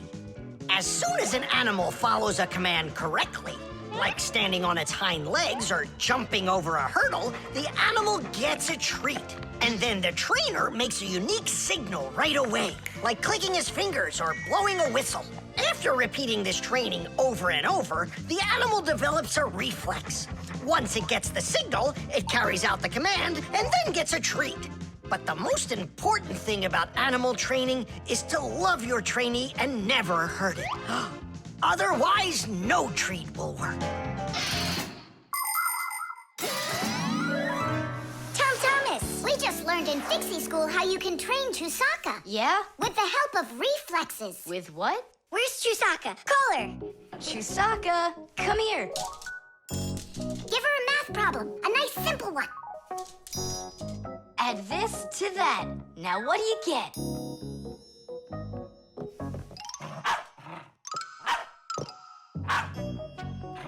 It's a miracle! 3! You got it! No, it's not a miracle. Science is what it is. You know how Chusaka barks whenever she sees a Fixie around. That's what we call a reflex, you know. I understand. And do you know how I can teach her jumping? Well, we didn't figure that out yet. Wait a sec. I know how. Chasing Fixies. Isn't that one of Chusaka's reflexes? Probably, although... That's great, so let's go and train the dog. Nothing's ever too much for a good friend. Chusaka.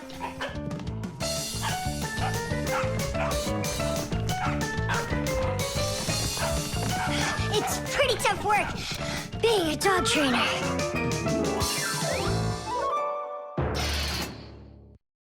Chess. How Then I'll play my pawn. And I'll play my pawn. Grandpa's, we need our spool, and it's missing. Oh, congratulations. Professor, have you seen it anywhere? The spool? I haven't seen it. We're playing chess, can't you see? Do you like board games? Like dominoes, for instance. Just about everybody has played it. But do you know where it came from? Dominoes was invented by the ancient Chinese. They made tiles and decorated them with dots like on a pair of dice. And this is a game that looks a lot like checkers, but it's a lot more challenging. It's called backgammon. Backgammon originated in Persia, and from there it spread all over the world. But the most challenging game of them all is the game of chess. Chess was invented in India, and today the game of chess is loved in every country. It's played by adults, by children, and even by computers. Chess is a real sport. But the most important thing for playing chess is not the power in your arms, but the power in your brain. Hey, look, I found it. Yeah. Hey, what's going on? That's our spool. Please let us take it back. There's something we have to do with it. But we're using it. Can't you wait? It's a replacement for the missing pawn. Oh, Nolik can work for a while as the pawn's replacement. Yeah. I can do it. All right, you can take it. And you stand right over here. 1, 2, 3, up we go! Class. So how do we play? You're going to play for the whites. And now I'm going to capture your knight. And we're gonna knock over yours. Take that. Whoa, whoa, whoa, young man. Slow down. It goes back here.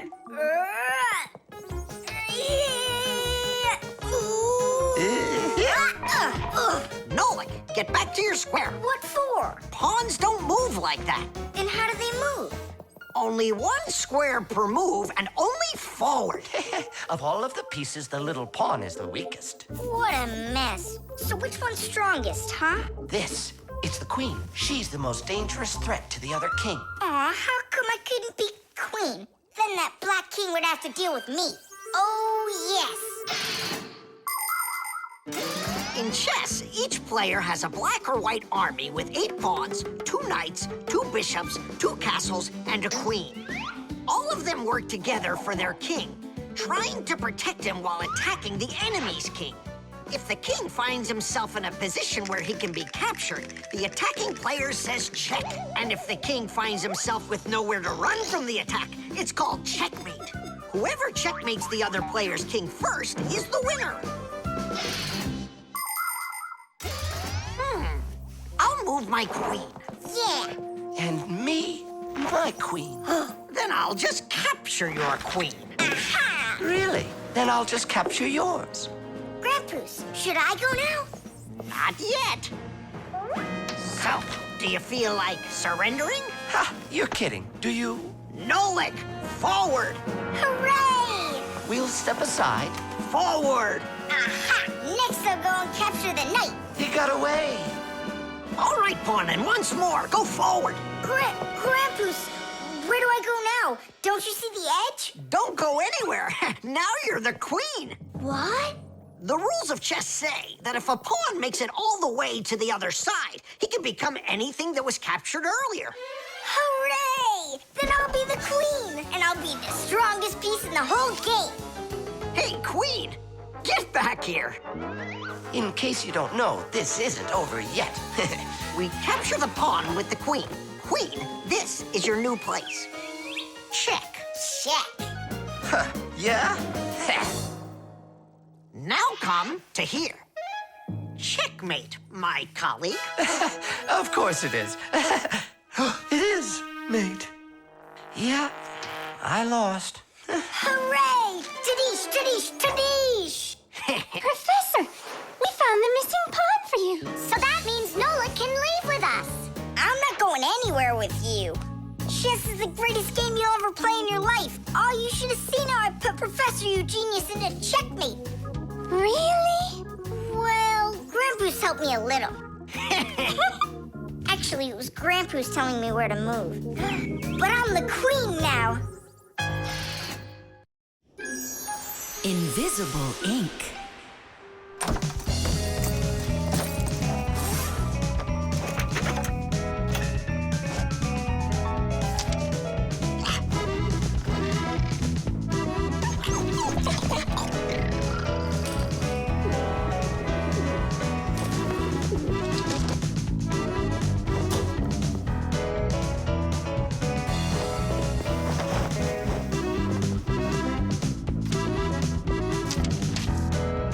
To Tom Thomas. What is it? A note? Who's it from? It's from no one. Ah, is this no one a girl? Hey, tell us, what did she write to you? I don't know. Well, then let's take a look at it. No way. It's a secret. Even from your friends? Mm-hmm. Come on, we're not just your friends. We're secret friends. And you won't tell anyone? Nobody. We promise.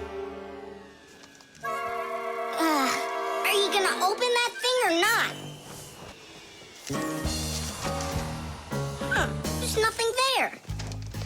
Is this a joke or something? Maybe she didn't feel like writing you anything. Then why would she put a note in there? Wait a second. And what if she wrote that letter with a special kind of invisible ink? Wow, I've never heard of it. If you want to keep what's written in a letter secret, you can write it with a special liquid called invisible ink or security ink. You can make invisible ink yourself by mixing lemon juice, milk, or baking soda with water. Then just dip a stick or a brush in it and write on a plain piece of paper, like this. You can't see anything, right? To make the invisible ink visible again, the paper needs to be warmed up with something like an iron. But that's a secret. Well, Simka, you might be right. Only what about the iron? I can't use it. But your mom can, and right now she's doing the ironing. Yeah? Well, that changes everything. Hold on! If that really is a secret letter, then no one should be allowed to see it. Even your mother. What can I do then? Ah, I know what.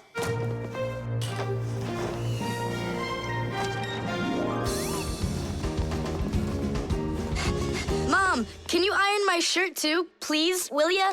What's wrong with it? There's nothing wrong, it's just that the pocket's wrinkled. Ah, sure, I'll do it. Since when did you start worrying about things like this? All done. Thanks, Mom. That should do it. What? What is it? Huh? Tom Thomas, I really like you. Katya. Katya's in love with you, isn't she? And what about you? Do you like her? I don't know. She does get straight A's. You like her.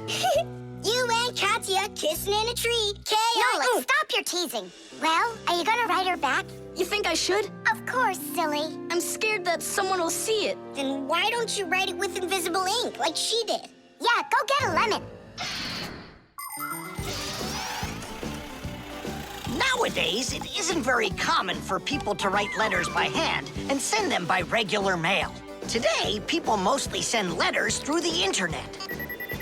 But even electronic letters should be written with some of the same simple rules of politeness used in handwritten letters. For instance, you need to write a greeting at the beginning of your letter, and a few kind words at the end are always appreciated. Something like hugs and kisses, or all the best, or see you soon. And before you send off your letter, it's best to read it through to check for any mistakes. And one more thing. If you receive a message from someone, don't take too long to answer them, because they might think that you'd forgotten about them, and that can hurt their feelings. To say it simply, when you write, be polite.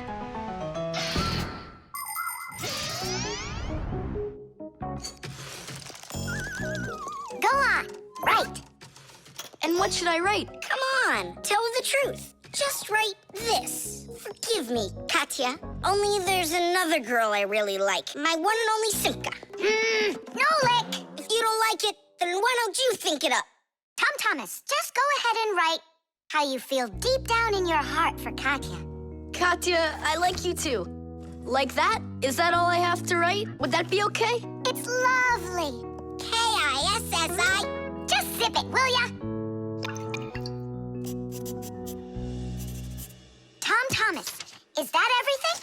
And did you make sure to check that you didn't make any mistakes? No, but I'll check right now. Huh. All the words disappeared. Well, if there's something wrong, only Katya will find it.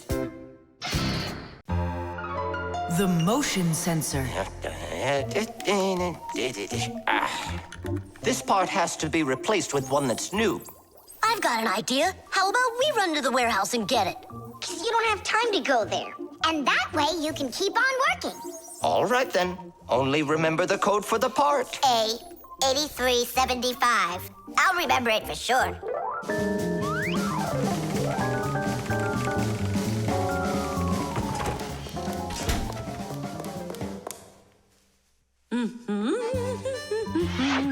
Why is Elisa always there at the wrong time? Do we have to wait till she goes away? What for? We'll sneak out behind her. Did you find the part? It's here. Are we ready? Yeah, we're ready. Let's do it.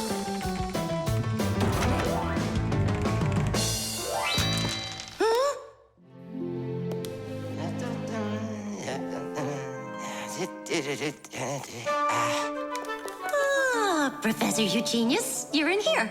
Do you know why this door just opened and closed by itself? Of course I know, Elisa. It's because I converted it into an automatic one. You see, I installed a motion sensor above it. A motion sensor is like an electronic eye that watches everything that moves in front of it. Did you ever wonder how doors open by themselves at places like stores or at the airport? They open with the help of motion sensors. If the sensor sees that someone walks up to the door, it sends a signal to the door's electric motor. The electric motor opens the door and then automatically closes it after the person walks through it.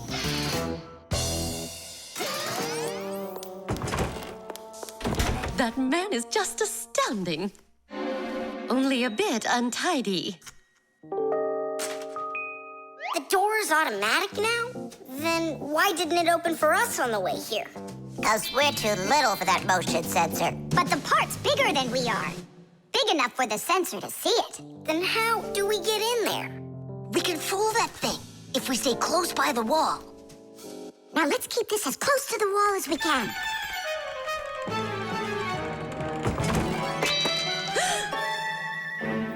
This door is a little too automatic. And these parts are here again. Didn't I put them away?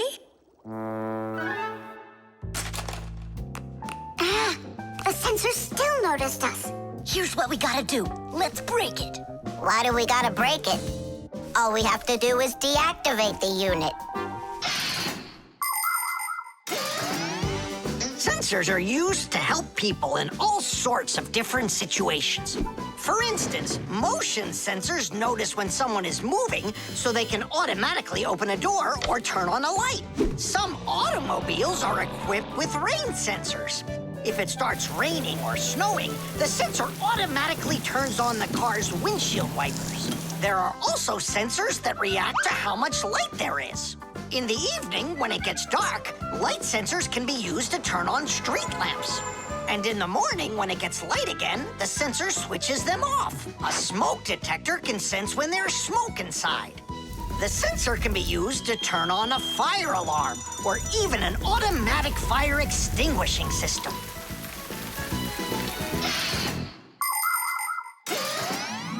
I turned it off. That should do the trick. Great job. Let's go.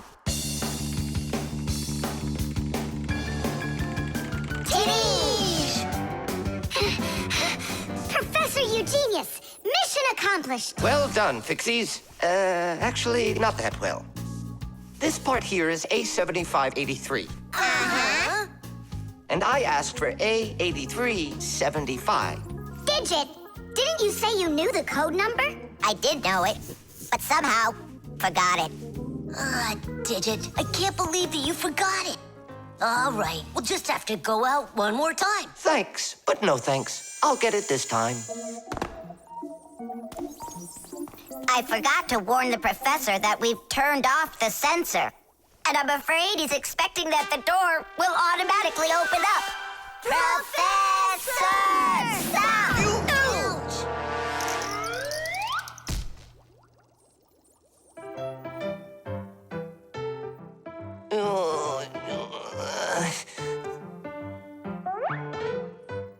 Forgive us, we didn't mean it. The laboratory.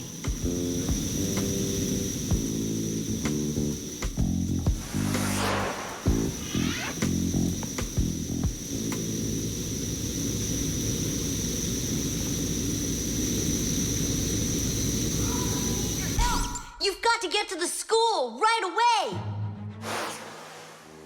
What did he say? That we've got to get to the school. How come? Did you hear why? I didn't, did you? I wonder if Simka didn't go to school today. Or if Nolik got into some kind of mischief. Oh, I'm worried this is something serious. La la la la la la. And that's 5, 6. I like this hairstyle. 7, 8. Hi there.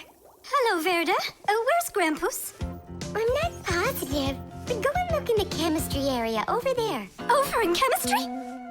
Tell us, was Nolik doing anything wrong today? Nolik? He's always fooling around. Right. So we're not here for anything Nolik did. Maybe something awful happened to him. Like what? Well, how about anything? This isn't just a school for Fixies. This is a laboratory. The laboratory where Professor Eugenius works is always humming. In the mechanical zone, Professor Eugenius tests all sorts of different devices to see how well they are made. In the chemistry zone, he conducts experiments on the quality and safety of food. In the electrical zone, he repairs electrical devices and checks their safety. Unfortunately, the professor can be absent-minded, and that can cause things in his laboratory to bubble, spark, or even explode.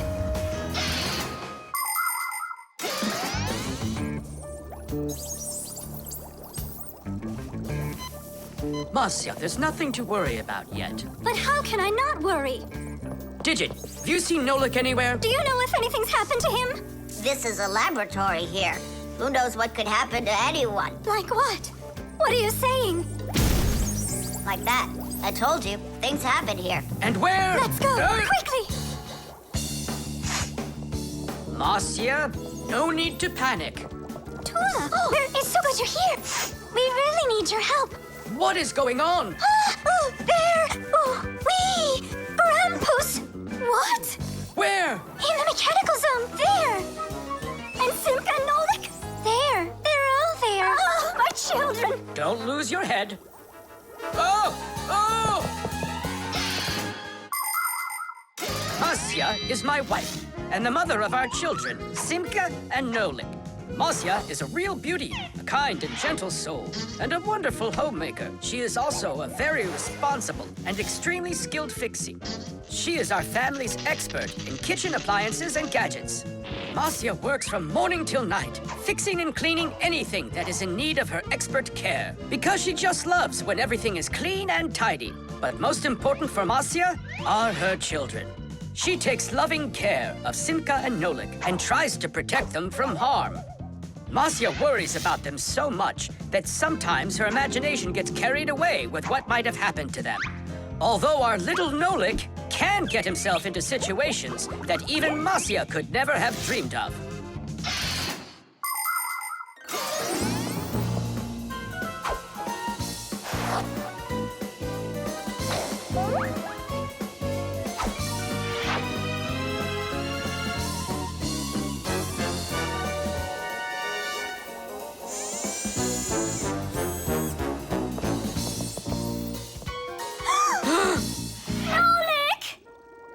Hang on tight! We'll save you!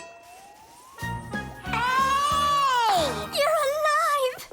What's going on? I don't need to be saved from anything. So it's Simka we need to save, not you? I don't need saving either. I'm fine. And what are you so worried about? Everyone's alive. Then why did you make us come here? I need you to help with a little accident we had.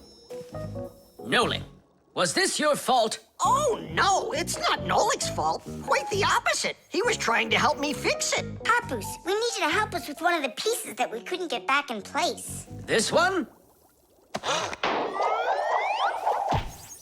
Tadeish! Oh, a perfect repair. Huh, that was really the only reason we had to rush here? Why not?